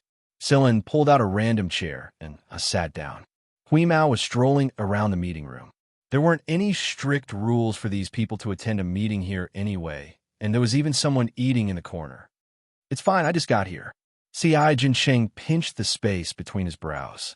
The progress of his research still hadn't caught up to this matter, and this made C.I. Jincheng very tired. C.I. Jincheng pressed a button on his controller, and a projection appeared at the center of the meeting room. It was a star map. Every sector in the League of Stars was displayed in it. This is the image compiled from the latest information we've received. The planets marked in red are the planets where the Nightmare Taper first appeared, and the planets marked in orange are the ones that are being reinfected. According to the information we have now, there are already 75 types of deadly viruses, and there are no absolute vaccines for them. It's still fine if they're discovered in time and injected with drugs to alleviate the symptoms. However, these viruses have all been mutated. Many vaccines and drugs created in the past are not very effective, not to mention that there are some new types of viruses, artificial viruses. C.I. Jincheng sorted out the information he received and shared it with everyone. Knight, Pride, and the others passed the new information to C.I. Jincheng. They didn't know much about viruses. It was fine to just know the general situation. The 8 Corps were no longer fighting each other, and a few political families at Sector A had stopped their civil war as well. They were contacting the local governments to deal with this matter. Before this, they had come up with all kinds of countermeasures, and the League of Stars wasn't without cause. They had been making arrangements, and they were all busy right now. Sure, Huajing had been busy ever since he contacted Sillin briefly at the beginning. Sillin knew about his situation and did not disturb him after he received Sure Huajing's message. Right now, everyone had gathered the information they obtained from various channels and obtained the detailed military layout on the projection at the center of the meeting room. The information Sillin brought out especially far exceeded C.I., Jincheng, and Knight's expectations. They never thought that Sillin would be able to obtain so much secret and detailed information. When I formed this Taper Extermination Squad, I told you that the place we're going to is definitely a disaster zone, and a disaster zone that's been half abandoned. Then where are we going next? Pride stared at the distribution of the markers on the star map and frowned. The 8 Corps and the big families were quite capable when they worked together. At the very least, the few planets that Pride had set his eyes on had been deployed a long time ago. I'm just curious why so many planets had slipped through the net during the strict cleansing earlier. Knight's expression was serious and murderous. Right now, he was venting this murderous intent directly on the punching cushion in front of him. Everyone knew how destructive a Nightmare Taper was when so many families of the 8 great military legions worked together to annihilate the Nightmare Taper. So why did so many of them slip through the net, even though they knew how important they were? Not only that, they were all on very important planets. Even within the jurisdiction of the 8 great military legions, there were Nightmare Tapers in the political families of Sector A. There was one possibility, and that was that the spies had not been completely eliminated. Moreover, the spies among them were all holding important positions. Even those with weak governing power could not have done this. This did not mean that all of these people were spies. It was possible that they still wanted to monopolize the nightmare taper for their own use. For example, the 6th Legion was wavering. It was exactly because of this that some people took advantage of the situation to infiltrate. If they had Xifang's determination back then, would something like this still happen? Xifang's military strength back then was far inferior to the current Grand Alliance, but that was the most successful operation that Knight knew of. A bunch of old foxes. The cushion broke with a pop. Knight's punch force had exceeded the cushion's limit. It was obvious that Knight was still very angry about something like this. It was exactly because he disliked those people's behavior that night, and the others chose to work on their own. They had quarreled with their families many times already, but they would never look back on things that had already been decided. The meeting room fell silent for a moment after Knight was done. Everyone knew that there was something fishy about this, but what could they do? Crouching on the high platform at the side, Huimao looked down at the 18 young people sitting in the meeting room. It knew that human minds were very complicated, and it was impossible for it to learn them. At most, it could learn some techniques from Cheto, but it still preferred a primitive and straightforward way of solving problems. Huimao was also secretly glad that it was not a human. Most people lived too sullen and tired lives, so it was better to be a cat. Folding its front legs and tucking its tail away, Huimao lay there with its eyes closed. It was starting to feel sleepy. Cough! C.I. Jinsheng pulled everyone's attention back. Regardless, this has already happened, and our abilities are limited. The only thing we can do is to try our best. He pointed at a region on the projection and zoomed in. It was Sector R of the League of Stars' lagging sector. Sillin had been there before. Sector R was also known as the Red Sector because most of the planets there were red in color. The darker the red, the lower the habitability. Many inhabited planets only carried a faint red, not a bright red or a deeper red. But on the other hand, the darker the red, the more minerals there would be on the planet. Logically speaking, with so many red planets and minerals, this sector should be very rich. But that was not the case. Due to the abnormal magnetic field and frequent stellar flare activity of many deep red planets in Sector R, a lot of technological applications could not be applied there. If the technology could not keep up, it would definitely fall behind a lot. This was also the main reason why Sector R was classified as a lagging sector. The important factor of technology caused Sector R to inevitably fall behind many sectors in many aspects. Since technology was useless, some developers turned their attention to cheap labor. The backwater star zones had a lot of cheap labor. Therefore, just like the other backwater star zones, cheap labor was frequently traded in Sector R. Moreover, hunters would often come to this area to do some missions due to the abundance of mineral resources. This area had always been active until now. This activity also caused the epidemic to spread much more seriously than other lagging sectors after the appearance of the Nightmare Taper. The lagging star zones were definitely the secondary choice of the army and the large families. This time, the deployment was mainly in the trade star zones and the 3 upper star zones. This was also one of the reasons why the number of deaths in the lagging star zones was so much higher than in the trade star zones, and the number of deaths was still rising rapidly. Sector R. Yes, my plan is here. C.I. Jinsheng pointed at one of the planets. There are a few large pharmaceutical factories and R&D bases on this planet. However, their performance is not good, and a few of them are on the verge of bankruptcy. Of course, this is only on the surface. Also, I suspect that there will be a miracle encampment there. Some people became spirited when they heard C.I. Jinsheng's words. If Miracle's secret encampment in Sector R was real, they might be able to discover a lot of secrets and find some ways to control the current situation if they could take down that encampment. Why do you suspect that place? Knight asked. Actually, it is just one of my suspects. When I sent people to survey that planet, someone stopped me. Although the results were normal, it was so normal that it aroused my suspicions. However, I didn't have the time to carry out any official survey operation later on. As he spoke, C.I. Jinsheng displayed some information. There were a lot of things wrong in the information displayed on the projection. Those who didn't understand could not see anything, but those who knew a little about medicine could see that something was wrong. What's more, Xianxia had purposely made a note at the side so that everyone could understand it. The water quality of a medicine of this level isn't recorded at all, Pride said in surprise. Based on the level of equipment shown on the information, how could these pharmaceutical factories produce pollution-free emissions? Also, the medicine production and export quantity don't match. Another person said, yes. Other than that, I've also compared some other investigation data in the past 50 years. There are some things wrong with them, so I suspect that even if there isn't a miracle research lab there, they may have provided Miracle with some basic medicine support. Many investigations Xianxia had done showed that there was something wrong with this planet. But why didn't anyone discover it during the cleanup operation? Even if it's a lagging sector and an unimportant planet, some basic surveys should be able to be carried out, shouldn't they? Someone did something to it.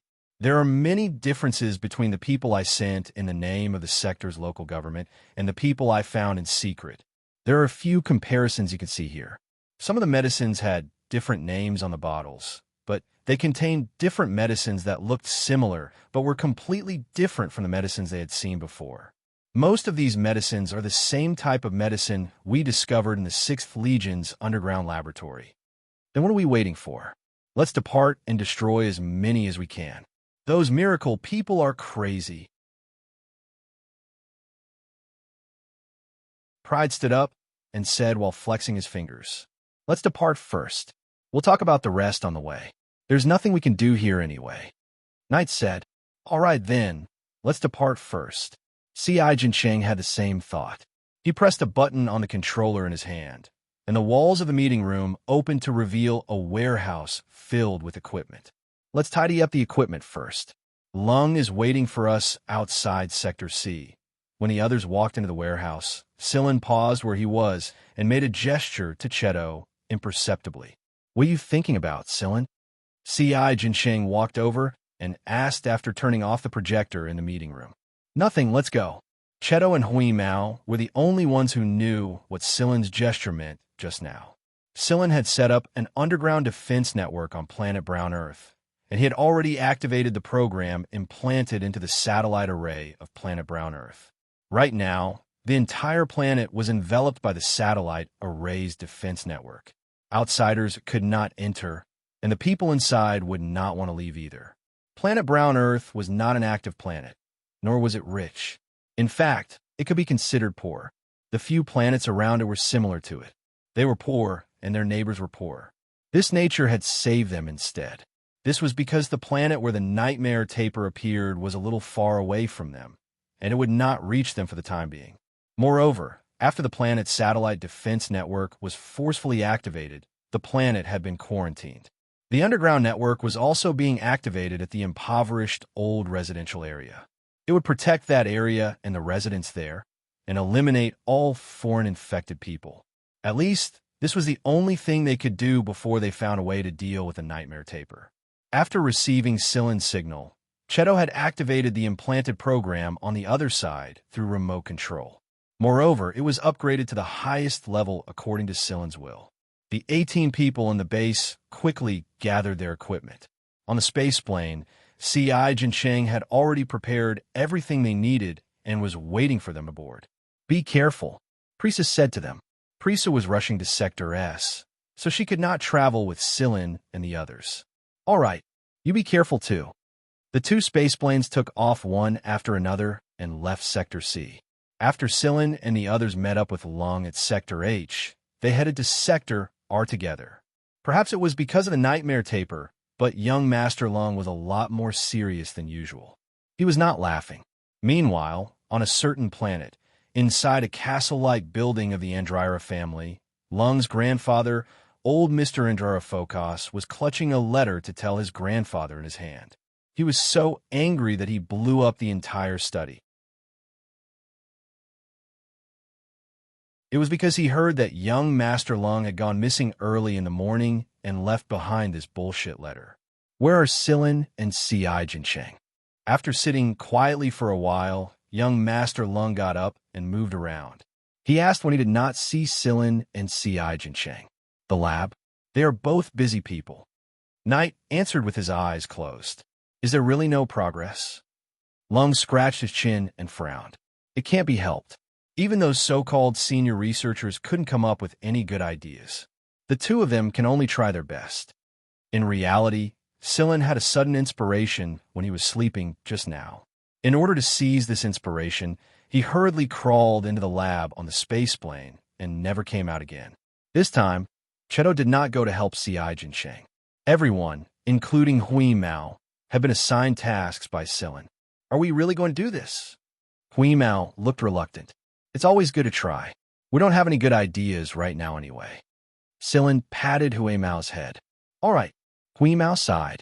Looking at the tasks Silin had assigned, Hui Mao had a feeling that he would not have time to rest for a long time. However, Silin's idea, how confident are you? Cheto asked. 30%. Right now it's just a preliminary plan. We'll know later. Silin answered.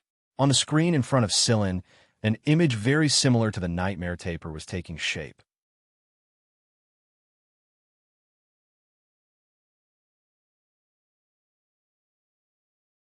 Chapter 410. When they arrived at Sector R, Silin walked out of his lab. His idea wasn't complete yet.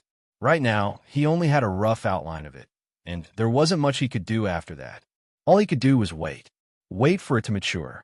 There was a bottle inside Silin's lab, and inside it was a tiny dot invisible to the naked eye. Right now, it was just an embryo, an artificial embryo. Silin was waiting for it to complete its development. Right now, Silin didn't know how long it would take, but it shouldn't be too long. Behind Silin, Hui Mao looked listless. It wasn't because he was tired, it was because he was bored.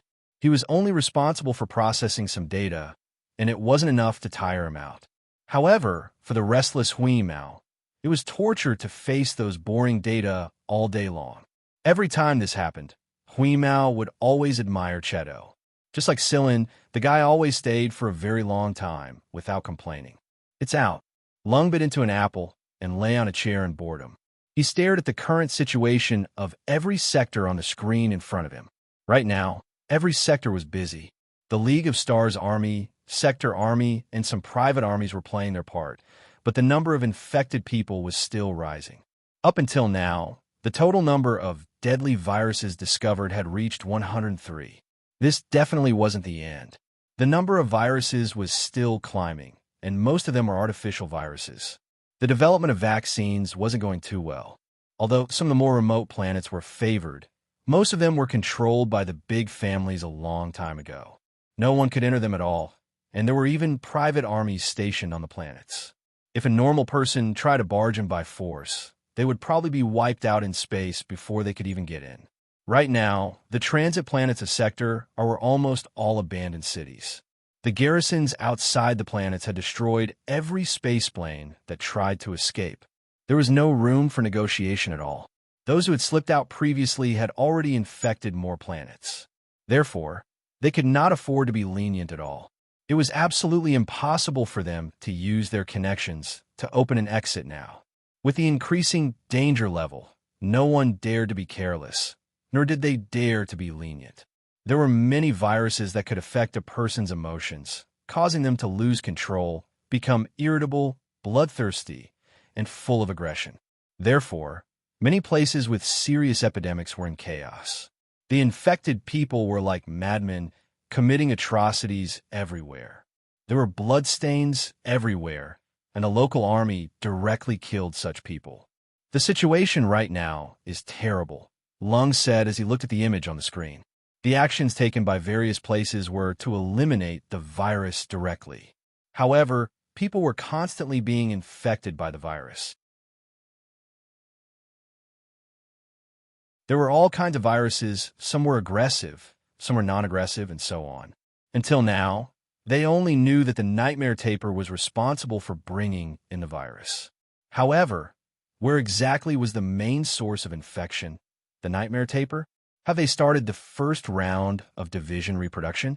Based on the current situation, I'm afraid there won't be much progress for the time being. Moreover, the area of infection will continue to expand. Before this, there were only 20 or so planets showing signs of infection, but now it's close to 200. However, it might be better if the defenses at the back are in place, Knight said solemnly. By in place, he meant to completely isolate the planet and prevent any alien from entering the planets where the infected were yet to be discovered. This also meant that a lot of people would be trapped in space, unable to find their home planet. Get ready, we're almost there. 20 minutes countdown, Xianxia said. 20 minutes was 20 minutes to be precise. Sector R was relatively close to the transit star. Although it wasn't in a neighboring region, it wasn't too far away. Most people who escaped from the transit star wouldn't try to escape to that planet. The closer they were to the transit star, the easier it was for them to be infected. Therefore, those who had escaped from the transit star with great difficulty would definitely run further away instead of settling down on this planet, where the pharmaceutical factory was the main source of their survival. When they arrived at the red planet of choice, their space plane did not enter immediately. Instead, they performed a general analysis of the planet's current situation. Right now, this planet did not match the data when seen from outer space. This planet might not be a rank A livability planet, but a rank B livability coupled with the strong physique of the local residents meant that there were quite a lot of people living on this planet. Most of the people working in the pharmaceutical factories were local residents. However, this planet was no longer as clear as before. The entire planet looked misty and surreal. Some places were still flashing with the light of explosions. The explosions were small, but they were very frequent. The battle situation was intense.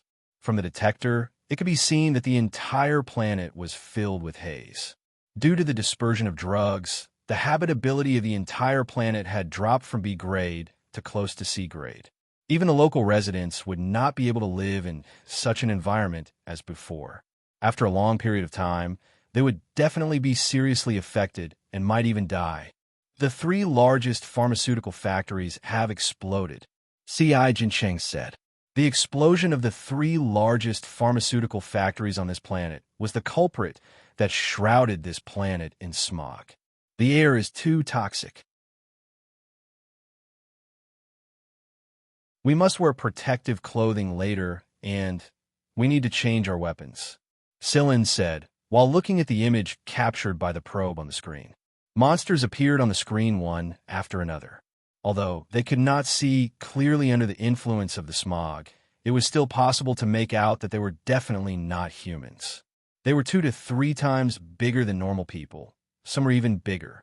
Also, the long claws on their arms and toes, and the tail behind them all showed that they were not humans. The residents of the planet were fighting against these monsters. These are biochemical beastmen formed from biochemical beast embryos and biochemical human embryos. Xianxia said, I've seen a similar message before, but that was a few years ago. I didn't think that I'd see it now. Then are they humans or beasts? Pride frowned. They are not humans, and they are not pure beasts either. From the image, it could be seen that many of these biochemical beastmen walked upright. They had arms and legs, some are closer to humans, and some are closer to beasts. They were the results of miracles modifications. The majority of the planet's population was not the infected, but these biochemical beastmen. This also proves one thing. There is indeed a miracle stronghold on this planet. They are planning to wipe out all the people on this planet. After the death of the people on this planet, the biochemical beastmen, and the infection of the virus, in such a busy period, the best and simplest solution for the government of the League of Stars is to directly destroy this entire planet. This is a stronghold that has been abandoned, Xianxia said. Knight and the others also nodded when they heard Xianxia's words. Lung looked at Sillin and was about to ask Sillin what his thoughts were when he realized that Sillin was daydreaming. Hey, what are you thinking about? Say it. Lung elbowed Sillin. Sillin came back to his senses and shook his head. He did not say anything. Lung looked strangely at Sillin and did not disturb him anymore. Sillin had been acting very strange lately. Could it be that he was doing research? That was why they said that those who were doing research either had mental problems or mental problems. Sillin ignored Lung's strange expression. He was puzzled. He had sensed a strange signal ever since he approached this planet. He had asked Hui Mao and Cheto, but neither of them had received any similar signal.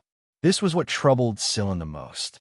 Hui Mao and Cheto hadn't received it, and this space plane that was loaded with all kinds of advanced instruments hadn't received it either. Was he the only one who received it? Could it be that the magnetic field and ion activity of this sector had caused the signal abnormality? However, this signal's compatibility was too high. It was as if it was released specifically for Sillin and guided Sillin to it. Prepare your equipment. We will land in 5 minutes. Countdown begins. Xianxia said. The operation plan was already displayed on the big screen. Their main target this time was one of the 3 largest pharmaceutical factories. There's a relatively strong signal underneath this factory, and the explosion didn't completely weaken the underground signal. There was no doubt that Miracle's research base was underground. Even if it was an abandoned research base, they could still find a lot of clues. It would be a great harvest if they could find some useful information, and maybe they could even find more hidden strongholds using this base. This pharmaceutical factory was located next to a wide river. The river flowed very fast and tumbled. It was possible to see some human and biochemical beasts floating on the surface just a moment ago, but they were all swept away by the waves in the next moment. It was as if there was a giant beast underneath the river. The river was seriously polluted. There was no doubt about that. The color of the water looked like a drug. Kongman and Alan stayed on the space plane. They would follow the others and provide support and equipment at any time. The other 16 people would go down later, including Hui Mao. The guy was itching for something to do. The sound of firearms being assembled was endless. A minute later, it stopped completely. Everything was ready, and everyone was standing on the landing board at the hatch and adjusting their breathing. They were all people who had been on the battlefield for a long time. There was anticipation, calmness, but no nervousness. Even someone like Pride, who usually had the air of a noble young master, could clearly feel the change in him now. He looked much steadier and more imposing. Although there was still a hint of arrogance, it was undeniable that he was indeed capable. Alan was very nervous. He was the only one among the 18 people who was so nervous that his palms were sweaty. He had also been through many battlefields. His temperament had been honed, and he wouldn't have stage fright. The reason why Alan was nervous now was because he could not help but worry about these people. These were not the relatively simple youths he usually reported on. These people before him were either the former pride of the military academy or the descendants of the 8 great marshals or the Heavenly Edict Empire. These people clearly could have received the best protection, but they had still risked their lives to come to a place like this. This was truly admirable to him. This was also why Alan had rejected his father's arrangements and come here on his own. What would a true Star of Tomorrow look like? Alan felt that it should be like these people before him. After organizing their equipment, the people looked at the map and the route displayed on the big screen one last time before stretching their necks and arms a little. When Feng Haichao was stretching his neck, he turned around and saw Cheto standing next to Sillin. He let out a surprised "Ugh." Sillin and Cheto were standing at the back, so no one noticed Cheto's strange behavior at first. However, after they heard Feng Haichao's voice that was filled with astonishment and pitch change, everyone turned around to look. "What are you doing, Feng Haichao?" "You. Fuck me." "Cheto, don't you need to wear a protective suit?" "Hey brother, listen to me and put it on." Other than Xianxia, Knight, Lung, and a few others who knew the truth, everyone else was staring at Cheto like they had seen a ghost. There was actually someone who hadn't put on a protective suit at such a tense time, and he didn't even bring much equipment with him. If this was the military, he would definitely be punished, and even his mission qualification would be revoked. Cheto looked at them and said calmly, "I don't need that." The others looked at Sillin, Xianxia, and the others' reactions and didn't say anything else. The countdown was almost over. and they didn't have the time to pay attention to Cheto. Everyone had their own secrets, and if he didn't want to wear it, then so be it. On the ground, in the city where the pharmaceutical factory was located, the houses that weren't tall were already in a state of devastation. Red, black, and brown blood was everywhere. There were mutilated corpses of dead humans, as well as those of biochemical beasts. Shrouded in a faint mist of medicine, there were all kinds of animal-like roars, human shouts, and gunshots. Mixed together with this strange and colorful blood-stained background, it was exceptionally terrifying.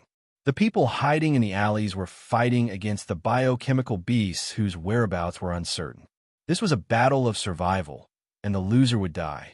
3 people hiding in a corner of a dilapidated 2-story building were conversing in low voices. They paid careful attention to the situation outside while they were talking. There were 2 human corpses and a biochemical beastman's corpse lying in the courtyard. There were all kinds of blood everywhere. Crack, crack. Not far away, a large man jumped out of a nearby corner and covered the underground passage. Then he smeared some of the biochemical beastman's blood on the surrounding area and removed the human aura in this place. How is it? The people who were discussing earlier asked. They've started retreating. We need to hold those things off for half an hour, the large man said with a smile. If they could hold them off for half an hour, their chances of survival would be close to 0. There were only 4 of them in this place, and there were more than 20 biochemical beastmen coming their way. Perhaps it was because they smelled the scent here, or maybe it was because the biochemical beastman's cry before he died had attracted the biochemical beastmen from other places. The 4 of them needed to greet the monsters here and divert their attention in another direction. Their wives and children were in the underground tunnel. Under the protection of another group of people, they would leave the town through the underground tunnel to find shelter in other directions. Although it would not be very safe outside, at least it would be better than this place. In the past, living close to the pharmaceutical factory was something to brag about. That was because the closer they were to the pharmaceutical factory, the better the treatment they received. They would often receive free medicine. But now, such a geographical location had put them in a difficult situation, and they would be the first to be attacked by the monsters. There were no living people in the area closer to the pharmaceutical factory. Hiss! A middle-aged man who was on guard hissed. The other 3 people's expressions changed. They immediately picked up their guns and leaned against the wall, carefully looking out through some gaps. Bang! There was an explosion outside, indicating that one of the biochemical beastmen had fallen into a trap that they had set in advance and was killed. However, because of this explosion, the other biochemical beastmen were also revealed. Their ruthless eyes looked around, and then they rushed toward the courtyard. Fuck! We've been discovered, a large man complained. The biochemical beastmen's visual organs were very special. They did not just rely on color to determine their targets. The sound of guns firing could be heard. However, the biochemical beastmen were moving too fast, and it was impossible to aim at them. Even if they were to shoot, it was difficult to hit the vital parts. For the biochemical beastmen, it was just an insignificant wound. The biochemical beastmen were getting closer and closer. In the faint fog, their figures became clearer and clearer, and they were getting closer and closer to the small courtyard. There was more than one. There were 10, no, more than 20 of them, and they were now gathering in the small courtyard. Let's go. Lure them elsewhere, the leader said while shooting. The main purpose of their shooting was to attract the attention of the monsters. With their abilities and equipment, it was quite difficult to kill a biochemical beastman. Retreat. The 4 people quickly turned around and ran to the window behind them. They jumped out of the window, but they did not immediately run away. Instead, they fired behind them as they ran. After making sure that the biochemical beastmen did not notice the entrance of the underground passage and were chasing them, the 4 people began to run away. However, they were still no match for the biochemical beastmen. The pursuers behind them were getting closer and closer, and in front of them, there was a 3-meter-tall big guy blocking their way. The biochemical beastman's protruding mouth was like a big starfish when it opened. They did not even have time to raise their guns before the big mouth bit toward them. The four people could already smell the blood coming from the big mouth. Whoosh bang! Their heads exploded, and the four people who were closest to them were all splattered with blood. The splattered blood dyed the surroundings a brownish-red color, and the 3-meter-tall body collapsed. What's going on? The person at the front swallowed his saliva. Before he could react, there were continuous banging sounds around him. It was the same sound of heads exploding just now. They turned around and saw the biochemical beastmen that were chasing them collapse one by one. Due to the fog, they could not see who was shooting. They only knew that biochemical beastmen were continuously collapsing, and their heads were basically exploding. Killed in one shot. Who? Who came? They did not know. In the sky, an aircraft was flying at a low altitude. There were people wearing protective suits standing on a landing board. These people were fully armed, and they could not see what they looked like. However, they could tell that they looked like normal people. After all, besides humans, there were only biochemical beastmen here.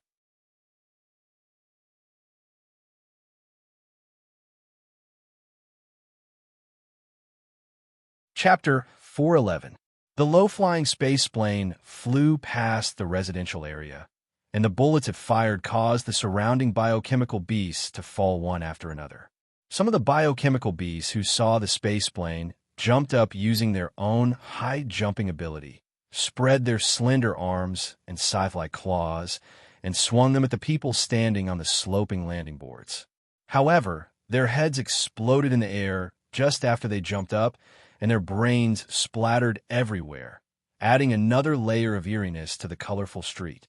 The biochemical beasts that jumped into the air were shot down continuously, and some of the winged ones didn't fare any better either. Following the sounds of their heads exploding, they fell to the ground like raindrops. The people who were standing on the ground and hiding in the corners of other buildings were dumbfounded. They didn't know who the newcomers were, but their combat strength was enough to send chills down their spines. No matter how strong a person was, they were still human, and they had weaknesses. These biochemical beasts were no exception. If they couldn't hit their vitals, then no matter how many shots they fired, they might not necessarily be able to kill them. However, if they could hit their vitals, then it would be a completely different story. The residents of this street had once imagined the possibility of killing these biochemical beasts in one shot, but reality forced them to face a cruel situation, and they gradually demonized these biochemical beasts in their hearts. They never expected a planetary government, because there was no such thing here. The people who were originally in charge of the pharmaceutical factory were the rulers of this planet, but after the pharmaceutical factory shut down and was abandoned, everyone was abandoned just like that, and turned into food for these monsters. The situation in front of them gave them hope once more. Bang, bang, bang. Some packages fell from the sky, and one of them landed right in front of the four people from before. For the time being, there were no living biochemical beasts around them. Their corpses were everywhere. The space plane had already flown past them, and they didn't know where the space plane was flying to. The package in front of them couldn't possibly be a bomb, could it? Moving his still, trembling legs, the leader sucked in a deep breath and walked towards the package. When he opened the package with trembling hands, he saw that it was filled with firearms and some mini grenades. As if to make it easier for them to see, there was also an instruction manual inside the package that was written in Sector R's language and the League of Stars' common language. Even though Lung and the others didn't think much of these firearms, to these residents, it was already much better than the weapons they were holding in their hands that were almost about to retire. These firearms were relatively easy to operate and were easy to learn. Although there were some limitations, they brought great benefits to the residents. The people on the aircraft did not have the time to care about what the residents below thought. They followed the plan. After flying into the city, the aircraft would lower its altitude and kill some bioorcs. At the same time, they would warm up. Biochemical beasts kept coming out of the pharmaceutical factory. Some were small, some were big. Looks like these bioorcs haven't been out for more than 24 hours, Kong Man said. However, It had only been 24 hours for this street and this planet to be reduced to such a state. It was obvious how serious the situation was. Gradually, they arrived at the edge of the pharmaceutical factory. There was a circular open space here. The wide transport channel that was built on it was now full of cracks and uneven. Rocks from explosions and some equipment from the pharmaceutical factory were everywhere. Apart from that, there were also some mutilated corpses of biochemical beasts and humans. Why did they say that they were mutilated? Many little biochemical beastmen kept jumping out from beneath the pharmaceutical factory and feasting on the corpses. Regardless of whether they were human or biochemical beastmen, or even biochemical beastmen that looked exactly like them or were related to them, they were all food for these little fellows that seemed to have just been born. The space plane did not land. First, they had to clear out the biochemical beasts around the designated spot so that they could carry out their next operation. They couldn't use a powerful bomb. If there was any important information left underground, the bomb might destroy it. I'm heading over first. The moment he said this, Huimao jumped down from the space plane with a whoosh. He was the vanguard, and his current mission was not to deal with the biochemical beasts, but to check out the situation underground. If there was no information, he might as well just throw a nuclear bomb at the area. Originally, Kong Man and the others were worried about whether Huimao was up to the task. In the end, after Huimao's shadow flashed and rushed down, he saw some biochemical beasts being pierced through. They were the ones that were blocking Huimao's way. Huimao did not want to go around them, so he rushed in a straight line, which resulted in some of the biochemical beasts being pierced through. Kong Man raised his eyebrows and stopped worrying about the cat. Kong Man would deal with the information that Huimao sent over. Kong Man looked at the information that Huimao had sent over and said, "There are no living humans over there. They are all biochemical beasts." There were interference facilities around the area. Only by entering the area would they be able to investigate the specific situation. Now, Huimao had brought some signal detectors into the area and placed them in different places. It had to be said that Huimao's reminder and flexibility had brought great convenience to everyone. The detectors are in place. We can proceed to the next step, Kong Man said. After everyone replied, Kong Man lowered the aircraft, and the people standing on the landing boards jumped down one after another. They were divided into 2 groups, each with 8 people. When the first group jumped down, the second group was responsible for covering them and clearing out the biochemical beasts that ran over. When the first group stabilized and started clearing the surroundings, the second group jumped down.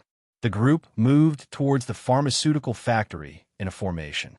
The first round of cleanup had left a layer of biochemical orc corpses in the surrounding area.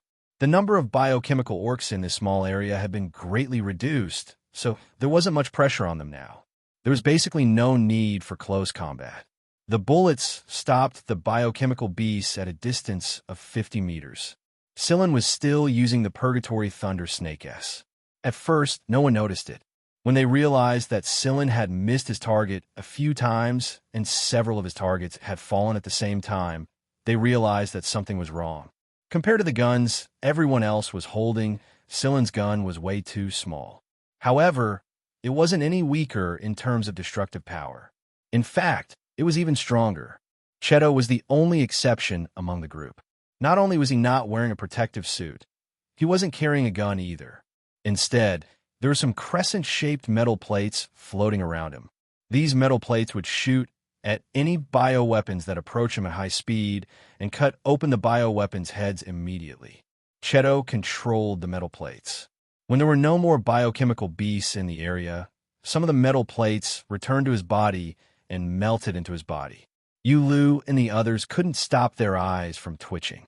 Is he really a human? Or is he some kind of strange species of human? What the meow? There's so many balls down there. Huimao's voice rang in everyone's communicators at the same time. Then, Huimao transmitted what he was seeing to everyone. On the screen, in the beehive-shaped building, there was an unhatched embryo above each small hole. Some were hard-shelled eggs, and some were artificial embryos. However, they were wrapped in a layer of translucent or opaque membrane.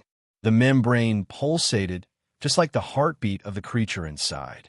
A small biochemical beast man broke out of the eggshell and crawled out. There were some protruding spikes on its back, and its body was covered in hard armor. Its eyes were as cold as a lizard's, and there was some mucus on its newly hatched body. However, it didn't look weak at all. In fact, it looked very energetic. After he saw the gray cat, he opened his mouth and let out a hoarse and stifling cry that sent chills down one's spine. Then, he pounced towards the gray cat with incredible speed. At the very least, he was faster than the big guys that Sillin and the others had dealt with along the way. However, its opponent was Hui Mao.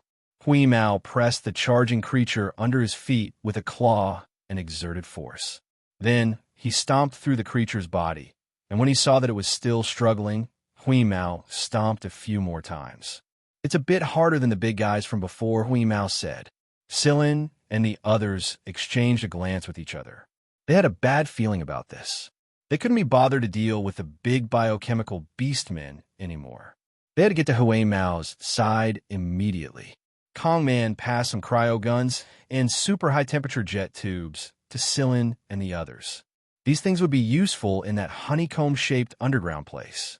Based on the pattern detected by the detector, Sillin and the others dug a big hole that led underground. When they got through, a few small biochemical beastmen jumped out from the hole, brimming with murderous intent. After Sillin chopped the fellow with two long fangs that pounced at him in half, the other half of the biochemical beastman could still move. Moreover, it sprayed two streams of poison at Sillin. Sillin dodged it, and the place where Sillin was originally standing had two holes corroded into the wall. As the poison slid down, two traces of corrosion appeared on the wall, and a sizzling sound could be heard. The attack only stopped when Sillin split open the creature's head. "Be careful. Don't let these guys get close. Attack the head." These newly hatched fellows seemed to be getting more and more complicated. Knight pulled out the knife that was nailed to the wall and flung away the newly hatched biochemical beastman that had its head pierced through. "We need to speed up our progress. This is a huge underground incubation room. If there's an incubation room like this somewhere else, then we'll be in big trouble when these new generation biochemical beastmen hatch," Xianxia said. The group walked quickly towards Hui Mao's location. There weren't many newly hatched little biochemical beasts right now, and if they waited until the peak of the incubation period arrived, it would be difficult for them to get out even if they wanted to. The explosion of the pharmaceutical factory did not damage this underground place. It looked like a mess and was full of waste, but that was only limited to the surface. This underground place was still very well preserved. However, many of the instruments have been moved away. The people here must have moved them along when they retreated, and those that couldn't be moved were directly destroyed. No one would be able to obtain the data and information inside these instruments. When Sillin arrived at the beehive-like incubation room, Hui Mao was raising his front claws and pinning a biochemical beastman that had just broken out of its membranes to death. These newly born biochemical beastmen looked more like beasts in appearance, but their intelligence was obviously higher than the big guys they had encountered before. This was the most troublesome part. The biochemical beastman that Hui Mao had pinned to death just now knew how to ambush. When the first two biochemical beastmen were pouncing towards Hui Mao, he was looking for an opportunity at the side. Although he was still pinned to death in the end, he was a much bigger threat to these biochemical beastmen who already possessed higher intelligence. Xianxia led the four of them to look at other places and search for the remaining information on the instruments. Sillin nodded at Cheto, and the latter no longer paid attention to this huge incubation room. He and Xianxia went to see if they could repair some of the data and information. "Alan, write it down. These are all evidence," Lung said to Alan, who was on the space plane outside, through the communicator. Alan was able to receive the images they sent over. These would all become incriminating evidence for the miracle that was going to be revealed to the public soon. "Amen, I know. Don't worry." Alan's hands never stopped moving. He had been busy organizing the information ever since he arrived here. It would seem that the big biochemical beastmen from before were just coolies who went out to take care of trouble and hunt their prey so that they could provide food for the little biochemical beasts that were about to hatch. Motherfucker. Knight cursed at the incubation lair. At the same time, he started shooting at the unhatched eggs with his freeze gun. The white beam shot at the unhatched eggs, and the surface of the eggs swiftly froze. This won't do, it's still too slow. Why don't we just set them on fire? Knight said. This kind of freezing speed was still too slow for such a huge incubation room. The high-temperature spray tubes weren't very effective either. This incubation room was built with special materials that were resistant to cold and heat. Even if the weapons were effective, the efficiency wasn't high. The little biochemical beasts were hatching faster and faster, so they could deal with them easily for now. Sillin patted Knight, who was starting to lose his temper. I'll do it. Sillin informed the others to put on their protective suits through the communicator. Then, he took out a gun that Knight and Pride had never seen before. Huimao knew this. After seeing Sillin take out the gun, especially after seeing the type of bullets Sillin had loaded, Huimao didn't care about the toy over there anymore and hurriedly retreated to Sillin's side. The others followed Sillin's orders and retreated outside. They didn't want to come into contact with the huge incubation room. After loading the bullets, Sillin raised his hand and fired at the incubation room. There were light popping sounds, but the visual impact made the others speechless, especially Lung. When he saw the effects of Sillin's bullets, his pupils shrunk, and then he smiled. He didn't think that Sillin would find the answer so quickly.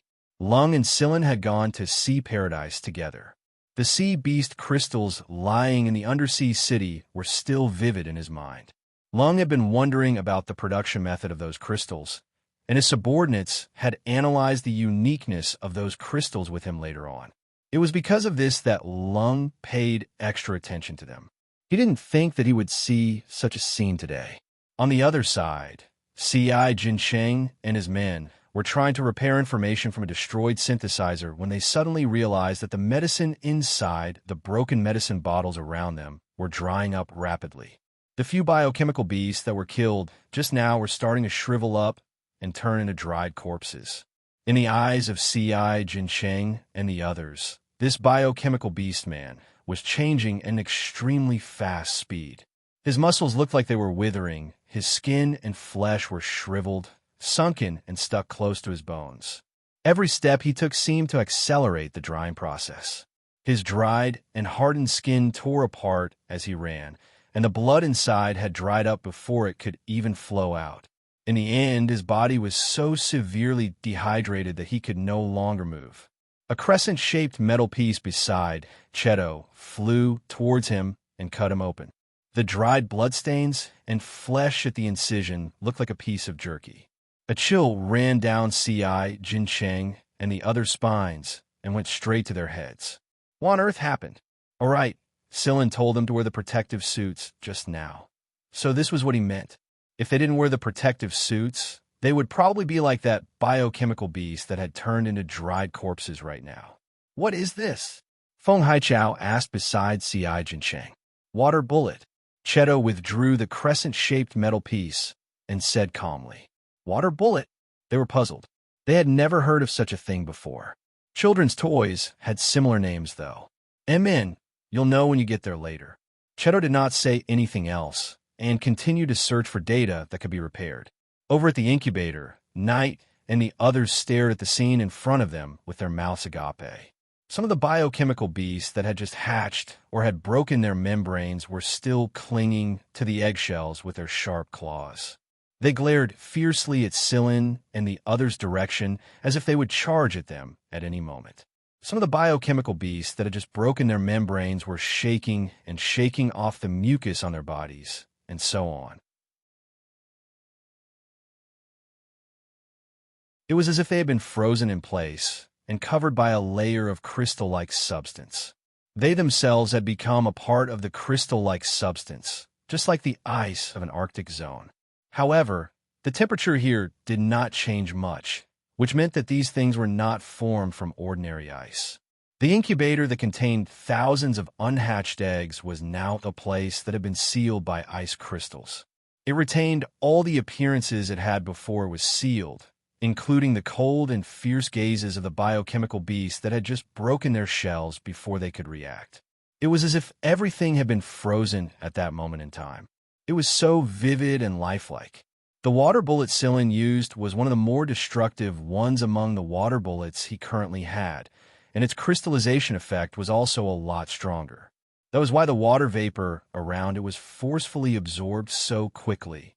After looking at the enormous ice nest in front of him, Knight flicked the wrist blade in his hand towards the few biochemical orcs on the ground who weren't sealed after jumping out of the nest, but were either dead or on the verge of death due to severe dehydration. Not a single drop of blood came out. It was as if he was cutting jerky. Knight was just about to express his opinion when he turned around and saw Wheeze holding a mummified biochemical beast man in its crooked paws. Then it opened its mouth and bit into it, followed by the sound of crunching and chewing. It was an incredibly bizarre situation. Everyone, that you're tuning in to the Eternal Immortal Ballad YouTube channel. Don't forget to subscribe and join us on this journey to catch the most captivating stories.